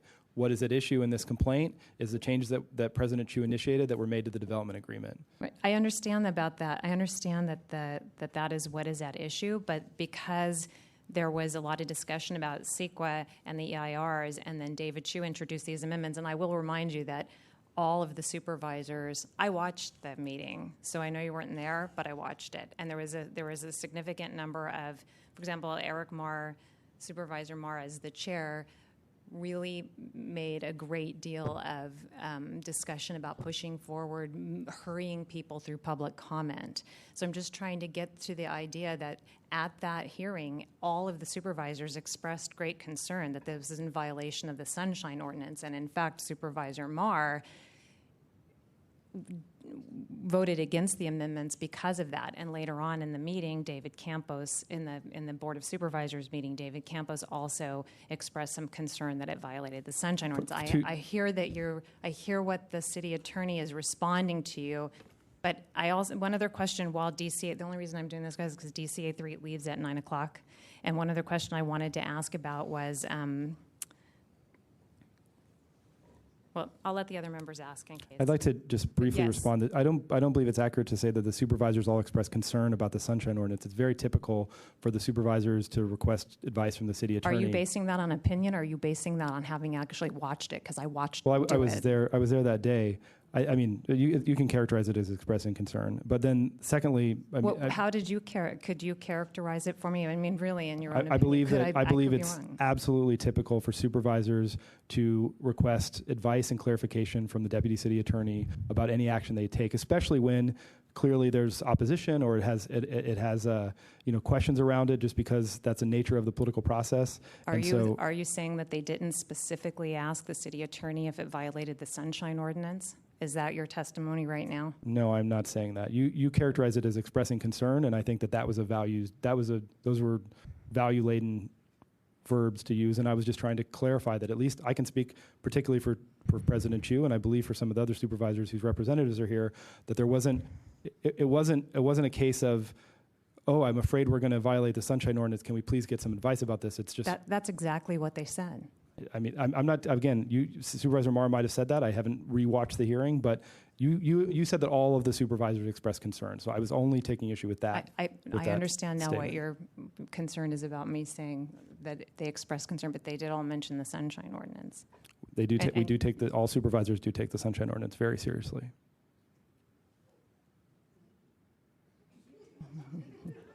I have some concern about that myself, but I want you to have an opportunity to finish your response, and then the other supervisors, the other commissioners. I'm finished with that part of the response. Thank you. Member Washburn. I have a question for Deputy City Attorney Threet.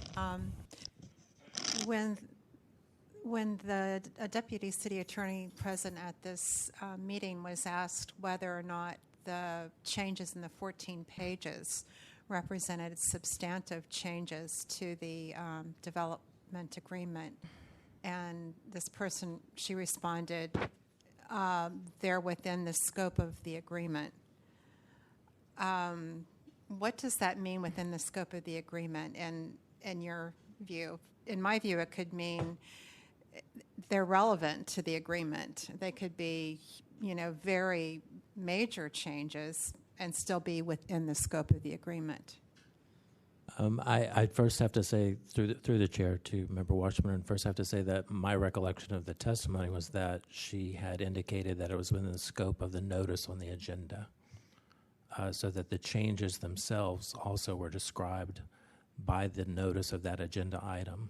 That was my recollection of the testimony. I may be incorrect, but that's my understanding of what was said. And the amendments were about 10 minutes, right? So I think that's different than what you're saying. Right. I think the issue that the members of the public, the complainants, are raising is that the 14 pages, first of all, they didn't have a chance to really read them and understand them and digest them and determine for themselves what these things meant. They were told apparently by the city deputy city attorney that these changes are small and there's no need to really spend any time reviewing them in any depth or getting comment from the members of the public. And I'm just trying to understand if that's in fact what the city attorney's office was saying. That's confusing to me. Member Washburn, if you're asking my opinion on the underlying issue that was before, that the city attorney was opining on, I'm completely unprepared to opine on that. I haven't seen the development agreement. It was not presented by the complainants. I haven't reviewed the tape. I didn't know what the response was going to be from the respondents tonight because I didn't have those responses. So without analyzing all of that, I couldn't give you an opinion on that. Could we clarify one other thing? Your testimony is completely the opposite of what we heard at the last hearing, so I would like to have, maybe perhaps you could respond and perhaps Pastor Gavin as the complainant could respond.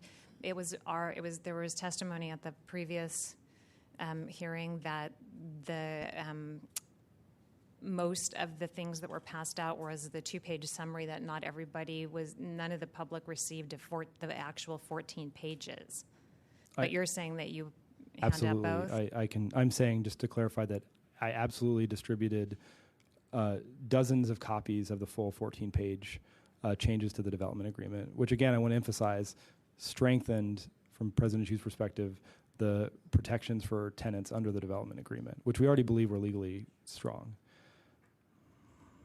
And is there someone present here that was there that would be, could discuss with us the issue about the hearing, during the hearing? But perhaps the complainant first, I don't know. And I want to say, I know that I did this because I was continually making additional copies to distribute because we went through of all 14 of all 14 pages, yes. And I still have a small stack of them in my Park Merced box because we made so many. We kept making them. Then we had more to hand out at the full board that day. And between the land use committee and the full board meeting, both David, President Chu, and I were available and we're talking through what they meant with folks as well. Okay. I just want them to be able to respond real fast. Okay. I disagree with the previous speaker. At most, some of the people received the 2-page summary. They did not receive the 14-page summary. And it says here that I have, from the clerk, submitted in committee 5/24/2011. It's a violation of the agenda, which had been mailed, which had been published. And just briefly, I would like to say, if we're talking about substantive changes, one of them made is section 4.3 that residents who've lived in Park Merced for decades, when they took away what they call the patio space, that decision alone was given to the residents in a judicial hearing. That is significant. who has the power but only another judge to override that? We're talking about the patio space behind the garden apartments, the parking spaces, the assigned parking spaces, and at least 500 square feet of apartment space, which is a big deal in San Francisco. And the residents, in addition to Aaron Goodman, can speak to that judicial ruling that they just struck out with a pen, and the people knew absolutely nothing about it. That one thing alone took 10 hearings, and it's nearly 100 pages. I didn't submit it because I know there's only so much information that you can read, but yes, it is a case that's on file, and I do have the red file. I think DCA 3. Through the chair, I can't speak to the underlying issue of whether this was a substantial change, because I haven't seen enough of them. But I do want to clarify that the issue there about whether it's substantial change is not whether it's substantial in its impact on residents at Park Merced. The question is whether it's a substantial change from the original item that was going to be voted on by the committee.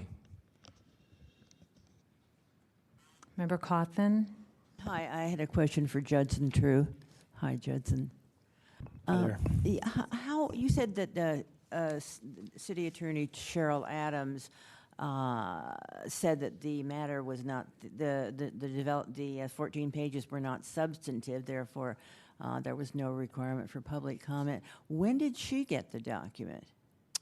Well, the Deputy City Attorney, I'm not sure when Deputy City Attorney Adams saw them. Deputy City Attorney Charles Sullivan, who worked on them, through the basically almost up to the time of when the committee started, he had seen them and was aware of them. Different pieces of it had been floating around, honestly, for at least a month or so, including in conversations with tenant advocates. So, but I don't know specifically when Deputy City Attorney Adams saw it, but I'm sure she reviewed it. And I think getting to kind of the underlying idea of your question, the fundamental issue is it would take a fairly, I don't know, it's hard to speculate, but it would take a fairly significant change to the terms of the Park Merced deal overall, in terms of, let's say, for example, that if right now under the terms of the development agreement, everyone who is currently in a unit gets a replacement unit. If that provision went away, that would be a substantially different development agreement than what is before it, and that of course was never contemplated, because this development agreement is even stronger than the development agreement that was crafted for the Trinity Plaza development. So the issue is, what I'm trying to get at is that I'm not sure when Deputy City Adams saw them, but just looking through what they are, of the 14 pages, I believe 8 or 9 are literally legalese around the sort of baseball arbitration issue if a court eventually had an issue with rent control. It's basically one of the ideas of the changes to the development agreement took 8 or 9 pages, and it's literally just boilerplate how arbitration works between parties. So I don't think it would be hard for Deputy City Attorney Adams to make a judgment about whether or not the changes were substantive.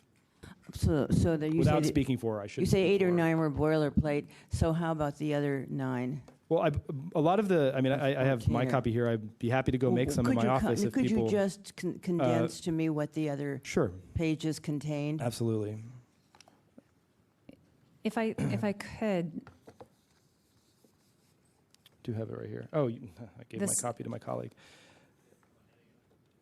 I'd be happy to go make more copies if folks would want them, but it's been in the file obviously since May, and they're all about tenants' rights. Is that correct? They are about. The first one is about. I mean, that's how President. Yeah, they're about tenants' rights. There was a provision that would make it so that a block of the townhouse units that have been occupied by some of the longest residing tenants would be last for development. So to give people an opportunity to stay. Okay, and then Deputy City Attorney Adams said that she felt that it fell under the notice of the agenda. The relevant part that can you tell me which item on the agenda mentions tenants' rights? It's the development agreement. I don't have the agenda in front of me, so. If you say approval of the development agreement, if I could see the agenda, I could point out the number. The development agreement is what ensures the future rights of the tenants at Park Merced. just as it did for the Trinity Plaza apartment, which was unanimously approved by the board. And just to sort of reiterate, to have her speak in her own words, what Deputy City Attorney Adams said at the full board that Ms. Gillette read, the notice in this case for the development agreement is very broad. It discusses a development agreement and defines the project. While there are a number of changes proposed, all these changes from a noticing perspective are covered by this notice, such that the board would not need to take additional public comment. There's not a legal requirement to do so. Vice Wolf Chair? So, Vice Chair Wolf? Based upon that statement, it doesn't sound like she made any judgment or decision or advice as to whether there was any substantial change or not. It doesn't sound like she even read them or reviewed them. She's stating a fact that because it appears to be underneath what is currently in front of her as the agenda, that it would be considered to be under the scope. Being under scope doesn't mean that it wouldn't have some substantial or significant change in gravity of the item itself. If you had an item and then you added stuff to it, it changes the significance of the entire item, even though it might still under the same scope. So that is what we're trying to determine. I'm concerned only about not whether this was good or bad or otherwise. I'm not concerned about the characteristic. What I'm concerned about is what is covered under sunshine. Number one, did it change the significance substantially of the item to a point where would a new vote have to be taken so that in other words, it would have to be continued because a new vote would have to be taken. From your quoting her, it doesn't sound like that to me.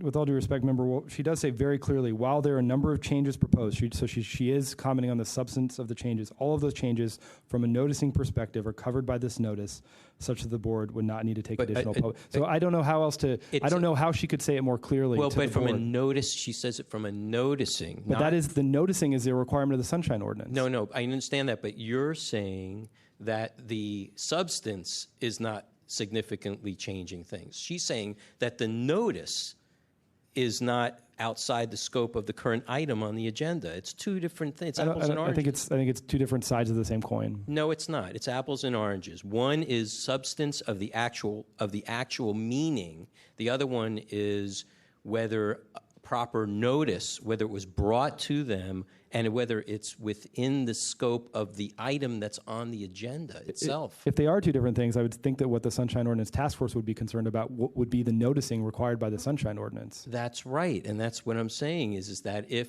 it was brought and it was significantly different, then what is written on the agenda is not what's being presented, and it presents something completely separate. But what we got was very clear advice that the notice did cover the changes that were made. Very clear, crystal clear advice. That doesn't sound crystal clear to me.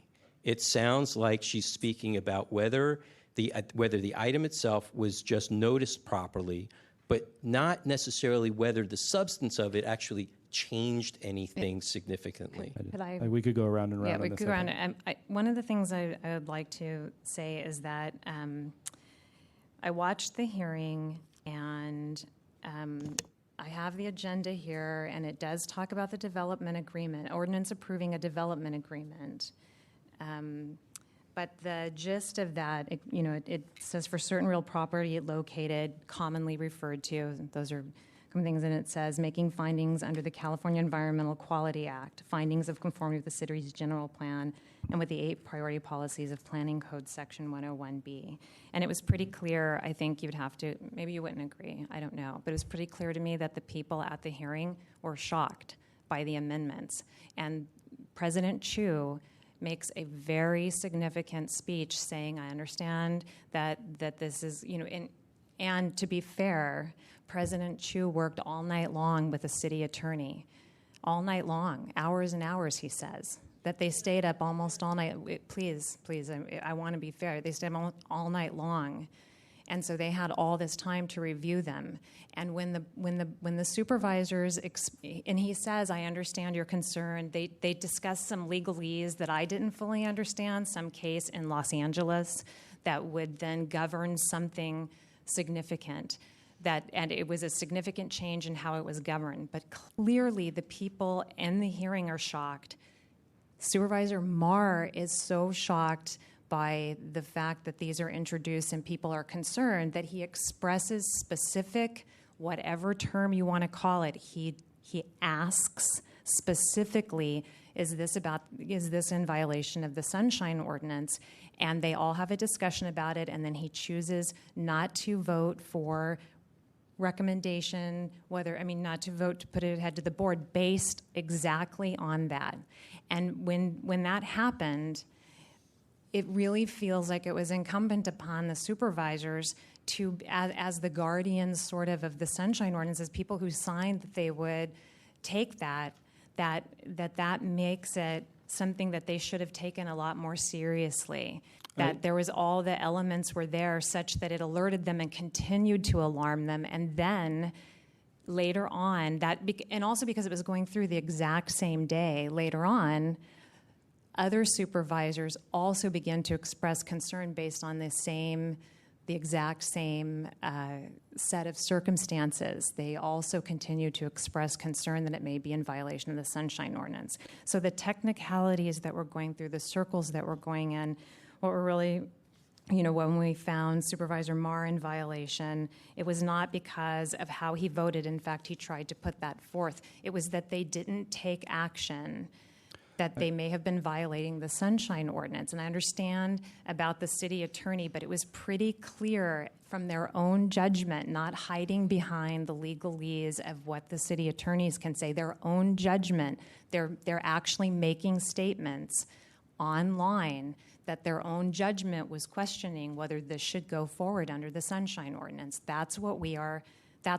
basing this on. So I just want to say that again. A couple of quick responses. First of all, you keep saying supervisors. I do believe that Supervisor Marr might have expressed, the question I had was much more straightforward from the transcript, but he might have said something else that was more concern, and given his vote, that clearly he had concerns about the overall items moving forward, but I don't know that other supervisors expressed similar concerns at that level. And then I want to say, as again, only representing President Chu, just how seriously he took this decision, how much he weighed it, how many people he talked to. I know I went out to Park Merced with him. What about the rights of the people who just received them to talk to them? And I'm talking about the overall project as well as these changes. And then second, I think that your comments in terms of what the supervisor should have done get to the earlier conversation between Member Wolf and my colleague from Supervisor Wiener's office, Jillian Gillette, about why the board feels like the way the Sunshine Ordinance Task Force has expanded beyond the original complaint against Supervisor Marr, that there's literally a questioning of the votes and the decision made by the board that day. I have never seen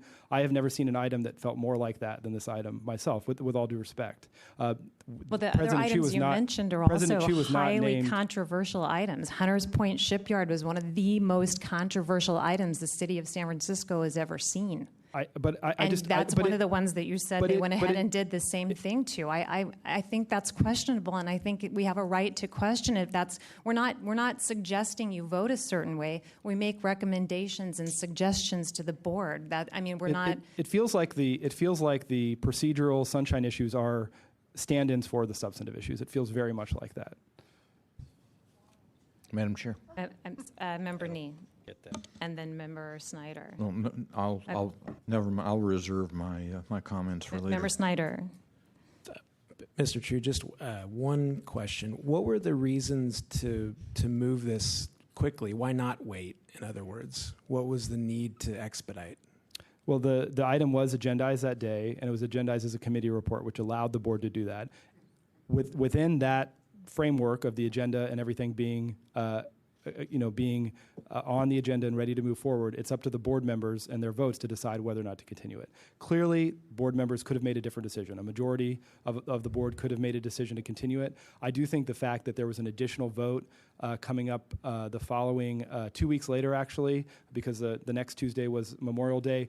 When I know for a fact, because I talked to him about it at the time, that when President Chu made the decision to move forward that day, he knew where he was on the project. He'd been working on it extremely hard with tenant advocates who didn't end up agreeing, but we worked hard with them to move in the direction of some of these changes. That there was another opportunity and 2 weeks later, if we wanted to make any other tweaks to the development agreement in the interim, that there was that opportunity. So I believe that that was a factor, I know, for President Chu in deciding to move forward that day. But I can only speak for him. It's obviously the board makes collective decisions by votes, and that's what they decided after getting advice from the city attorney that was permitted. But so there's two. Could you clarify that?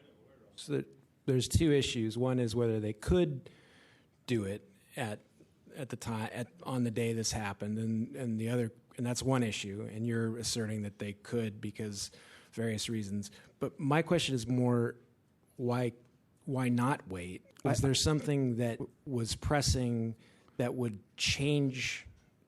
With all due respect, would Member prevent Snyder, the vote I have 2 no weeks down the understanding road? of how that question is within the purview of the Sunshine Ordinance Task Force. I mean, I can answer it. I mean, the reason is... Well, okay, so the reason I'm asking is because if there were some justification for not waiting, then it might weigh in the favor of the supervisors in not continuing the hearing.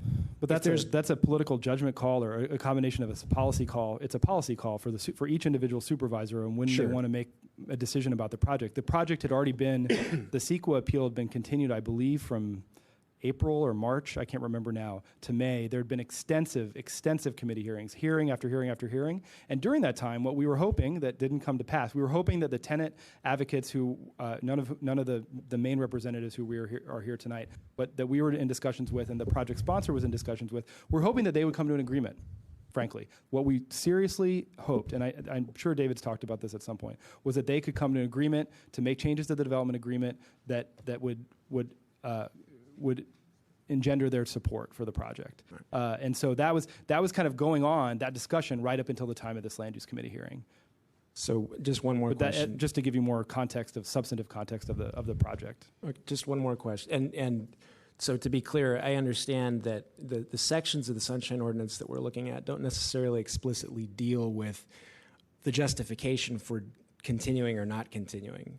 But it does, in a sort of policy way, could affect the way the task force makes its decision. If there was some pressing need. Understood. That's why I'm asking the question.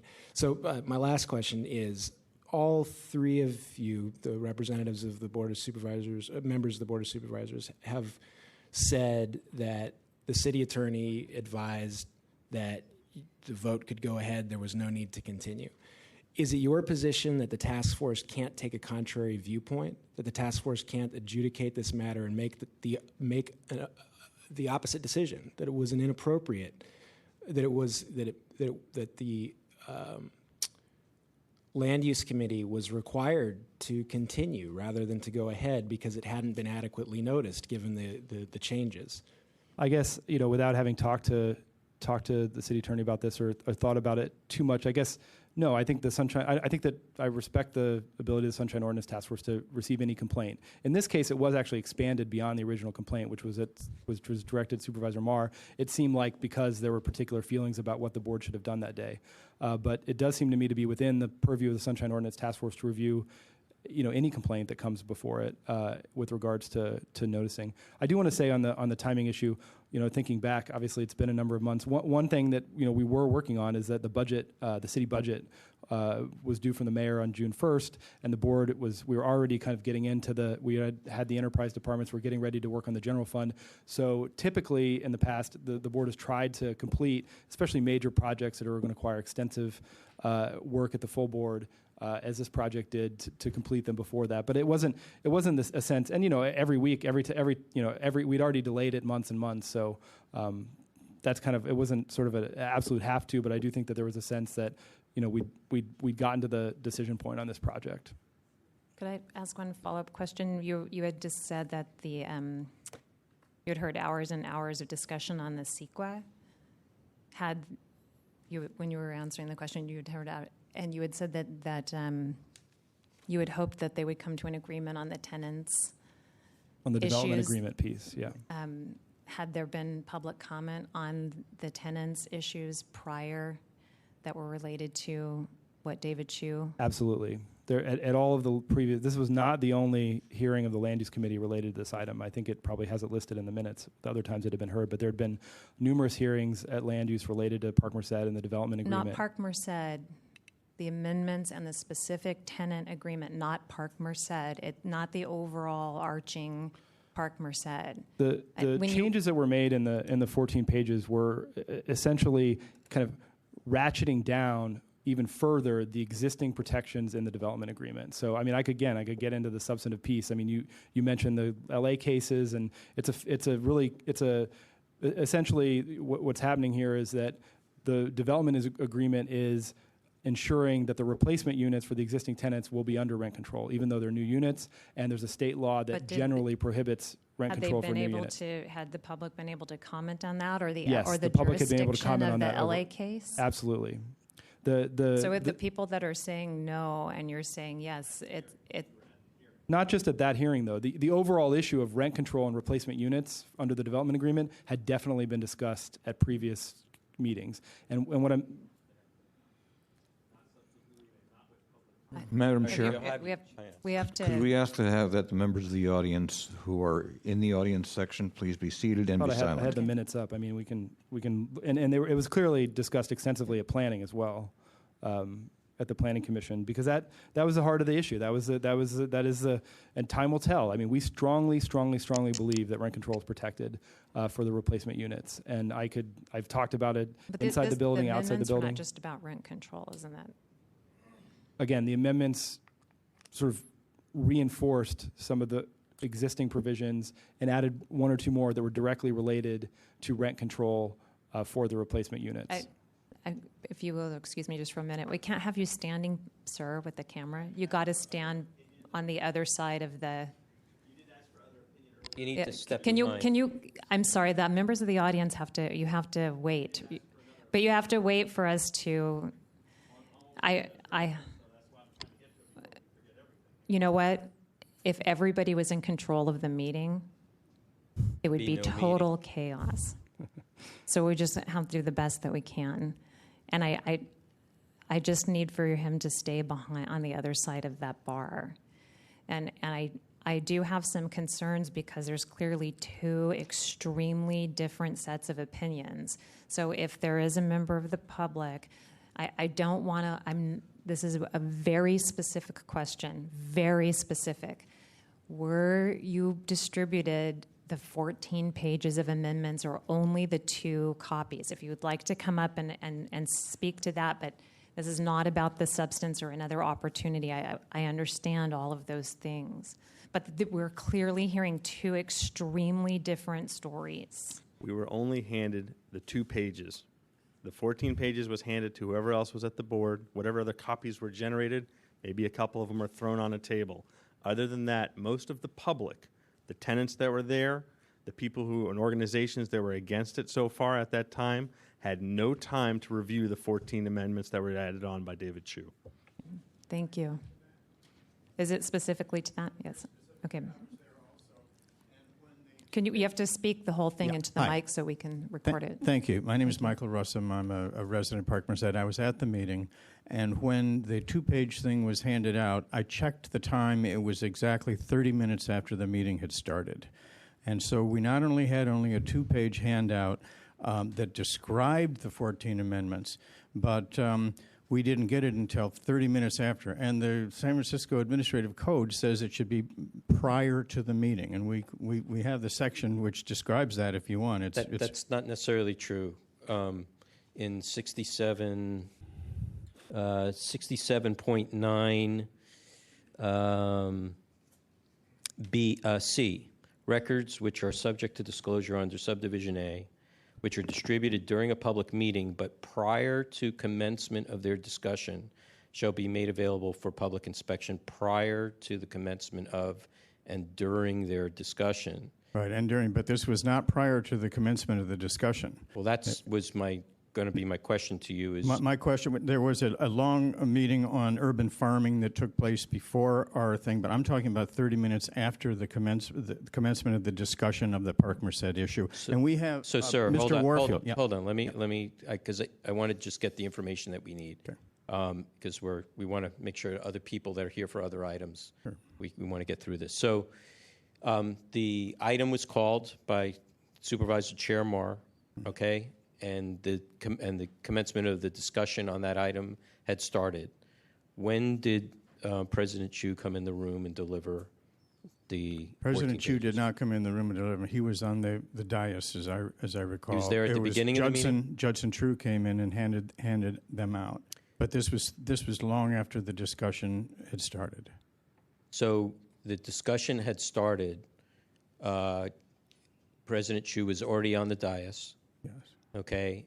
And how long after? It was 30 minutes after the discussion had started that these 14 pages were then delivered?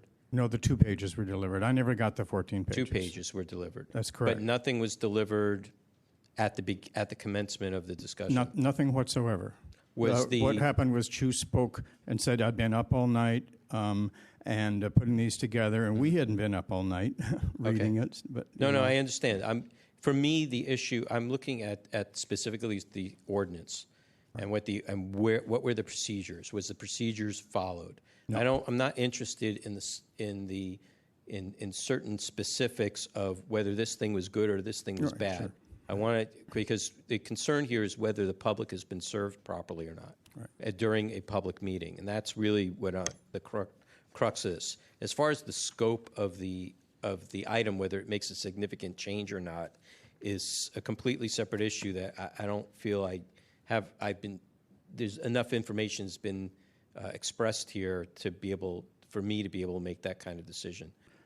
Thank you very much. Well, I think you Commissioner Johnson, I think you characterized it right when you said we were shocked. Everybody was shocked that we would be handed this summary of changes that affected our lives so seriously with absolutely no time to decipher them, understand them. And the reason the vote was rushed through was because they wanted to wrap it up in the Board of Supervisors meeting later that day. Now, that is really a violation of the Sunshine Ordinance, to cram this thing through with so little opportunity for our whose homes are being destroyed. Thank you. Is there any further discussion among the task force? I do. Just a kind of a point of information for you, Ms. Chair, Madam Chair. How was it that because I wasn't here at the last meeting, how was it that the additional supervisors were added to this item, other than what was brought forth by the complainant? And what was the reason for adding them? Well, there was I'm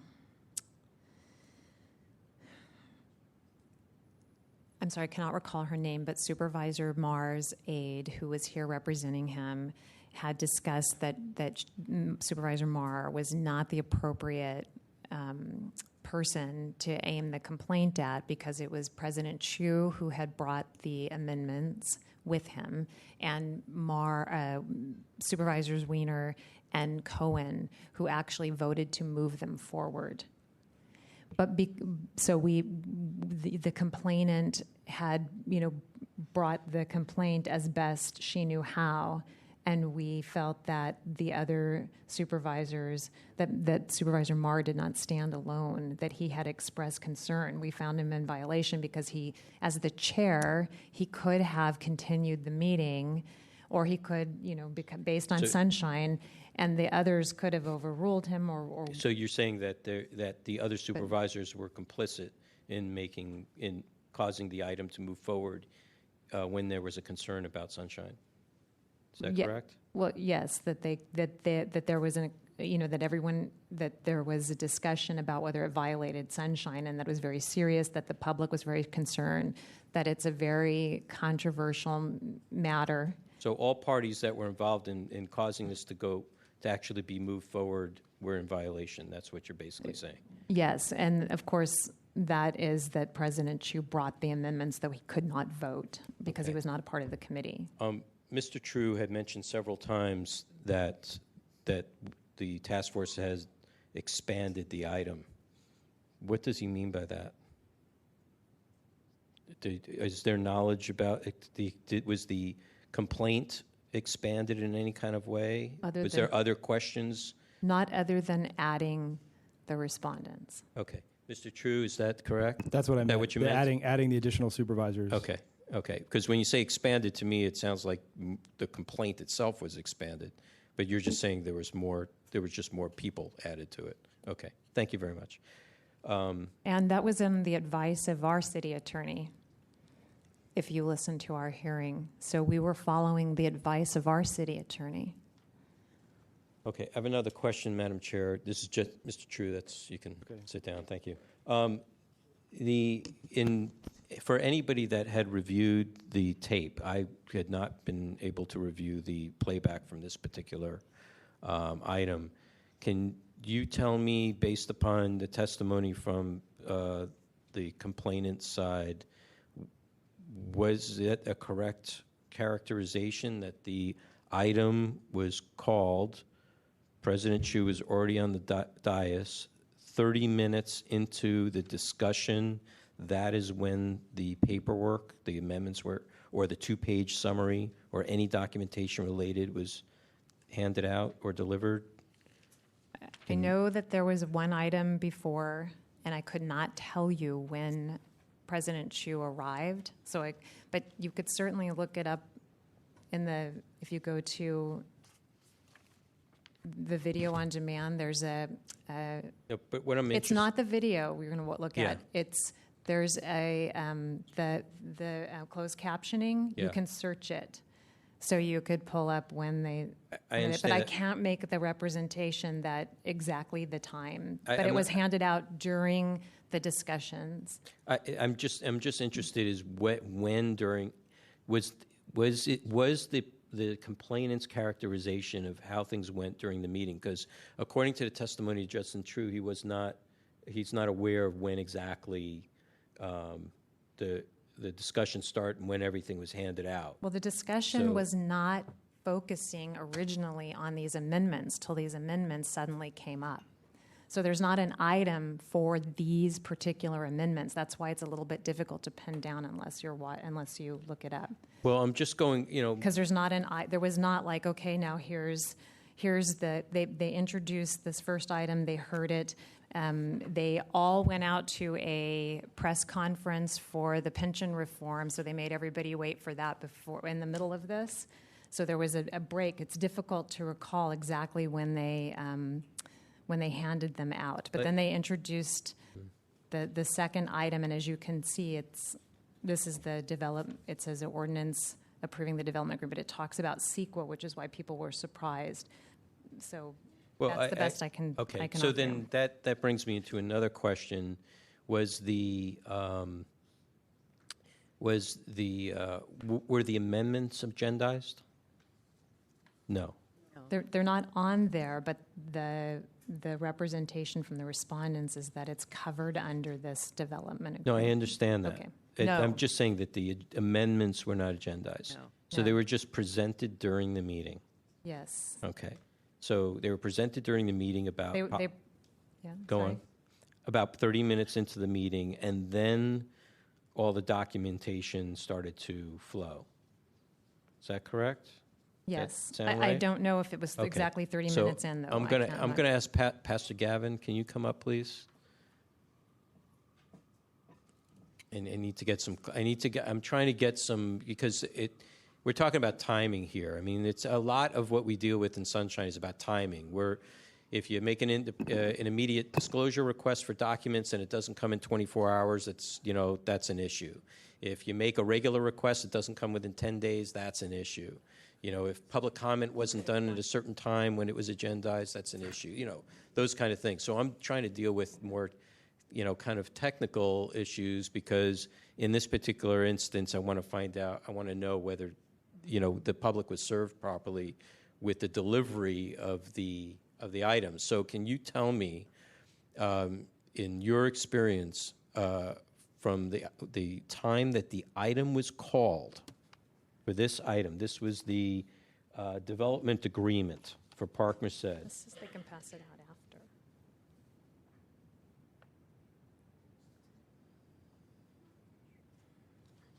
No, I understand. Hold on one moment, please. I got it right here. Records.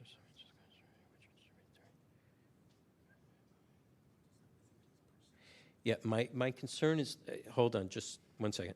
My concern is not 67.9D, because the concern I have is the discussion didn't start out being the amendments. Okay, the amendments were introduced almost willy-nilly in the middle of the discussion.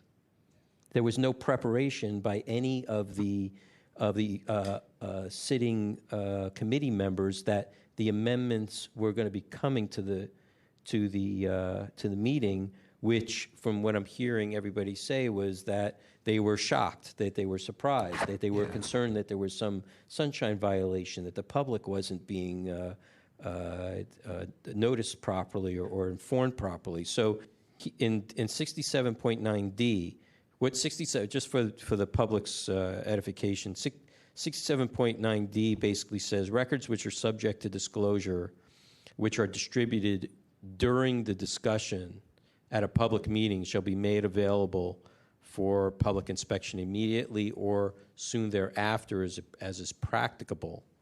Okay, but we're not talking about records that are subject to disclosure because we're talking about records that are subject to disclosure of an item that's on the agenda, more or less. That's what it really means. Because in the previous paragraph, it talks about records which are subject to disclosure with regards to commencement of the discussion. So you have to look at the C comes before D. So if D actually refers to earlier, but I think what you're getting at, Member Wolf, is is kind of mostly encompassed by 67.7B, which is a question of whether there was a meaningful description on the agenda, and this is what we addressed in the earlier. In the previous hearing on this general topic. Okay. And it's the issue that the city attorney addressed at the meeting, and their opinion was that the agenda item encompassed was broad enough that it encompassed the changes. And our ruling in the similar case on this at our last meeting held to the contrary, that the changes that were brought about by the 14 pages of amendments were substantive enough that the agenda description didn't adequately cover them, and therefore there needed to be a new. I think that's the what you're getting at. Okay. And the timing of the distribution of the amendments, I don't think is. I think it's not relevant to that analysis. But well, it is, because if you're saying that it was substantial because it wasn't listed in the item, then you're talking about a new discussion. And so then the documents would have had to be delivered prior to the commencement of that new discussion. Well, it doesn't say that, though. It says, or as soon thereafter as practicable. C. Look at C. Prior to commencement of their discussion. But D refers back earlier than C. D is, you read the thing in its entirety. Well, A basically says that agendas and meetings and any other documents on file with the clerk intended for distribution to all, majority of all, blah, blah, blah. I know, but that's just the general overall that it's all needs to be delivered. That's all. B, C, D, E, all them are specifics of what's happening during a meeting.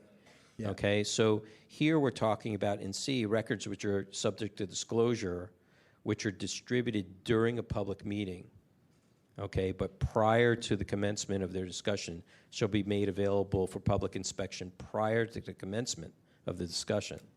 But if you start a discussion and there are records that are subject to disclosure, and they were not distributed prior to to commencement of disclosure, then that is not in compliance with C.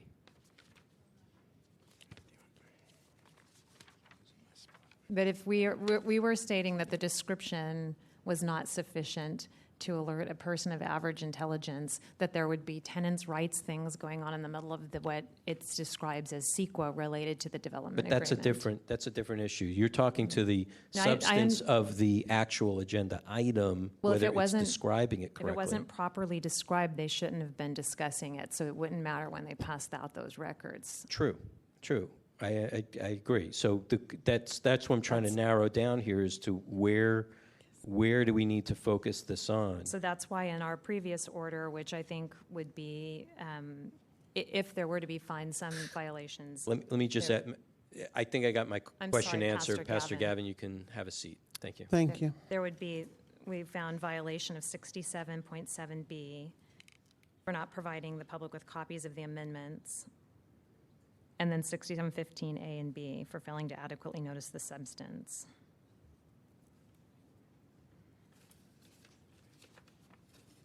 Oh, okay, that's interesting. So the description we found in violation of not providing an adequate description. I'm pretty sure if that place would have been mobbed if they had known that there were tenants' rights going Right. on. So I'm not saying that that's why they did it. I'm just saying that it would have been packed. I got you. 67.9B deals with information to be distributed that's intended to be distributed prior to the meeting.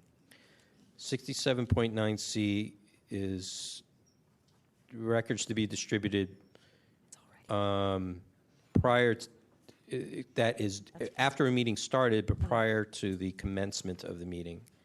And D is records that are to be disclosed, which were distributed during the discussion of the public meeting.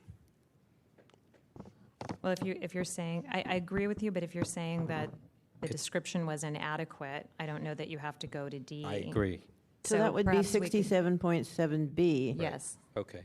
So if we follow the pattern, the same pattern and logic All right. of the previous order. Okay.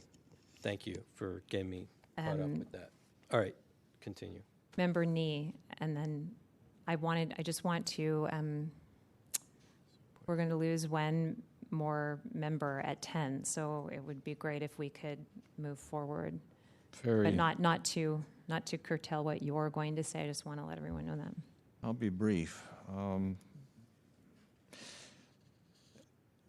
We've been discussing this for I don't know how long, but it seems to me that we already have an order of determination that came forth from our last regular meeting. And while that's all very well and good, most of our orders of determination that I have seen prescribe some sort of remedy or some sort of step to be taken going forward, and I don't. It was your idea not to do that. I don't see that here. I think it was your idea. We had decided that it could go straight to the Ethics Commission and not to a committee. And then we added the other three. So if we would send it to the Ethics Commission, there's not a remedy. Okay, I just wanted to bring that up so that we can be clear. As we move forward tonight, this gives us some sense of where we want to go with this. Because we have not, aside from calling the respondents here, in our order of determination, we did not really order any remedial steps on the respondent's part as we normally do. It's just in there.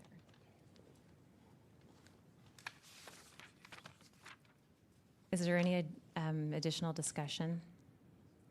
Okay. At this time, the complainant, the respondent, and then the complainant will have 3 minutes to do any rebuttal or discussion. The respondents actually go first, Pastor Gavin. The respondents go first. Not yet. Public comment does not take place at this time. Public comment will come, just not now. Well, it's been as usual, fascinating discussion here, and I want to thank you for the back and forth, and hope there are no hard feelings about some of what was said. But I wanted to just reiterate again the fundamental tenet here that I think is crucial. And looking specifically at your order of determination, the task force finds that Supervisor Marr violated the 67.7B for not providing the public with copies of the amendments to the development agreement. I've testified very clearly, and I want to reiterate my testimony that copies were provided, and as they ran out, more copies were made. For provided to the policy body in connection with the agenda item, and 67.15A and B for failing to adequately notice the substance of the relevant agenda item based on the last minute and substantive change to the item created by the introduction of the 14 pages of amendment. I simply, as an aide to a member of the Board of Supervisors, cannot accept that order of determination as anything more than something that should be dismissed and overturned by this body. Now that you have another chance to hear very specifically from 3 offices about the advice that was received from the city attorney, and if we are not in a position to follow the advice of the city attorney related to noticing in the Sunshine Ordinance, I don't know how the board is supposed to do its job. And clearly, the task force continuing the complaint and naming additional supervisors was a strong statement, and I just want to be clear that we have no other recourse but to take advice from the city attorney on these issues and then make the best judgment possible. And I hope you'll consider the testimony I read from the city attorney and my repeated insistence that the board believe that these items fell within the scope of the noticed development agreement and were just changes to the underlying development agreement. And I'd also like to respond briefly to Chair Johnson's comments about tenants' rights. Everyone who was at that hearing knew that the development agreement would be a subject of discussion, public comment, and a potential decision at least afforded out without recommendation by the supervisors. And everyone there also knew that the tenant protections, although they're only a part of the development agreement, were part of that development agreement and are subject to discussion and to potential changes by the board. The board makes amendments all the time. For the Sunshine Ordinance Task Force to make a determination that the board did not provide adequate notice here, it simply questions quite a few actions by the board in its normal course of doing business, and I don't believe that that's an accurate determination for the task force to make. So thank you very much for your time. See you later. Would either of the other respondents care to add anything? Let the record reflect that they're saying that they do not wish to add anything. And that this time the complainant will now have 3 minutes.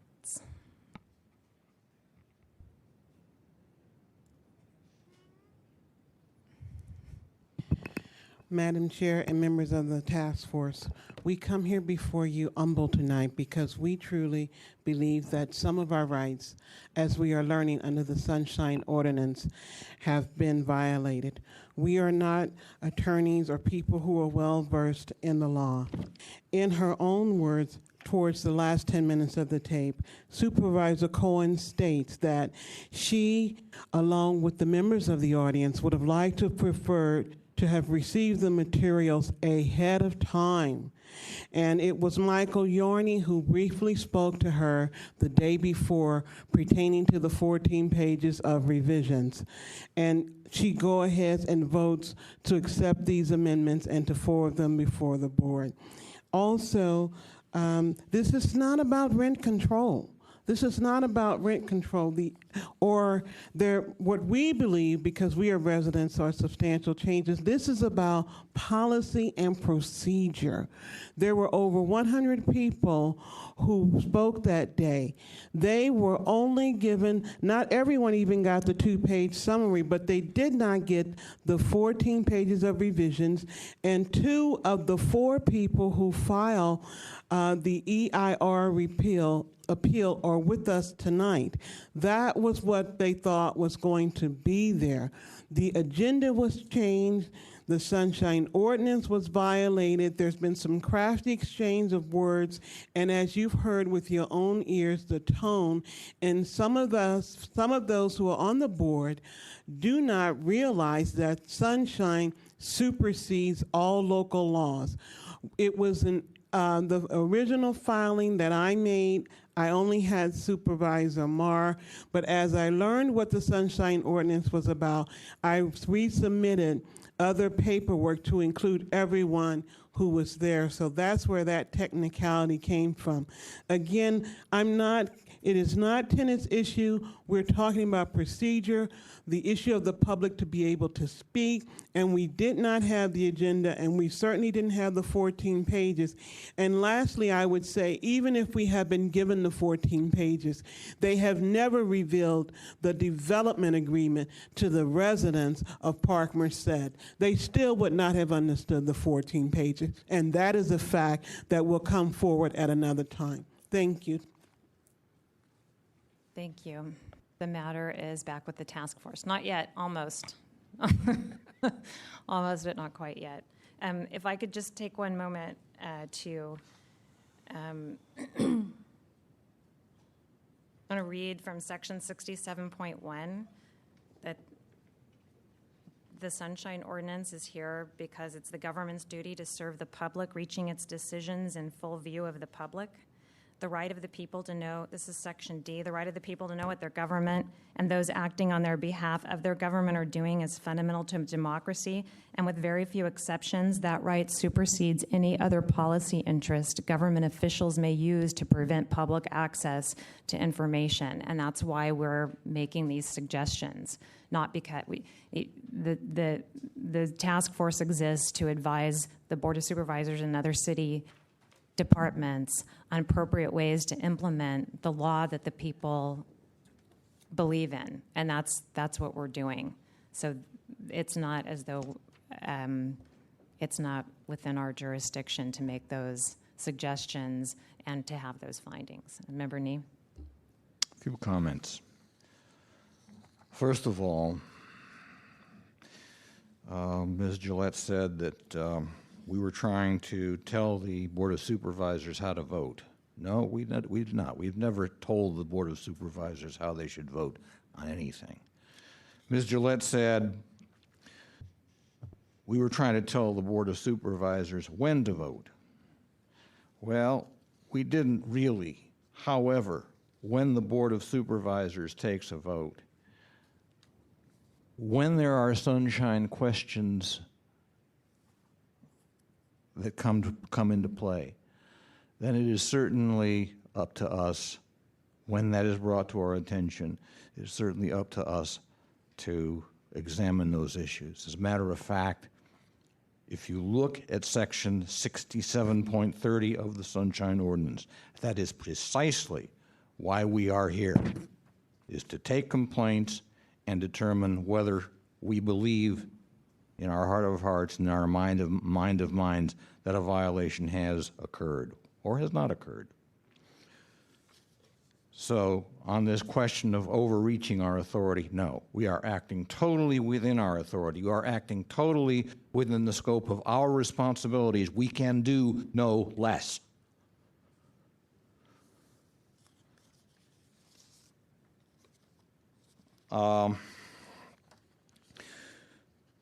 Section 67.7b states that the description of an item on an agenda shall refer to any explanatory documents that have been provided to the policy body in connection with an agenda item. From what we've heard tonight and from what possibly we heard a month ago, those 14 pages were not included, were not provided to the Land Use Committee members or to the public as that discussion was getting underway. Those pages, 14 pages, 2 pages, however many pages were handed out, they were not handed out until the discussion was already underway. To my mind, that means that the requirement for that requirement under 67.7b was not met. I think that pretty much concludes what I have to say for the moment. Vice Chair Wolf. I just wanted to bolster what both Chair Johnson and Member Nee are saying by stating that, you know, our job here primarily is really to advise the Board of Supervisors on where Sunshine is working and where it's not working in everywhere else in city government. But it's also got to include them too. They don't exist outside of the city charter or Sunshine at all. Sunshine comes from above. It didn't originate in San Francisco. It started with the California Public Records Act and the Brown Act, and it was given the opportunity to be either expanded or contracted in order to increase sunshine to the public because it's in the public's interest. So when we hear a case about the a supervisor or any supervisors or the supervisors acting in their procedures, in their jobs, that there is a violation, then we've got to check that out. Whether or not legal counsel has given them advice, it may be correct advice, it may not be correct advice. We have our own city attorney that's sitting here that is also giving us counsel, and we're basing our decisions based upon his memorandum that he's coming from the same office, though there is a very strict firewall. So, we don't act, this is not a witch hunt, okay? This is not about trying to find violations and trying to track down violations. That's not our job. Our job is to take complaints and to determine if a violation has been made or not. And that's what we're here to discuss today. So I'm looking at the order of determination. I understand the increase in respondents because there were other supervisors that were part and party to that procedure that implicitly caused the alleged violation to be caused. So I don't see that there be a problem with that. It's not the first time that the Sunshine Task Force has added other respondents when appropriate, especially in the case when a respondent sends a representative and the representative doesn't have enough information and is not really the responsible party for the information. It's really a department head or a chair of a commission or the mayor or whoever it may be, a department head. So it's not unusual for us to add or change who the respondents are to the appropriate party that has the responsibility, but we also always give them an opportunity to speak and to defend themselves. That's we always invite them to come and present. I think the suggestions around 6715A and B, from all the evidence that's presented us here with all the testimony, I think it's correct to show that I cannot see that the amendments that were created, how they could be part of what was described in the agenda. I don't know where I could place it in looking at it, and the fact that anything that gets added during a meeting for the purposes of delivering the records, the substantial documents that are attached to it is, I'm concerned about the timing of how those got delivered. So I'm going to stop there and give other members a chance to speak. Member Nate. One brief additional comment on the question of attorneys. Besides having our own a deputy city attorney signed to us, and by the way, we respect him he works very hard on our behalf, and we respect him a great deal. But there have been times when we have disagreed with him. There is a deputy city attorney who is constantly giving out bad advice when it comes to certain aspects of electronic records. And the task force has frequently butted heads with him, and we continue to do so.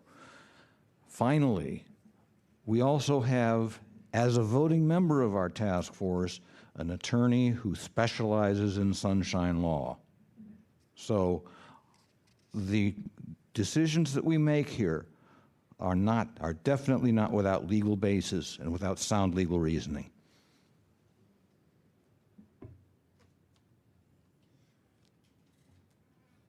Member Washburn? I think the most eloquent case for what we're doing here tonight was put forward by all the members, all the complainants who came before us and read sections of the ordinance. And, they set forward the law. They gave evidence of their own experience. And I've heard nothing tonight to change the way I was viewing this case last month and when I voted in support of the order of determination that we have before us. So I'd like to move that Board President David Chu and committee members. Can you speak into the microphone? I'm sorry. Okay. I'd like to make a motion finding Board President David Chu and Land Use Committee members Supervisor Scott Weiner and Supervisor Malia Cohen in violation of Sunshine Ordinance Section 67.7B for not providing the public with copies of the amendments, and also Section 67.15A and B for failing to adequately notice the substance of the relevant agenda item.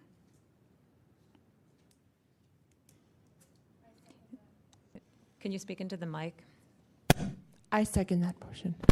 Okay. If I could just, point of order, sort of, and maybe a friendly amendment. The order of determination, I guess that would be to find them in violation and add them to the order. Is that? Oh. Yeah, add them to this order because it's under, we just added them to the same complaint. We added the new respondents to the same complaint. It's on a new complaint. Right, it doesn't have a new number, correct? That makes sense, yeah. So is the complaint the same? You said it's the same number? Yes, we added the respondents to this. I see. To this complaint. So in essence, what we'd be moving to do would be to amend this order of determination to include the... We'd have to find the violation and add on to it that they would be then amending the order of determination to include those violations. Yeah, I mean, I don't know of any reason that that's not procedurally acceptable, but I haven't been on the task force as long as some other members, so. We could certainly create two orders of determination, but I think that would be very confusing because it's under that we found Supervisor Marr in violation so that we didn't have to rehear it. They didn't have to reappear. And DCA 3 had advised us that we could do that and then add these respondents and hear them later, and we could refer it directly to the Ethics Commission if that's what we wanted to do. And that was part of the reasoning why it was handled this way. Member Nee? The motion, well, I certainly agree with it, but, I think there's, in my mind, there is a so what element here. Say that again? I said, in my mind, there is a so what element here. We're going to find violation, but what are we going to do going forward? Are we going to, in fact, refer this to the Ethics Commission or to the district attorney? Yeah. I mean, you could make that as an amendment if you wanted, a friendly amendment to the motion. Is that the intent? Is that the intent of the maker and the seconder of the motion? That would be acceptable to me, yes. That would definitely be acceptable also. Okay. So the amendment then is to refer this matter to the Ethics Commission and to the district attorney. Is that correct? I believe when we originally discussed it at the first hearing, it was to refer it to the Ethics Commission. I don't think we discussed referring it to the district attorney. Well, I'm just saying let me that just ask. We can just ask then if the seconder and the maker of the motion accept friendly amendment to refer to the Ethics Commission. That's acceptable to me, yes. That's also acceptable to me.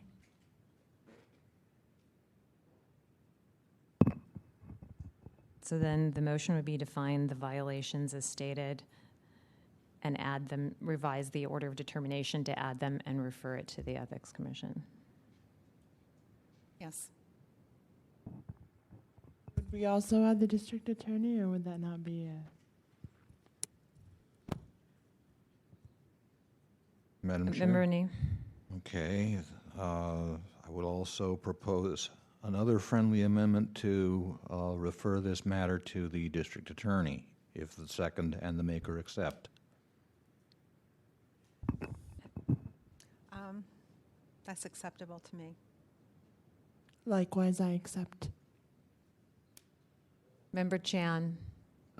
Just another question. Why the district attorney? I just want to know why. I had this discussion earlier, and We had discussion when you were out. The district attorney doesn't specifically, because they handle criminal cases, doesn't. I know that, but Okay. you know, it means that we have to refer almost everybody to district attorney. No, it doesn't necessarily. The question is. I mean, I just want to understand why the district attorney. In this instance, the incident. district attorney to me seems a little bit maybe. I don't know if that's inappropriate. The DA can't. You can't undo what was done. I mean, I'm sure. I guess they could make some recommendation that I'm not necessarily aware of. So it's up to you as the maker of the motion. I'm not completely opposed to it. Well, there is not. Okay. There is. I don't think there is, criminal activity in question here, but I think the violations are sufficiently willful. The violations are sufficiently willful to bring in that additional legal input. Particularly if we go forward with this, and the complainants decide to become plaintiffs in a court case, what we do here, the decisions we make here, the opinions we adopt here, could be used by those plaintiffs to make their case before a court of law. So the maker and the second accepted the Ethics Commission and the DA. Did you get that, Mr. Rustum? Okay. Is there additional discussion on the task force on the motion? So it's Ethics Commission and the DA. Madam Chair. I'm sorry, Member Washburn. I also want to say that the respondents are members of the Board of Supervisors, and so we're talking about, one of the major bodies in the city. So that, and I think the violations are significantly serious enough. I understand that the supervisors were following the advice of the city attorney. We've talked about that, but nonetheless, this is a very serious violation, in my opinion, by the major legislative body in the city. So I think that raises the So do you the add importance of what we do. Right. Do you add willful violation? Or I'm sorry, willful failure? You're not going to get a chance to speak again. I'm sorry. Well, we're finding a violation, and when we send it to ethics, it'll be for a willful failure. We've gone through this earlier tonight, distinction between willful violation and willful failure. So It'll be official misconduct, Right. not the willful violation. right. It's important for the Ethics Commission that we make that distinction. Is there additional discussion on the task force? I called to question. We can't. We have to have public comment on the motion. Just kidding. We public comment. You call public comment? You got it. Is there public comment on the motion? Here you go. Hi, guys. My name is Bernie Shoden. I'm with San Francisco Tomorrow, and I am a litigant with regard to this case. Microphone, please. Pull your microphone. I'll try it again. Bernie Shoden. I represent San Francisco Tomorrow, who are litigants on this issue. I wish to, in effect, thank you for your endurance and friendship comments and good sunshine. The issue that I wanted to raise is one. The city attorney is probably an implied conflict with regard to purposes of your activities. He is a participant in the concocting of the development agreement. He represents the city both regard their election and regard advice on law. he has only in substance indicated that he prefers an independent advice, which he does not. There is no outside authority, which we have asked for, which was possible under the city's charter, for outside advice beyond that. Only the district attorney probably is your only answer. We've suggested performance bonds, an insurance agency, to oversee what is basically a self-policing development agreement. They decide whether it is feasible with regard mitigation in EIRs. That's your issue in terms of due process. Is there an objective, in effect, adjudicant regarding due process? And the city attorney is not one. Thank you. Thank you. Is there additional public comment on the motion? Members of the Sunshine Ordinance Task Force, Ray Hartz, Director, San Francisco Open Government. Supervisor Chu is my representative in the Board of Supervisors, and unfortunately the representation he had tonight was rather disappointing from my perspective, especially making a comment, quote, normal course of doing business, unquote. Basically just saying, well, this is the way we've always done it, therefore it must be right. And obviously it isn't. Basically, he said he handed out a bunch of documents, which the complainants, many of them said, I didn't get either. Some of them said, I got a 2-page summary, but didn't get the 14 pages. And by his own admission, after the land use meeting, he was still handing out the 2-page summaries and the 14-page amendments before the full board meeting. But what he does is miss the point. The point is having those in your hands so that you can make meaningful public comment to the Board of Supervisors. And the last chance that the members of the public had to do that was at the Land Use Committee. So handing out those amendments after the Land Use Committee had already voted, knowing full well that they were going to go to the full board and the public were not going to be offered any opportunity to say anything about it, is really disingenuous at best and dishonest at worst. Basically, the idea is that if we are to be involved in government, we have to have an idea of what it is they're talking about. And if they do it in a way that we don't really understand what is being discussed, we can't make intelligent comments. And I think, unfortunately, I come to the conclusion that sometimes these things are done that way for exactly that purpose. If we keep some of this hidden from you, there's no way you can charge us or attack us on it. And so what we'll do is we'll hold these things to the very last minute, and when you have no idea what it is and when it's coming, we'll plop it on you, and then we'll proceed to continue with our action without regard. Now, I have watched those hearings also, and the questions were raised by all the members. Is this a sunshine issue? Is this a sunshine issue? Is this a sunshine issue? And what's the old expression? Discretion is the better part of valor. If they had been really openly and honest about this and wanted the input from the public, they would have said, you know, most of us have some question whether this is a thing, and whether or not the city attorney says this, that, or the other thing, let's just err on the side of caution. Let's continue it for a week. There's really no rush, and there's been no evidence presented that there was a rush on this, except to get it to the board meeting that same afternoon. It was their rush. And what they did was they punished the public to meet their own needs.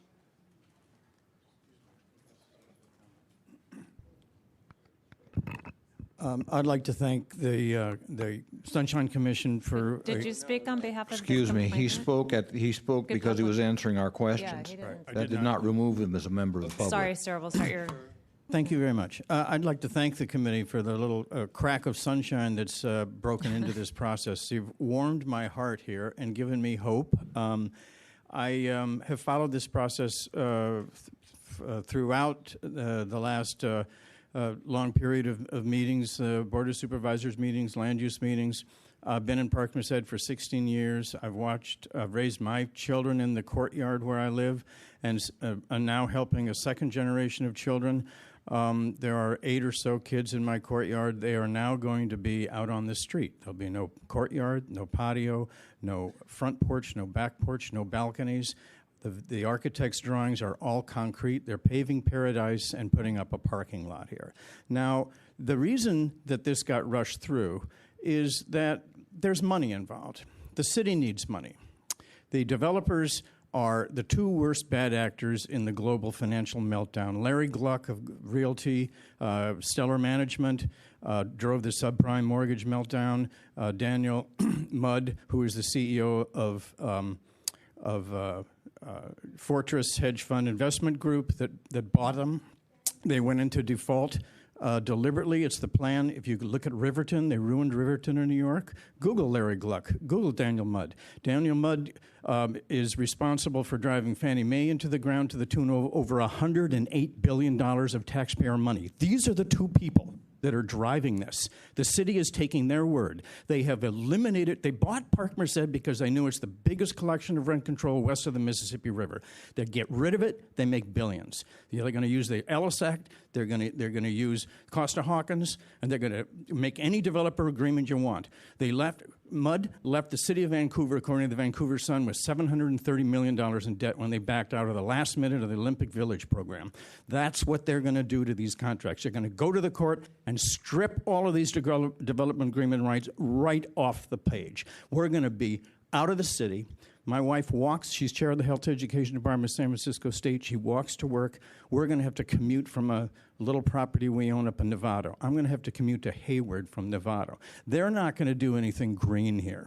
They're going to leave the same number of cars. And the reason they rushed this through, that there's so much money involved, they wanted to cram it right through. And we showed them that they couldn't guarantee rent control. Dennis Herrera came out to meet with 12 of us at Park Merced, and he admitted to me when I asked him point blank, you can't guarantee that rent control will be kept. So what they had to do was meet behind closed doors and then run this thing real quick. We delayed them long enough by showing that you really can't guarantee it. It can't. Costa-Hawkins supersedes any developer contract. So what they had to do was to run this thing through, delay it to the last minute, cram a bunch of amendments in that look like they'll survive, but they won't survive the courts, and then we're out of lunch. Thank you very much. Thank you. Is there additional public comment on the motion? Sorry, that's Am not I able the to respectfully request public comment on the motion directly? No. Not on the motion? No. Okay, thanks. Just thought I'd, Wait, you know, the thought I'd make a point the about audience, Mr. Pitts, please be respectful. The audience needs to be quiet so that we can continue as gets to the vote. All right. I think my part of the thing is they were talking about like excluding some of the legal O's and the boilerplates. Those parts are very important. I mean, when I ask for contracts, I think the last one or two that I've asked specifically for the boilerplates and all the parts of the contract several times when I've speaking for people. And these phantom 14 pages. I mean, he's telling us that he's made dozens and dozens of a 14-page document in a city meeting. It would be hard for me to do. I just, even if it's a double-sided document, it's 7 pages. So he's made a 7-page document and made sure that everybody got all the right parts in the middle of a public meeting. All right. And they made some comment about questioning the board of supervisors daily. I think we need to question them much more often, much more daily. You've seen my case. They took my paperwork and they threw it in the trash, made some backroom deal, and now the communities that they're supposed to be serving have been negated. And it's just more of the same. We need to challenge our government every step of the way. It's just been very proven and documented that we cannot trust our government. Thank you. Is there additional public comment on the motion? Peter Warfield, Executive Director, Library Users Association. I'm not a party to this, but I have heard with great interest what has gone on, and would like to thank this body for the direction that you seem to be taking and to support it, as well as to thank the complainant and the supporters for bringing this as well. It's a sad commentary, I think, that during your testimony, Mr. True, representing David Chu, president of the board, referenced a response that the city attorney had given that, quote, the agenda item is very broad. And I'm sorry, but a very broad agenda item just doesn't cut it. The fact that you're going to do something about something related to Park Merced, as you well know, 67.7B certainly seems applicable.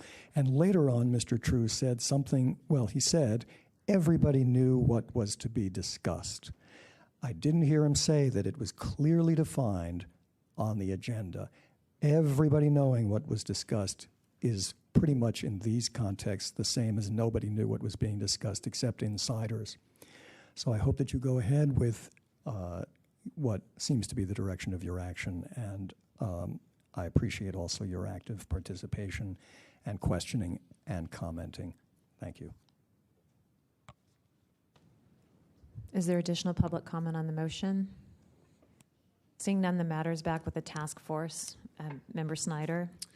So on further reflection, I think it would actually be much more appropriate to do this as a separate order of determination, because the procedural history of this case is slightly different. The facts are slightly different.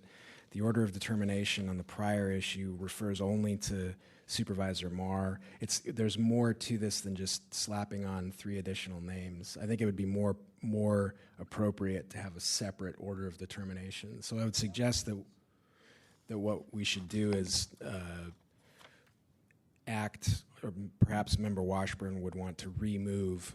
She moved earlier for violations which I think everybody was in agreement with, and that generally mirror the prior order of determination, but just amending the existing order to add 3 names doesn't really work, because, for example, the hearing on the complaint is obviously on a different day. Different things happened. I think we need as opposed to amending those the text of the order? There's so much that would need to change that it really is a separate order of determination. So they would have two for the same. We would have order. We would have this order of determination, which we've already issued against Supervisor Marr, and we would just issue a new order of determination for this hearing today. It's finding the same violations. Yeah, I think the motion that Member Washburn made initially. Okay, so your friendly amendment is, or would you like to introduce a substitute amendment, or just a friendly amendment to? Yeah, I think it's not even an amendment. I would just, I guess I would amend the order, the motion, so that it reverts to the motion as Member Washburn initially proposed it, which was to find a violation against Supervisors Chu, Weiner, and Cohen for violations of 67.7B.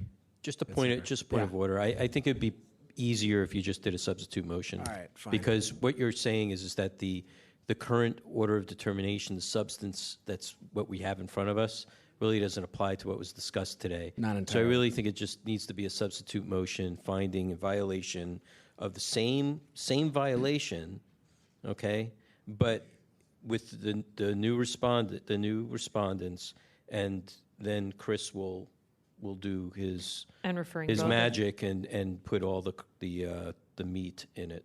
And referring both of them to, can you do that and refer both of them to the Ethics Commission? No. Member Nee? Well, you can refer both to the Ethics Commission, certainly, but a substitute motion requires a second. A substitute, right. So you want to do the substitute motion? Right. I'll do the substitute motion, which will be to find Board President David Chu and Land Use Committee member Supervisor Okay, so just a point of Weiner parliamentary procedure. If the maker is going to do that of the original motion, just rescind your motion and just start all over again. Okay. And we don't have to go through public comment because we already got it. We're just dealing with a procedural matter. Second must rescind before the maker does. That's acceptable to me. I Okay. rescind. So the second's rescinded. Go forward. And the first is rescinding. Okay. So the new motion is to find Board President David Chu, Land Use Committee members Supervisor Scott Weiner and Supervisor Malia Cohen in violation of Sunshine Ordinance Section 67.7B, 67.15A and B, and to refer this matter to the Ethics Commission and the district attorneys. But then there's the matter of what to do about our order of determination. Both orders, refer both, the whole matter, both orders. to Okay, yeah, and refer the whole matter, including the order of determination issued on August 23rd, 2011, to ethics and district attorney. Is there a second? I second. And Member Nee, did you have a comment? Or okay. So the substance of the motion hasn't changed. What we're doing, and for the complainant to understand, is we're just going to issue 2 orders of determination. The one that is with Eric Marr, and then we're going to put the other respondents on a second order of determination. Do we need public comment on the? You can have it if you want. Might as well ask for Is it. there, if I'm reluctant not to have public comment on the motion, although the substance has not changed. We're just having 2 orders of determination. Okay, so so seeing no public comment is closed. Mr. Rustin, will you please call the roll? On the motion, Member Snyder? Yes. Snyder, aye. Member Nee? Aye. Nee, aye. Member Gordon? Aye. Gordon, aye. Member Manny? Aye. Manny, aye. Member Washburn? Aye. Washburn, aye. Member Wolf? Yes. Wolf, aye. Member Chan? Aye. Chan, aye. Member Johnson? Yes. Johnson, aye. Madam Chair, there are 8 ayes. The motion passes. Thank you. Just for members of the public, I just want to say, and I should have said this probably before they made the motion, but it doesn't matter. You know, we don't have the gauntlet of the court. We have a ball-peen hammer. And so, you know, while this may seem like a win here, it may not really go anywhere or do anything. But if you do plan on taking it to court, they're going to ask, did you apply the local process? And you can say yes, and then all that evidence comes in, and so you've had at least a little bit of help to go forward. So that's the best that we can do.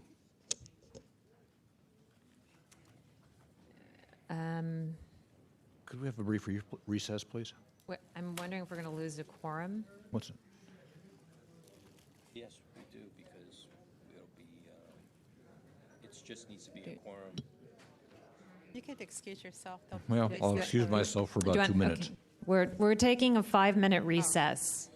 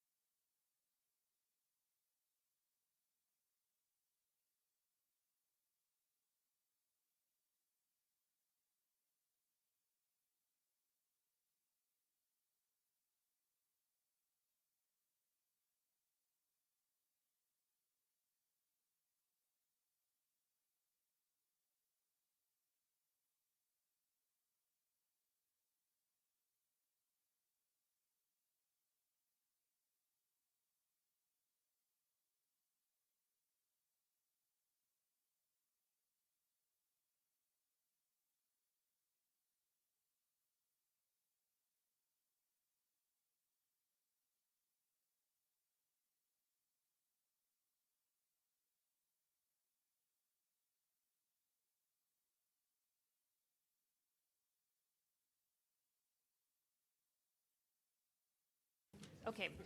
We're going to call the meeting back to order. Sorry, Chris, I didn't realize you were.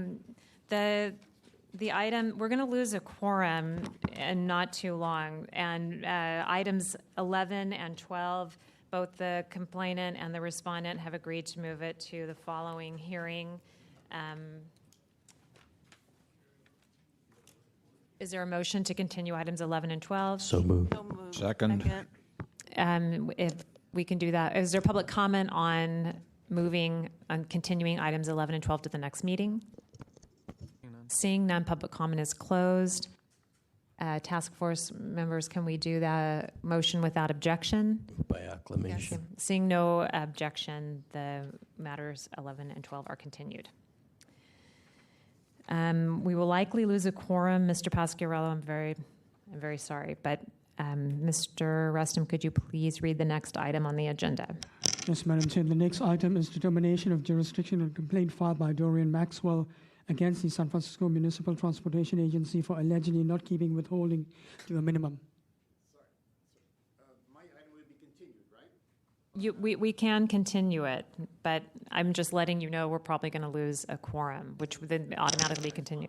Yes. Yeah. If we continue it, can we put him on first? Yes. No, because I've already promised the first spot to somebody else. But that doesn't mean that we can't try to move it along closer to that. But I just want to make sure near the beginning of the thing. Okay, so the complainant and then the respondent will then have 5 minutes to present their case. Are we going for the order of determination right now? Or are we going Jurisdiction. Oh, I'm sorry. Yeah, Jurisdiction? we have to do jurisdiction. I apologize. We didn't we find jurisdiction last time? No, we didn't. Okay, so I think we continued it. we did continue it. So if you would just hold on 1 minute with your comments. Is there a motion to find jurisdiction? So moved. Second. Is there public comment on the jurisdiction? Seeing none, public comment is closed. Colleagues, if we could take the motion without objection to find jurisdiction. Seeing no objection, the motion to find jurisdiction is adopted. And now you will have 5 minutes. I'm sorry, we have to have Mr. Rustum read the item. Item number 10 is hearing on complaint filed by Dorian Maxwell against the San Francisco Municipal Transportation Agency for allegedly not keeping withholding to a minimum.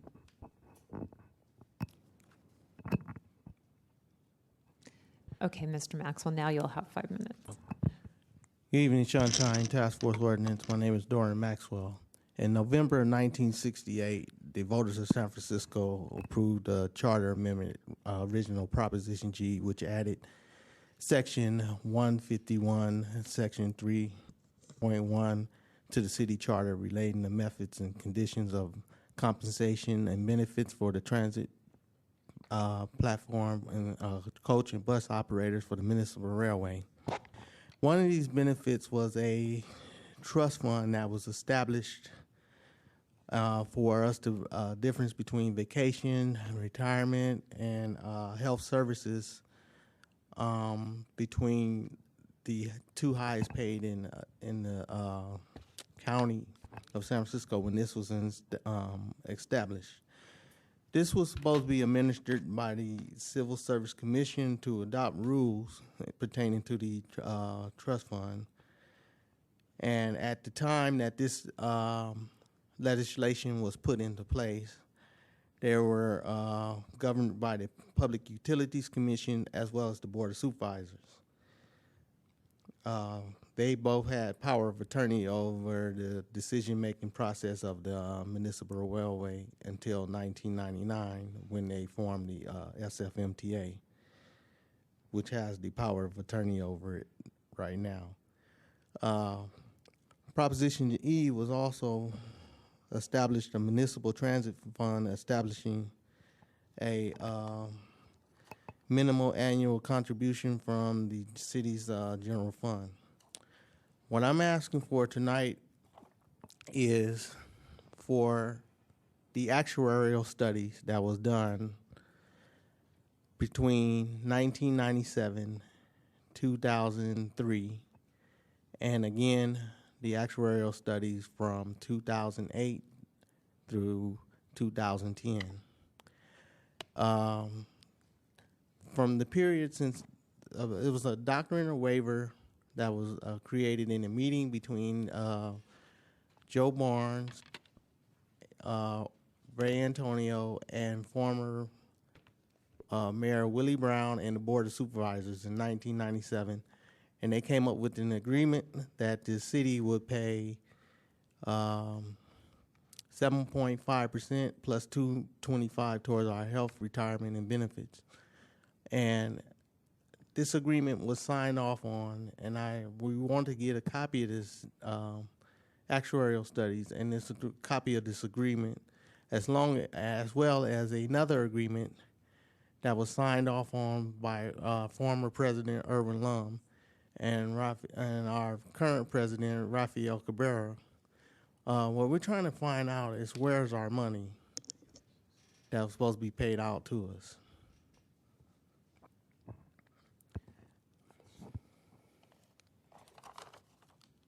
These actuarial studies are supposed to be done by the SFMTA, the board, prior to 1997. The city, Board of Supervisors, and the PUC in our local union, Transport Workers Local 250A. And then it's supposed to be brought forth to the Board of Supervisors no later than August 25th of that fiscal year, of the rolling fiscal year, for ratification and approval. Prior to 1997, there were some legislation changes because at one time there was an agreement that we would get the trust fund on a quarterly basis instead of an annual basis. So they did make changes, and I asked for any and all documentation, legislation changes, as well as new rules.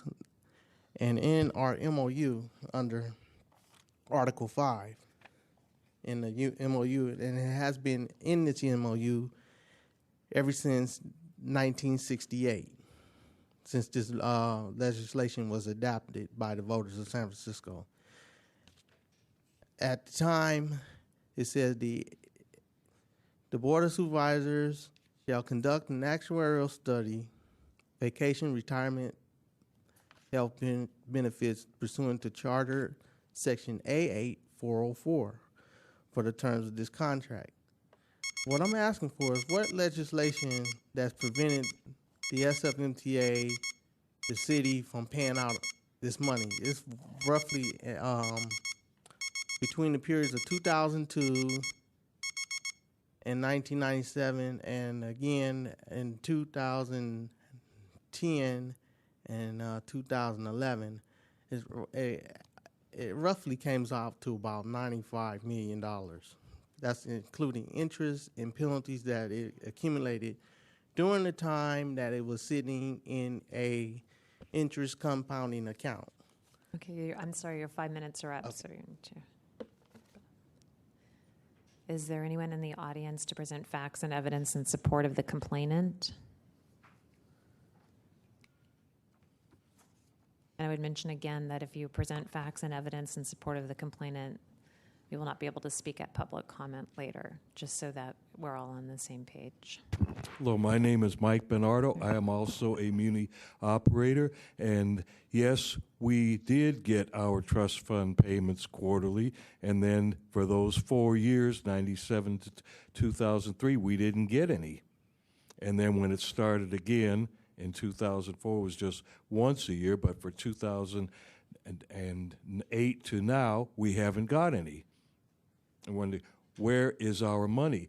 No one else can take a trust fund. That is a felony. And since it's over $25,000, that is grand theft, which is also a felony. Thank you.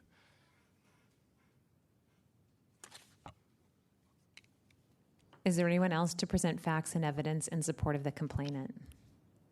Seeing none, is the respondent present?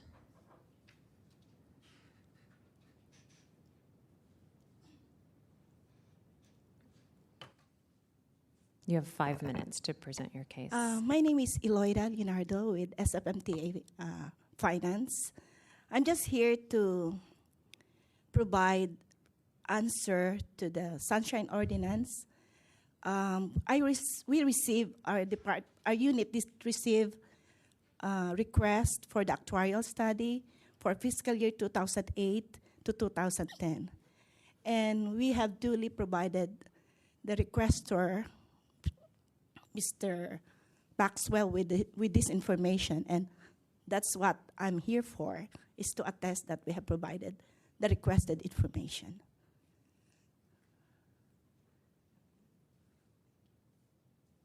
Is there anyone present to present facts and evidence in support of the respondent? Seeing none, the matter is with the task force. Member Wolf. Mr. Maxwell, and can you please stay in the front? So, appreciate it. Have you received these documents? I only received partial documents, and then Mr. Helms, at the last meeting, he asked for a continuance because he needed to. He said that he had in his possession some more documents that I requested, and so I agreed to the continuance.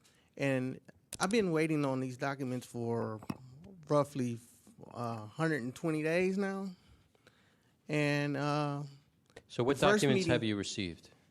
The only ones that I received was the actuarial studies from 2008, 2009, and 2010. And that's the only information that I got. But it's other legislation. I asked for any and all documents, legislation changes, and all that. That's what's in the original request. They only provided for. What makes you think that there were? You're talking about policy changes, right? Yeah, the legislation would have to come before the Board of Supervisors, and that would. Yeah, the voters. 2007, it was the voters approved for some legislation changes, and again in 2010, the voters approved some legislation. Right, so that's changes. already public information. Yeah, that's public information. Right. So what else are you seeking? What I'm seeking is the actuarial studies that was done between the periods of 1997 and 2003. Also, I am looking for documents that was an agreement that was signed off on by our union president and the SFMTA. And again, the Board of Supervisors and the Transport Workers Union, that agreement that was in 1997. Have you provided us with the information that you've already gotten? Only thing that I have gotten was I submitted a lawsuit, a copy of the lawsuit that was filed by our union. Also, I found out that there was another lawsuit that was filed in pertaining to the trust fund in 2002, which I have. So I can submit that information too if you need me to submit that to you. So it's a lot, and this was communications between Mr. What's his name? Mike Helms, Mr. Helms. He stood before you the last time we were here and said that he had additional documents that he wanted me to have, and then I was to come meet with him, and that meeting never took place.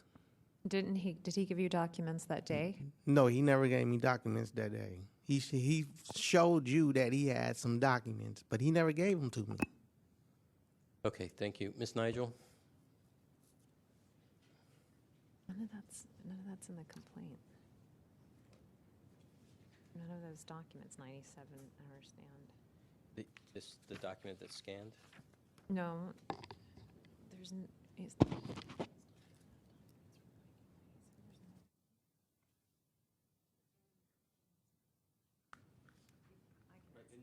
what he's saying is that the original agreement was made then. That's not what he's looking for. He's looking only for information through the years 2008 through 2010.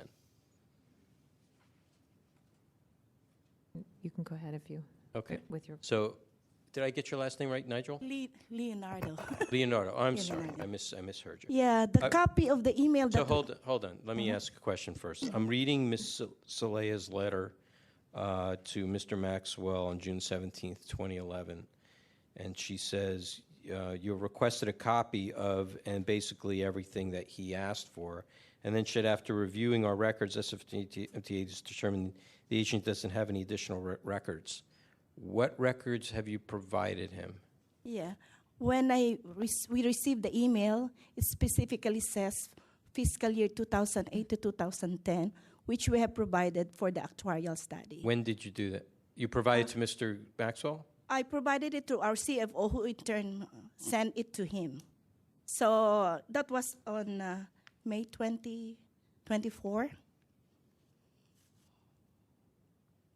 Okay, and that was what exactly? For the 3 fiscal years actuarial study. They were actuarial studies. Yeah, and because that was the original email request from the requester. Okay, just stand aside for a second. Mr. Maxwell, did you receive these documents? You did receive them? Yeah, I received partial, but that's not all that I asked for. What do you mean by partial? That's not all that I asked for. So, but did you receive these documents? Yeah, I received those. Okay, good. But What else are you seeking? All legislation changes, contractual agreements between the contractual changes. I have it here. Okay, Ms. Leonardo. So he's asking for any and all documents, actuarial studies, payout information, and legislation changes, but not limited to regarding the trust fund. Okay, do you have any other information to provide him? The only information I gave was the actuarial because that's the only one I have. Is that the only one that you have? That I have, and I referred it back to our CFO Okay. for any legislation because I would not know. You wouldn't anything. have that, right? Yes. Would you have any payout any information on payouts to directly to the employees? I think that was also. I'm not sure because when I gave back that, excuse me, the response to our CFO, I also said a question about what is that payout all about. So the rest, I assume that was taken care of by. From his testimony, he's looking to find out that there were certain periods of time where money wasn't paid out, and he wants an accounting of the years that there was payout, years that there weren't payouts. That's what he's asking for. Would you not have that in the finance department?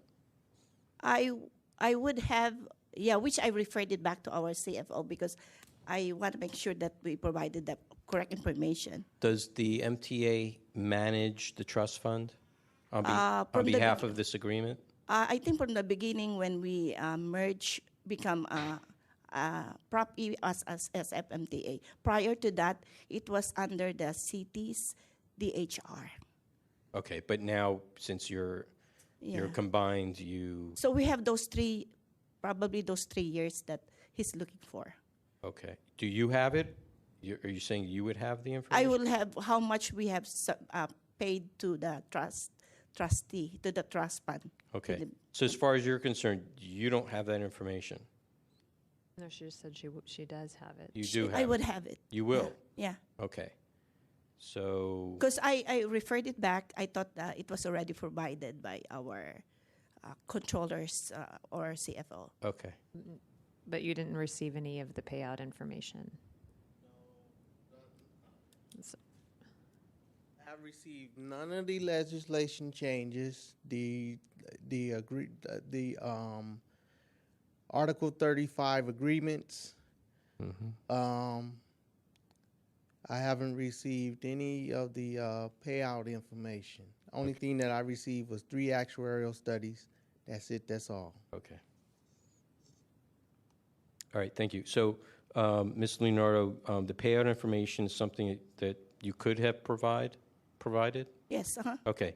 Legislation changes? No. I will not have Okay. that information. The information regarding to Articles 5 and 35, do you know what that is? I don't even know what It's not that's part in your- anything about legal. I would not have. the Okay, so information. memorandum of understanding, yes, in your department or no? It will be our HR. It would be under HR. Okay. All right. So, all right. Thank you very much. You may have a seat. Anybody else? Nope. Okay. I see no additional discussion, so at this time, the respondent and then the complainant will each have 3 minutes to present any rebutting remarks. Yeah. Does the respondent have any rebutting remarks? No? Okay, so let the record reflect that the respondent indicated that she does not have any responding remarks. And does the complainant have any responding remarks?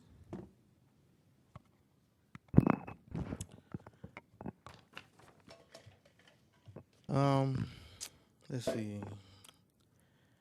They submitted partial documents, and the documents that we needed wasn't provided. We have reason to believe that it's some extortion going on with our funding. We have reason to believe that it's some extortion going on, that our money is tied up in that central subway. And we want some answers to where did our money go. We want something in writing from the MTA letting us know what happened to our payout. What happened to it? Was it an agreement signed off on by the SFMTA and Transport Workers Union? Or was it they just flat out just took our money and not give it to us? We want to know the answers.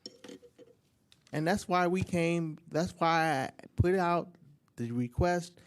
They gave me partial, they ignored the meat of the complaint, but they gave me the bread. I think that this matter needs to be referred to the civil grand jury for investigation, and they be referred to the ethics commission for they're covering up for someone. That's why they're not giving me the documents, because they're covering up for either former Mayor Willie Brown, former Mayor Gavin Newsom. They're covering up for someone. All we want to know is why isn't it that we're getting our money, not getting our money? Either the union is not answering our question, so we have no other recourse but to come to the SFMTA for answers. Either because we need to know, where do we go to file our lawsuit? Do we file it against the SFMTA or do we file it against 258? We need these documents pertinent to what we're trying to accomplish. And they're the roadblock. They're putting a roadblock into finding out the answers that we need so we know what avenue to go down. We need to get some closures to this matter, and we need to get some true and honest answers. That's why I came before you today, because we have reason to believe that it's some foul play going on with our trust fund.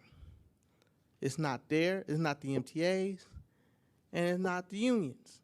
It belongs to the operators. So we're just trying to get some closure to where our money is, some answers. Thank you.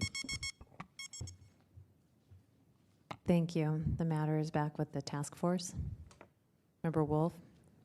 So for me, one of the major issues here is 6721E. I think that the representative that was sent from the MTA doesn't have sufficient information to provide for all the issues that are pertaining to this case. Obviously, the information that was provided to Mr. Maxwell was appropriately provided to him by this particular respondent that is here tonight, but for all the other items, they're not even in her purview. So, you know, I just think that the wrong, that either not enough custodians showed up or the wrong custodian showed up that should have been handling this this case.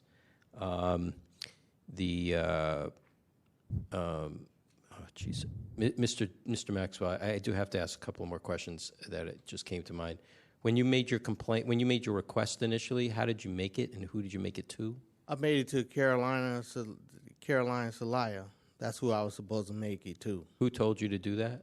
That's from past practice. That's who I was told to submit my complaint to. And as you know, this has been going on and been continued on for several months. I hear you. I got that with regards to this particular person. Okay. Ms. Leonardo, who sent you here today? You need to come up and speak into the microphone. It was sent by our CFO. Who is? Sonali Bose. Say the name again. Sonali Bose. B-O-S-E.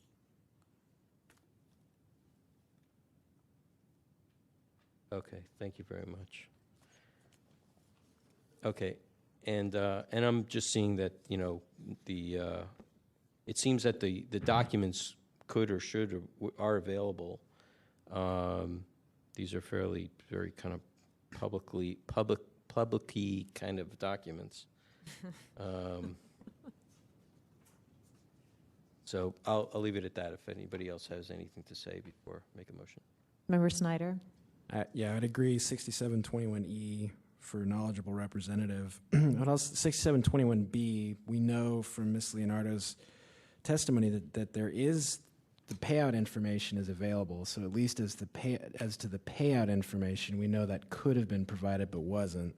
So 6721B for failure to provide that information.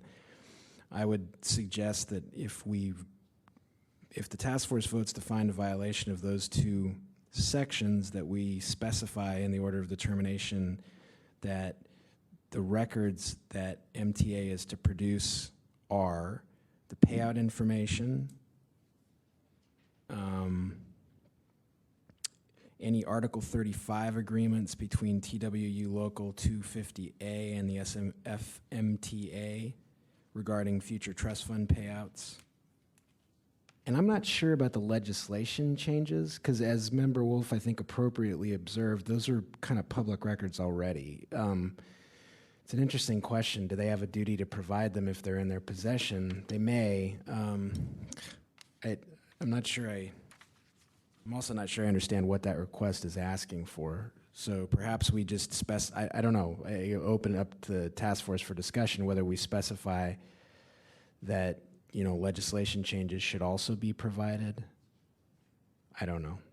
But I think it's useful to specify what we want them to provide, because one of the things I've noticed is that an order determination says, please produce the records. And then we get the response we almost invariably get, if we get any, at the Compliance and Amendments Committee is, well, I didn't know what you meant. The legislation, I think, would really apply to any like policies that the MTA may have made as a decision that could affect these. Like, for the concern here is there are periods of time where there was no contributions made. And so it's like, where did that money go to? But if the MTA said, well, under the memorandum of understanding, we don't have to do it if we pass some sort of something, some agreement or some policy, then I think that's what, you know, he's looking for to determine whether the payments stop because of some decision that the MTA made. Now, that's public information. You can certainly go search for it, but it's also could be part of the burden of the proof to the MTA to provide citation of how and why those actions were taken. We, you know, generally try to get respondents to cite why, you know, if they're going to redact something, then give us the paragraph and verses to why you think it should be redacted, you know, so that way we, you know, there's something to go on.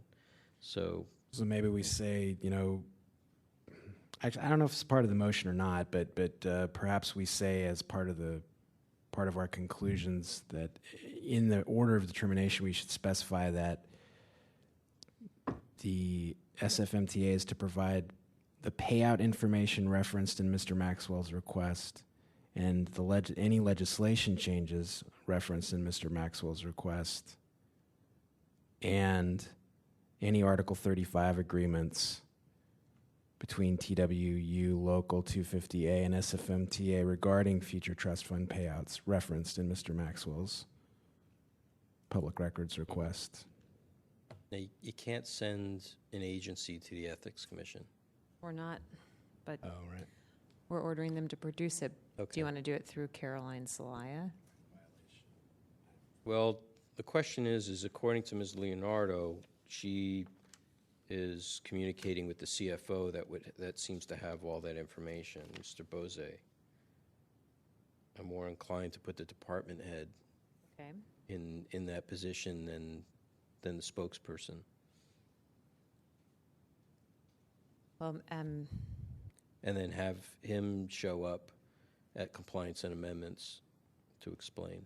so were you making a motion just then, or were you just I hadn't discussing? yet. Okay. I Trying wanted to make sure that formulate I'm a trying to make motion. sure that I didn't miss that. Yeah. Member Washburn. Oh, I was wondering about also including Caroline Celaya and the CFO. Well, that's why I was saying Bonali Bose is the CFO. Right, but So- also Caroline Celaya, since she was the The initial contact? right. She should have helped Mr. Maxwell. Okay. Point him in the right direction. Okay. We don't have So to is talk there- about ethics yet. We're Right. not there yet. Right. Okay. Is there a motion? So, wait a second. Do we want that's 6721? Spelling for the CFO. Yes, I do. It's Bonali. Sonali. I'm sorry. Sonali. It's a woman? Sonali Boney? Oh, okay. I thought she said it was a Sonali, he. that's always at the meeting. Okay. And then Bose, B-O-S-E. Did you want to state it with the specifics, or Sure. So I'll try it. I move to find Caroline Celaya and Sonali Bose in violation of 6721E for failure to send a knowledgeable representative and 6721B for failure to produce the documents requested. And as part of the order of determination, the task force should specify that that the agency is to produce. Sorry for these pauses. Brain is collapsing. The 1, payout information. 2, any legislation changes regarding trust fund contributions, and 3, any Article 35 agreements between TWU Local 250A and the SFMTA regarding any future trust fund payouts, comma, as referenced in Mr. Maxwell's public records request. is there a second? I'll second it, but I'd like to add 6721C for failing to assist. Ms. Celaya didn't really assist Mr. Maxwell in getting all the documents or pointing him in the direction where he should be able to get them. The maker accepts. Okay. Is there any additional discussion on the motion? Is there any public comment on the motion?